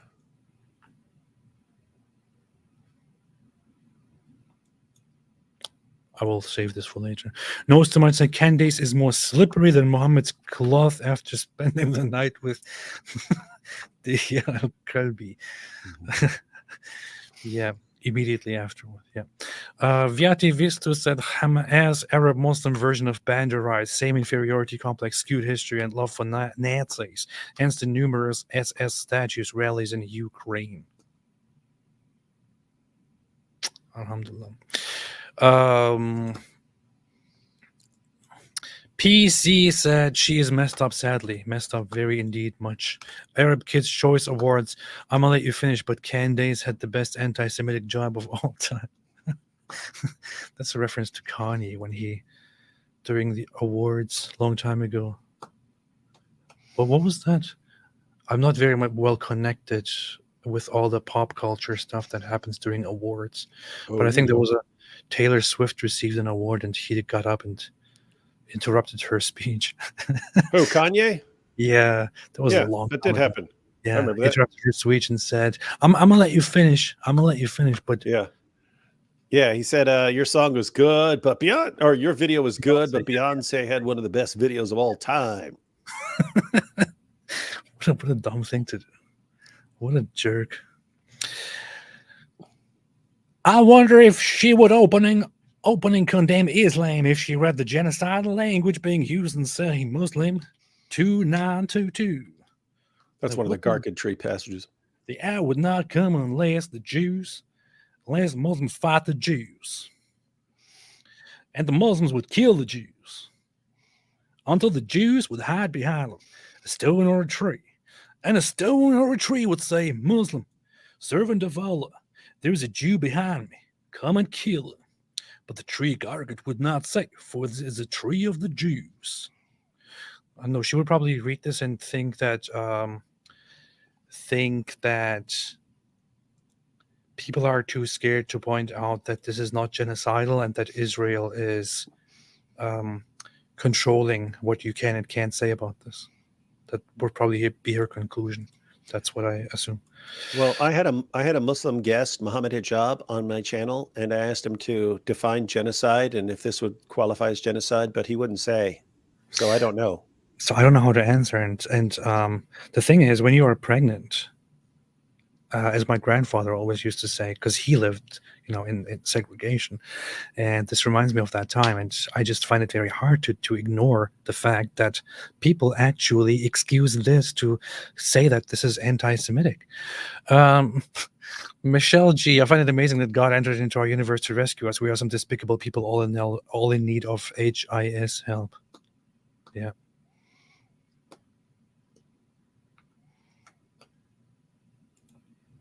Gray said he kept saying, I'm a grown man, so Trent can tell him what to think about the holo topic. LOL. I can't tell him what to think about the Holocaust topic. Yeah, I caught a little section of that. I think he was declaring that, yes, he is proudly denying the Holocaust or denying aspects of the Holocaust and accusing Trent Horn of being, of not being a Catholic,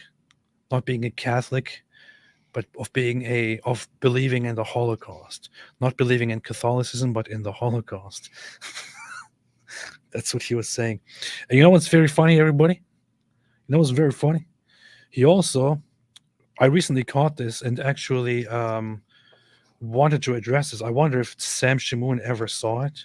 But I was going through Nick Fuentes' Telegram account to look for instances of him talking about the Holocaust.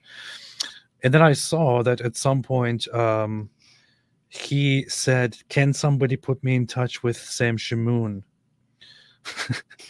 Then Sam Shamoun made a response apparently during his live stream when people asked him to talk to Nick Fuentes. He said, I'm not going to talk to Nick Fuentes. I will not talk to Nick Fuentes because of the whole Nazi and Holocaust denial thing. And then Nick Fuentes made a follow-up post on Telegram and accused Sam Shamoun of not being a Christian, but of not being not following Christianity, but following the Holocaust or something like that. Oh yeah, never mind. It turns out Sam Shamoun is not actually a Christian. Apparently his real religion is believing in the Holocaust. I had never heard of him until this week, so I didn't know. And then he posts a video of him, and then, shocking, he then says, is this guy a Jew?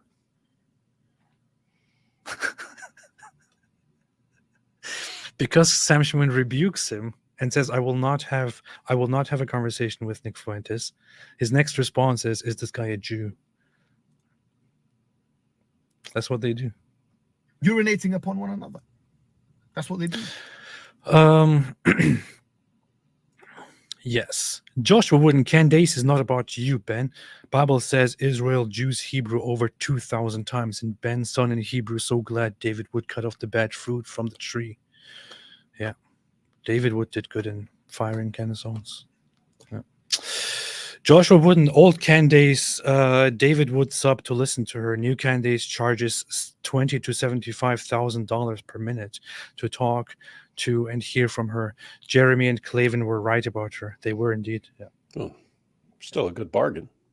Yeah.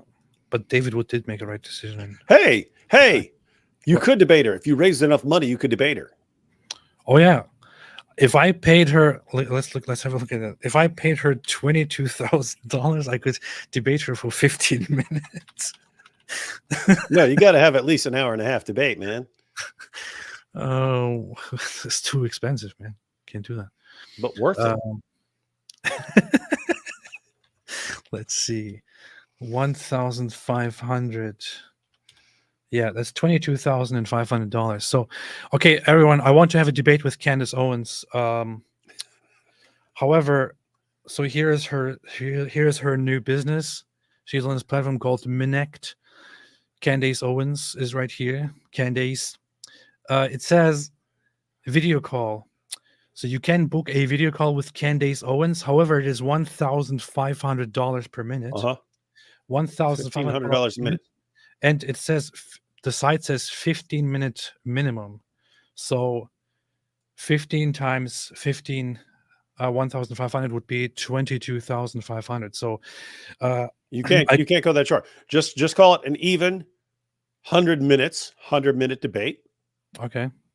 And so 150 grand. Oh, well, that's cool. Okay, so for $150,000, I could arrange a debate with Candace Owens.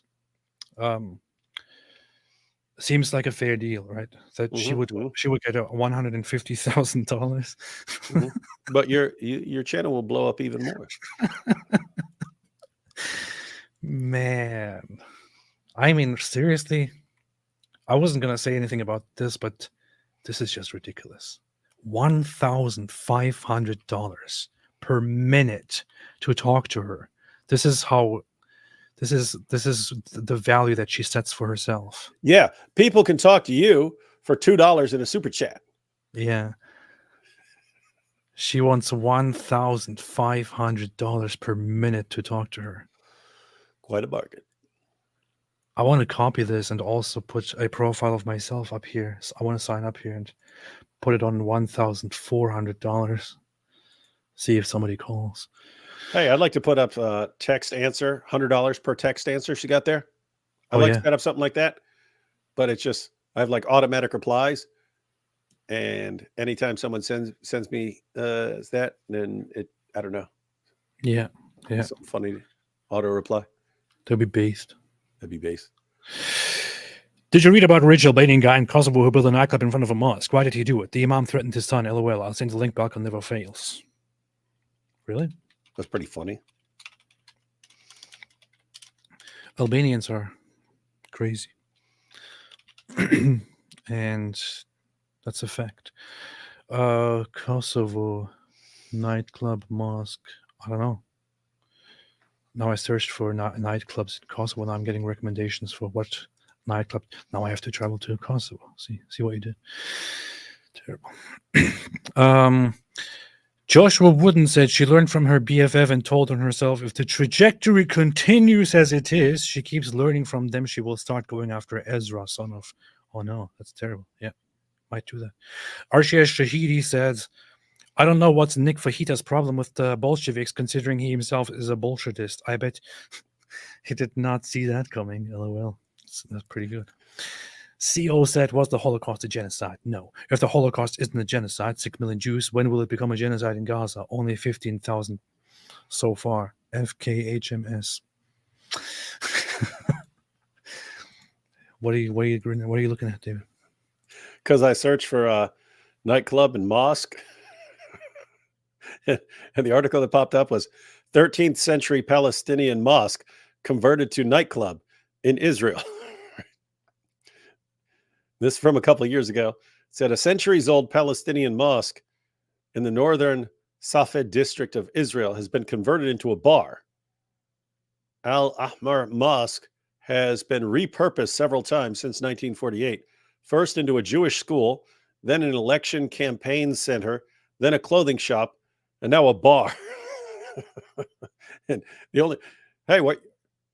Hey, you have no sound. Are you muted? Huh. Yeah, I turned the sound off for some reason. So it Yes, wasn't. I wouldn't laugh at that, except for the fact that they're always, oh, we bought a church and converted it to a mosque. You see, and it's like your wasn't mosque is a bar. So it wasn't turned from a mosque into a nightclub. It was first a bunch of other things before it became until it became a nightclub. Yeah. And it just changed hands a bunch. But more no, sense. it's got like a minaret and a little dome and everything on it. So it's a mosque, but now it's a bar. Dude, how did we not go to that bar while we were there? I don't know. Now I want to quickly plan another trip to Israel just to go there. To be very honest, without intending any offense here, it actually sounds like a pretty nice idea to turn a mosque into a bar. Mm-hmm. We should do that. We should buy a mosque and turn it into a bar. Yeah, because people often do this thing. They create or they open clubs and bars with different designs, with different architecture. They turn like factory things into bars and stuff like that. I went to this club once in Germany, in Berlin. You never went to a club. AP here trying to sound cool. Back when I was in Germany at the club. I went to New Year in Berlin into this club that was like underground. That was this. Oh, now he's in the underground club. It was this old facility that was turned into a club, and it was pretty interesting. Like industrial thing turned into a club. It's pretty nice. Peter and Grobler said, if the trajectory continues as it is,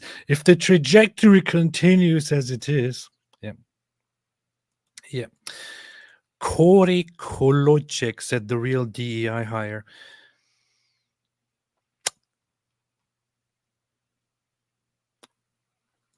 Yes. The issue is, look, here's the issue. Here's the problem. I don't think so. I don't think it was. Here's the problem that nobody talks about this, all except me. Here's the problem. Candace Owens became popular and was made relevant and was turned into a public figure by certain conservatives only because of her skin color. I think that's pretty obvious.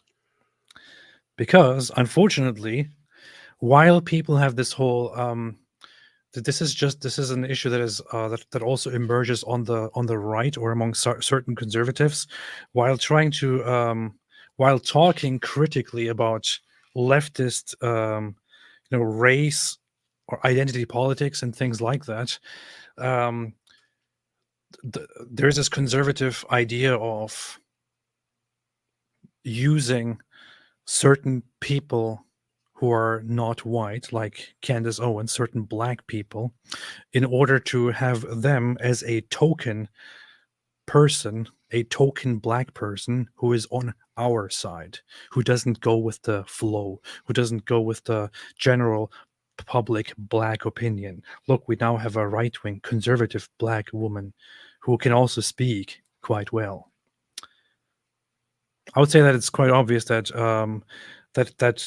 so both sides are doing this whole identity politics and skin color issue, and she is an example of a random person being hired and put into under the limelight, put onto on a stage just because she is a person of she's a black person who doesn't go with the general leftist Democrat talking points and who supports conservative right-wing Republican talking points instead. She has nothing interesting to say. She hasn't contributed in any way to any proper discussion. She hasn't added anything of knowledge. She never knows what she's talking about. Whenever she's confronted about a question that is currently being talked about, she literally, she adds nothing of value to the conversation. She says nothing insightful, nothing new. She always avoids the point, gives vague answers, repeats things she read somewhere on social media. If she was white, nobody would have even cared about her. You know it's true. And that's not me being racist. Racist? Yes, it is. That's No. the most racist thing I've ever heard. He said a black woman cannot be taken seriously for anything she says. No. Actually, by saying this, I'm accusing the conservatives who made her popular of being racists. And yes, I stand by that. Ayatollah Khamenei said, oh shit, I clicked it away. What happened? I'm calling it. Candace is going to get divorced in 3 years tops, and that divorce will be beyond messy and mudslinging. Trust me, I'm a mufti. No. Her grandfather would disapprove of that. Darth Racer said native peoples were killing each other long before the Europeans came. True. There have been many books written about it. True. Cannibalism. True. Slavery. True. Mass killings. True. What happened was a clash of civilizations. True. Yet still nothing to do with anything we're talking about. Still, we do have clearly recorded instances of intent to wipe out Native American tribes. It is true. It's the reality. You have to acknowledge. Doesn't mean you're saying they're the only people to ever do it or anything. There's just that's just what happened. It wasn't pretty. That's what happened. Yeah. UVB 1970 said if the worst Israel could do is 5,000 on average per month, then it's not very good at committing the G word, is it? Yeah. Israel is doing a terrible, horrible job at genociding. They're the worst ever. Worst genociders ever. Such incompetence, it's ridiculous. Ayatollah Khamenei, sir, you just coded yourself in pudding and robbed an orphanage. Me, as a pregnant person, I abhor this attempt to throw dirt on my grandpa. UVB 1970. I want to see all those luxurious moralists when it comes to defending their own towns and villages. Yep. Exactly. I just wonder why Israelis react that way. Put yourself in the position and then wonder if you will also be just, very reasonable and not emotional, not say anything mean, and be like, oh no, we should have complete restraint and not respond violently in any way. No. That's not how you respond. You have a barbaric, completely sick, twisted, messed up group of people trying to kill and eradicate your side, raping them, massacring them, shooting them and spilling their bloods in the street, burning them alive. And you are then supposed to respond to that with restraint and with reason. Yeah. It's very easy to say when you're not the victim, of course. Infinity said, Candace looked at Ben and thought that's too much work. And then she looked at leftists and thought, wow, I can complain for a career and put actually productive people down. This is my passion. Tiger Hogan said, Candace's trans-Palestinian granddad was pregnant on 10/7 and had a gay baby while under heavy gunfire from genocidal Jews using gay black babies as human shields.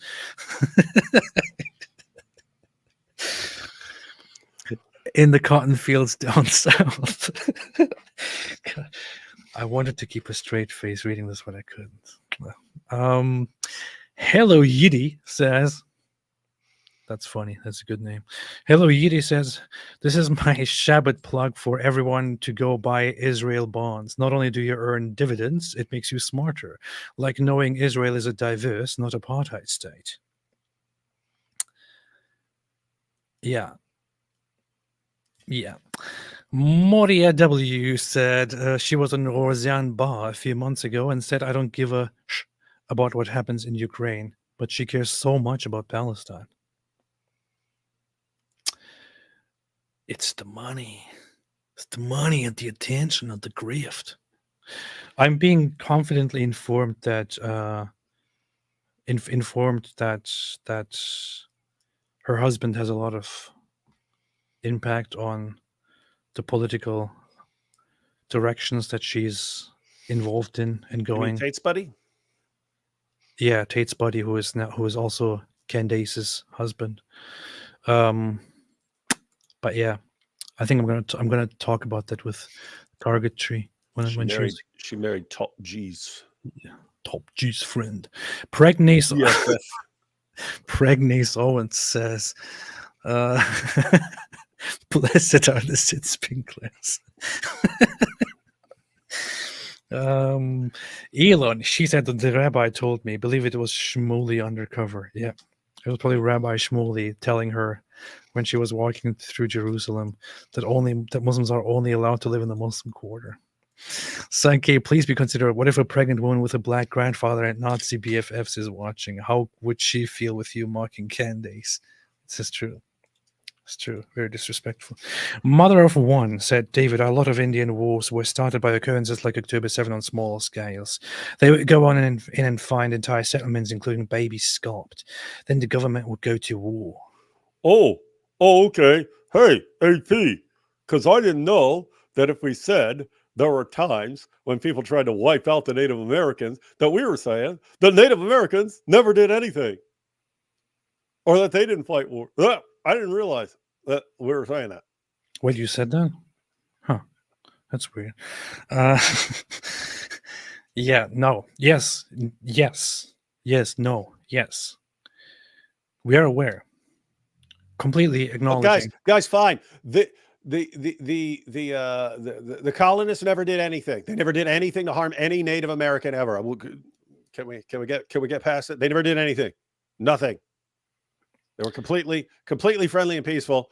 And then the Native Americans, they all caught diseases, and then the others, they jumped off a building or something. In fact, I think the colonizers, they never did anything wrong in their entire lives. They never did. They were completely innocent, and everything else, everything that's said is sheer propaganda. Yeah, I think they were actually the first sinless people in the world. Mm-hmm. Or something like that. What's the takeaway? Said 100% Americanism is a heresy in the Catholic Church. America first, Nick Fuentes 2024. What? Yes. Oh, yes. Mark H said, and by the way, I hope Nick Fuentes... Anyway, not going to say it. Mark H said, I was never impressed with Candace and thought she was overrated, but I never thought she was this disingenuous. Yeah, this is bad. Just this live stream has dropped my impression of her. I always thought she was... Really? Honestly? What? Yes. Wow. Yeah, see, you got different things. So I always thought she was a good communicator in terms of just being able to fire off, whatever she's saying, whatever she's talking about. Then on some of the issues, they're like, okay, she doesn't know what she's talking about over here. She doesn't know what she's talking about over here. She doesn't know what she's talking about over here. But then here, when we're actually watching this discussion with Piers Morgan, it's like, wait a minute, she's gaslighting everything. That's different, right? That's different. We all know what you meant. We all know what you meant when you said that. And if it were one example, that would be one thing. It was like everything that got brought up. And so that means she is just all too happy, flat out lying to everyone who's watching. And that means I don't trust you at all, anything you say anymore. Alhamdulillah. Celeria Rosencroix says, I have been mostly preoccupied and unable to watch the stream live, but I look forward to seeing what was said at a later time. Hope it's been nice. Yes, indeed. It has been nice. Thank you. Appreciate it so much. I also saw for a fact that Celeria Rosencroix left a comment on your live stream yesterday as soon as it was over, telling you what video to watch. No. So I saw it immediately. Don't lie to me. I will bet money on it. Apostate Boohoo said, AP, what if Candace saw you talking about her? How do you think she would feel? Goat Hub is queen. Nutis said, AP, will you condemn the David Wood extreme fundamentalists who prosecute the winglings and blame them for the rise of nerdism? Stop winglingophobia. I think they have a point, so I'm not sure why I'm supposed to condemn that. Yeah. I mean, they have the option of not being such freaking nerds. So, yeah. I'm going after them for their choices. That's a good point. See. Andrea Fick said, guys, I would pay good money to see you guys debate Candace. Yeah, what you saw is she charges $1,500 per minute. So anyone who's got $150,000 burning a hole in your pocket, you could arrange an hour and 40-minute debate. no, honestly, if it was possible to get together with her and to actually have a discussion with her, I don't think it's possible, because I think I don't think she's actually interested in having honest debates. I would totally do that, but it would also, I'm saying it quite honestly and openly, I don't think it would be very honorable. Hang on. Of me to debate her. Hang on, AP. What? Just so it's on public record. Would we agree to a 2-on-2 debate? David Wood and the Apostate Prophet versus Candace Owens and Nick Fuentes. Yes. Hang on. Just to sweeten the pot, would we agree to a 2-on-3 handicap match? 2-on-3. David Wood, the Apostate Prophet versus Candace Owens, Nick Fuentes, and Jake Shields. Ooh. Oh. Ooh. Oh. So you're saying that Candace Owens and Nick Fuentes are too good, which is why you want to bring down the quality by adding Jake Shields. I like that. I would agree to it, yeah. I would agree to that. You heard it here, folks. Yeah. Our balls are in their court. Yeah.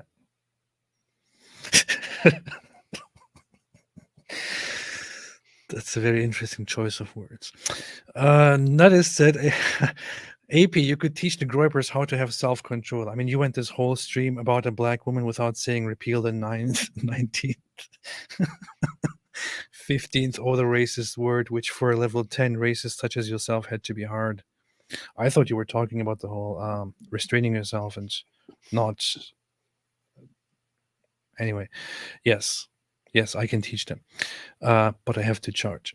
Copy the Bald said, at some point I turned my volume off when Candace was talking. This is probably a good decision. You might be healthier as a result of that. Especially when you were clicking through her videos and, hey, happy Sunday, everybody, blah, blah, blah, blah, blah, whatever else she was saying. That's very racist against women, of course. What do you expect from David? Josh Trust said, I grew up KJVO, so I noticed. That means KJV only, right? Yep. Yeah. So I noticed her use of 2 translations further shows that a story of simply reading the Bible and her husband's suggestion was false. Imagine if Piers Morgan had brought that up. Well, you say you were just reading the Bible because your husband told you to, and yet you're clearly selecting different translations to go along with making your point against the Jews. So how do you respond to that? That would have been legend status right there. Awful Falafel says, bruh, you only read half of my other super chat. I actually paid more to be able to write examples of sound bites that would be cool for you to have. You did? I don't remember that. I'll go back and check it. I swear. On Candace Owens. I will go back and check it. Urinating Broom says Clash of Titans. Urinating upon one another. Ali Dawa or That's what Mojab? they do. Pick one. I think Ali Dawa says more dumb stuff, but Mojab is more mentally unstable. I would say that there is a fallacy here where it is being treated as if Ali Dawa and Muhammad Hijab were separable, and we had to make a choice. They are not separable. Ali Dawa and Mojab are one. You can't have Beagly Beagly without Grape Ape. You can't have Grape Ape without Beagly Beagly. Yeah. So this is this choice, this dilemma here is a fallacy, and I cannot respond to this properly. It is both of them together. They are never separate. They sleep in the same bed. They take showers together. They debate together. They eat together. They think together. That's what they do. It's like pick between Harold Melvin and the Blue Notes. No, you got to have them both. Yeah. See? Yagoda Basich said, thank you for the membership and exposing the poser and anti-Semite Candace. I appreciate it. Thank you for being part of the cult. in serving the greater Zionist agenda. Royal Castriota, the nightclub was in Prizren, Kosovo. Sent you a link on X. I was over here trying to look that up because he must have sent the link to you, but I was over here for a few looking up that place. Couldn't find any reference to anything going on Twitter, but you got the link, so. Beast. Apostate Prophet who said Candace can't be all bad. I hear she blocks Turks. Yeah, that's one good thing that I like about her, that she blocks Turks. Yeah. Christianity is anti-Semitic. Jesus is not king. Said Kwame Matran Yamim Hotep. I don't know why this Pharaoh is back talking to us about. Yeah, don't know, but thank you for the financial contribution to AP's channel. Yeah, you guys are dead. You're no longer relevant. You're part of history. The White Tiger said, the White Tiger made a super chat. Thank you so much. Appreciate it. Sam said the Three Stooges, Candace, Owens, Jake Shields, and Nick Fuentes are all in competition for the dumbest person in the world. Sneeko won last year.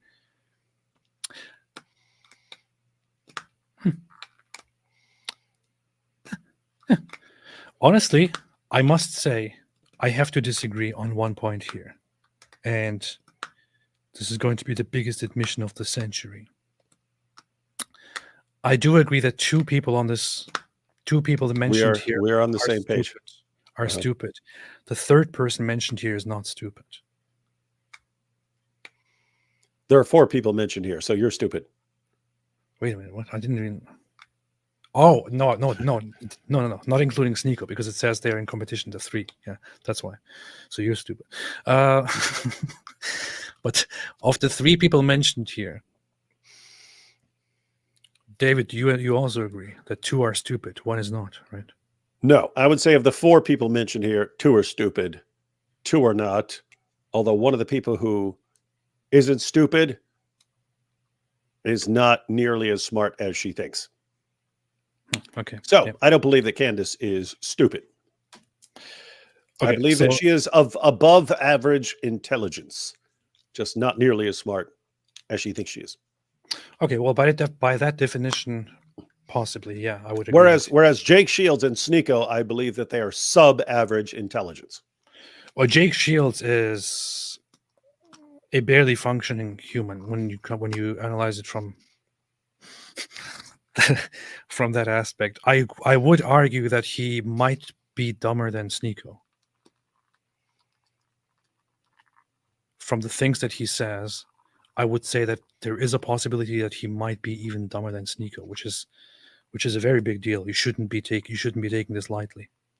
It's a very serious problem. Nick Fuentes is not stupid. That's true.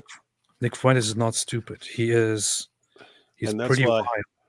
That's why Immanuel Kant said that the only thing good without qualification is a good will, because everything else can actually help bad, right? Like if you are evil and you're smart, then you being smart is not good. That's bad. It's bad that you're smart and evil. Yeah. So we agree on that part. Nick Fuentes is definitely not stupid. He's smart, but he is deceptive. Whoa. He has pretty bad intentions. Hey, Sneeko's winning the poll though, man. Really? Which poll? Yeah, I voted for Jake. Which poll are you talking about? What are you talking about? The poll on here that says who's more stupid. I don't see such a poll. Where do you see such a poll?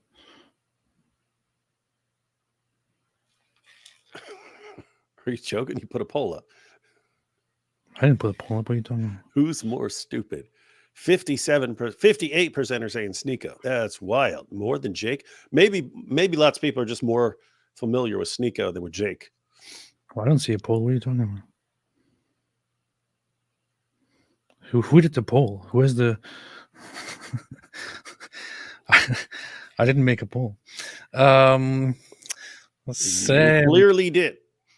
I didn't. North Star said, AP, how do you even handle listening to David's anti-social 8 hours at a time? Here's a little something. Go buy one of those bad American beers after the show to wind down. Love you all. Bad American beers like Samuel Adams? Don't think so. good American beer. I very rarely drink nowadays. Very, extremely rarely. Even when you're at the club in Germany? The underground club. But if I grab the beer, my choice would definitely not be American beer. Definitely not. I'm sorry to say that, but it's just quite obvious. You'd grab a Miller Lite. I would grab something German or something Dutch, or something like that. North Star said, we already read this, man.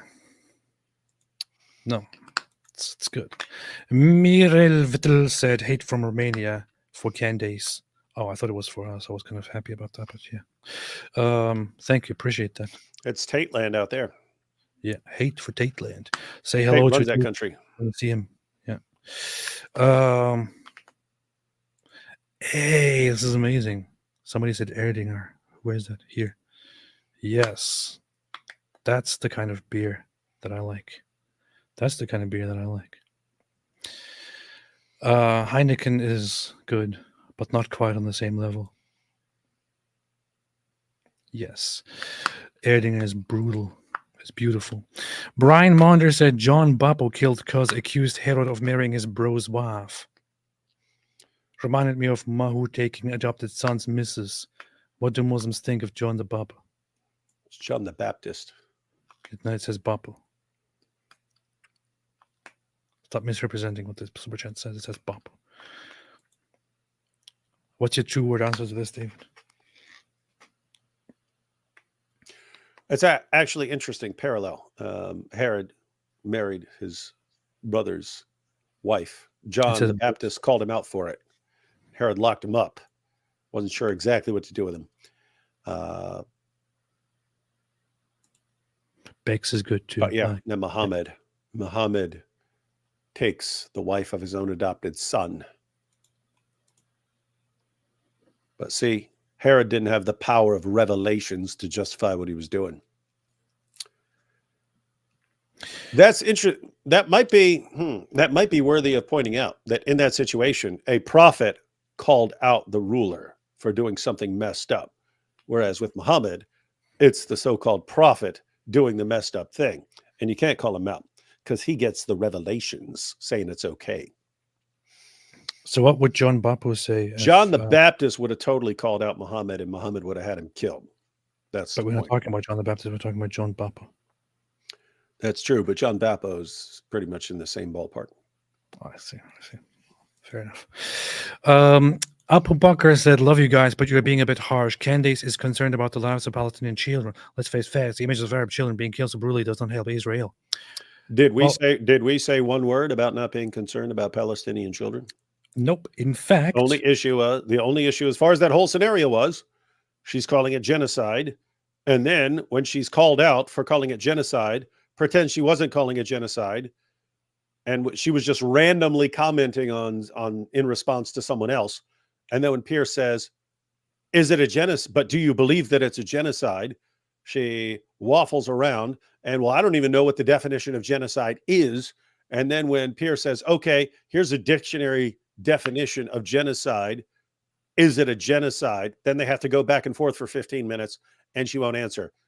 That's what we're talking about there.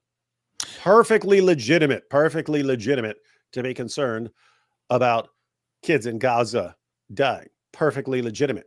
It's just when someone is assigning blame for that, how about bringing up the terrorists who slaughter a bunch of people and then run and hide where they're a bunch of kids. How about no? Knowing that Israel's going to come after them and doing so deliberately for PR.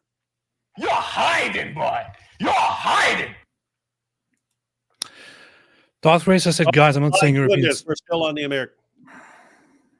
I'm not saying we Europeans already said no Americans have ever done anything wrong. Guys, I'm not saying Europeans didn't do a lot of crap. That's what I meant about clash of civilizations.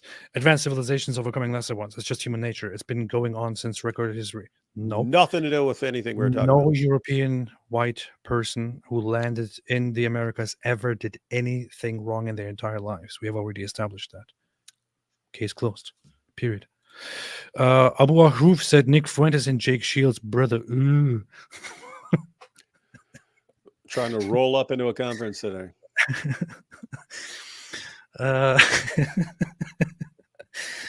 Ooh, brother. Ooh. Alex M, love you guys. David Wood and Associated Press. However, I have been having trouble with one thing. Do you guys not believe there's a point where this war is leading to tons of unnecessary civilian deaths in Gaza? Yes. Yes, definitely.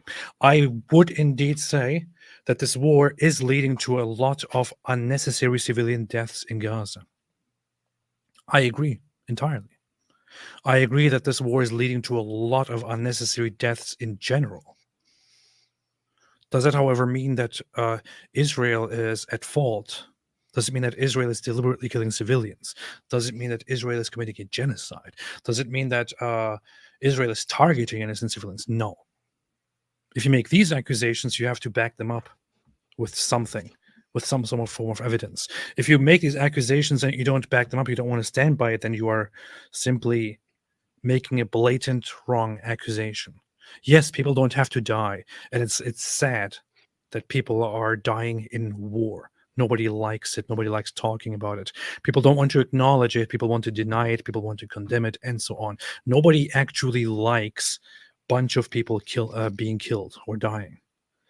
The issue is what is Israel really supposed to do? And is Israel just really targeting people? That's not what it looks like. There's Hamas on one hand waging a war which they started, which they promised would bring the destruction and end of Israel. And they did nothing except target random civilians, whomever they saw on October 7, with the intent to actually wipe out Jews as a people. In fact, not even just Jews, Israelis as a people. It doesn't matter if they were Jews. They also did the very same thing to Arabs inside Israel, because to them, everyone inside Israel is part of Israel and is a traitor and is the enemy. So they went there with the intention to wipe out everyone who is loyal to Israel. Israel is now putting an end to this. Israel can't just decide to say, oh, you know what? Too many people died. Let's just stop. Let's just get out of here.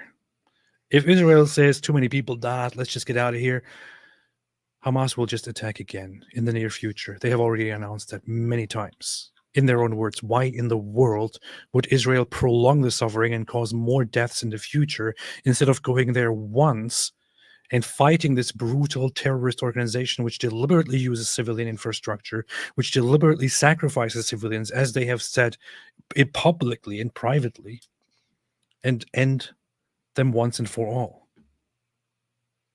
You can focus on the short-term suffering of humans dying. What matters here is that in the long run, this conflict must be resolved. And those terrorists who are vile beings, excuses for human beings, must be removed from power. Hamas. Yeah, and that's what a lot of people are missing when we're thinking in the big picture. There's a potentially endless cycle of violence here, back and forth, back and forth, back and forth. And as much sense as it makes to say, oh, but civilians are dying, just imagine Israel does ceasefire right now, doesn't finish off Hamas. Mm-hmm. Hamas says what they're going to do. They're going to go do it again. Okay, so what happens? Then Israel's going to retaliate again. What takeaway message does Israel want to leave? There are basically two options on the table. Two takeaway messages for future generations of potential terrorists. It's one of these messages. It's either you want the people who are there to understand, if you go and kill a bunch of Israelis and then run and hide and take a bunch of hostages, we're going to hunt you down and nothing is going to stop us. And it doesn't matter where you hide, we're going to hunt you down. Yes, there will be civilian casualties, but you are not under any circumstances getting away with it. We're going to hunt you down and find you. So just be aware, all future generations of terrorists, there's no scenario where you get away with this. We're going to hunt you down. It doesn't matter where you hide. We're coming to get you. You can either leave terrorists, future terrorists, with that message, or, hey, future generations of terrorists, just so you know, if you come and kill a bunch of us and take a bunch of hostages and you run and hide, just keep hiding for a while and we'll eventually give up and you could get away with it. Which message is for future generations? Yes, we understand that one of those is best for some civilians right now. But one of those is clearly better for future generations of terrorists to understand and get a certain message across to them. And so when you say, oh, come on, civilian death. Okay, what are you saying? Israel stops right now, ceasefire. Is that the message you want to leave Hamas with? Just go and hide among civilians and we'll give up. What does that do? That sends a message, not just there, to the entire world. Guys, if you want to get away with terrorism, just go slaughter a bunch of people and run and hide among civilians, and we'll all give up because we'll say, "Oh no, we don't want to get any civilians in the crossfire." So yeah, let them go. That's a bad message. That's a very, very bad, dangerous message, and you don't want terrorists of the world to get that message. Just saying. Indeed. Death to Hamas. Not as AP if you had to make a tier list of these people, who goes where: Adolf Hitler, Candace Owens, Ataturk, Muhammad, Hirohito, Mao, Stalin, Mike Winger, David Wood, and Ben Shapiro. I will put it together and get back to you. I would say at very top, definitely David Wood and Mike Winger. Those are the worst people. The others are not even. Then Ben Shapiro. Then Ataturk. So this goes from bad to good. Stalin, Mao, Muhammad, Hirohito, Hitler.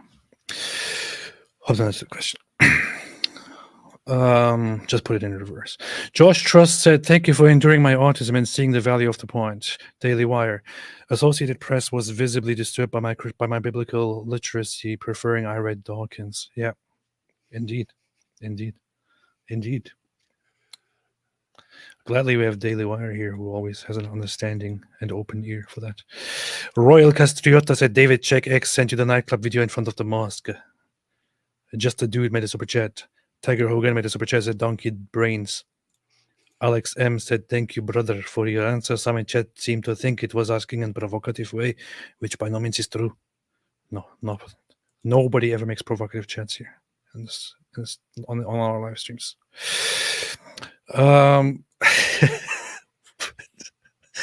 Way to twist words here.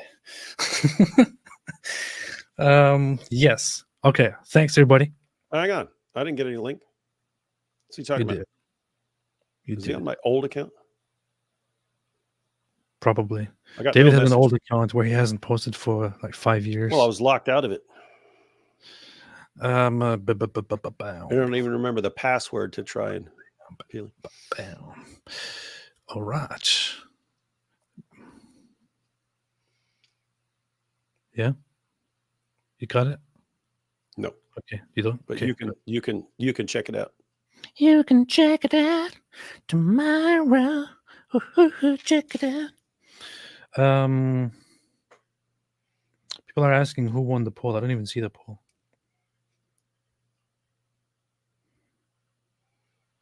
I'm serious. Whoever made the poll.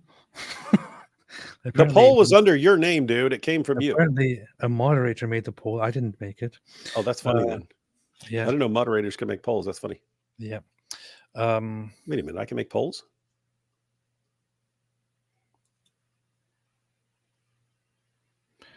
Oh, I see what happened. Okay, I get it. Yeah. Thanks everybody for watching. We'll be back tomorrow. And tomorrow we will be back on tomorrow. And wait a minute, it's today? Today's Friday, man. Holy wow! You don't even know what day it is. It's the next day. That's how you gonna tell everyone what to think and stuff, and you don't even know what day it is? Yeah. So tomorrow, be prepared, everybody. Put on your uniforms. We have some serious business to do. Put on your big boy pants. And always listen to what Big Mama Candace Owens has to say. In her famous words, which generations will remember, "Blessed are the peacemakers." And And also, I was pregnant. And my grandfather was also pregnant. So think about that, meditate on that. There's a lot of stuff that you can take from there. Until tomorrow, have a fantastic day. And as always, we'll be watching. Wait a minute. Notice AP is so racist, he didn't even give Candace Owens a spot. Really? Wait a minute. Was Candace Owens actually mentioned? I didn't even notice. Wow. Doesn't even get a spot. Like she's something completely different. Well, I didn't even notice that. Okay, one more thing. Sam, could you each say what you think is the most stupid statement argument of each person? Nico, Jake, Candace, Nick, that made your mind up about them. This is too much to ask for a final question. Yeah, it's a number of things. Someone can say something really stupid one day. I'm just saying, a person can have an off day and say something stupid. You notice clear patterns of stupidity over time. It also depends. Do you actually mean stupid, as in intellect, like not very intelligent? Or by stupid, do you just mean that it's a stupid suggestion because the outcome of it would be stupid? If you mean that it just comes from a very clear lack of thinking skills, that will make everything quite different. I can say with Sneeko, it's probably the Book of Council of Nicaea. That's up there. That's right up there. And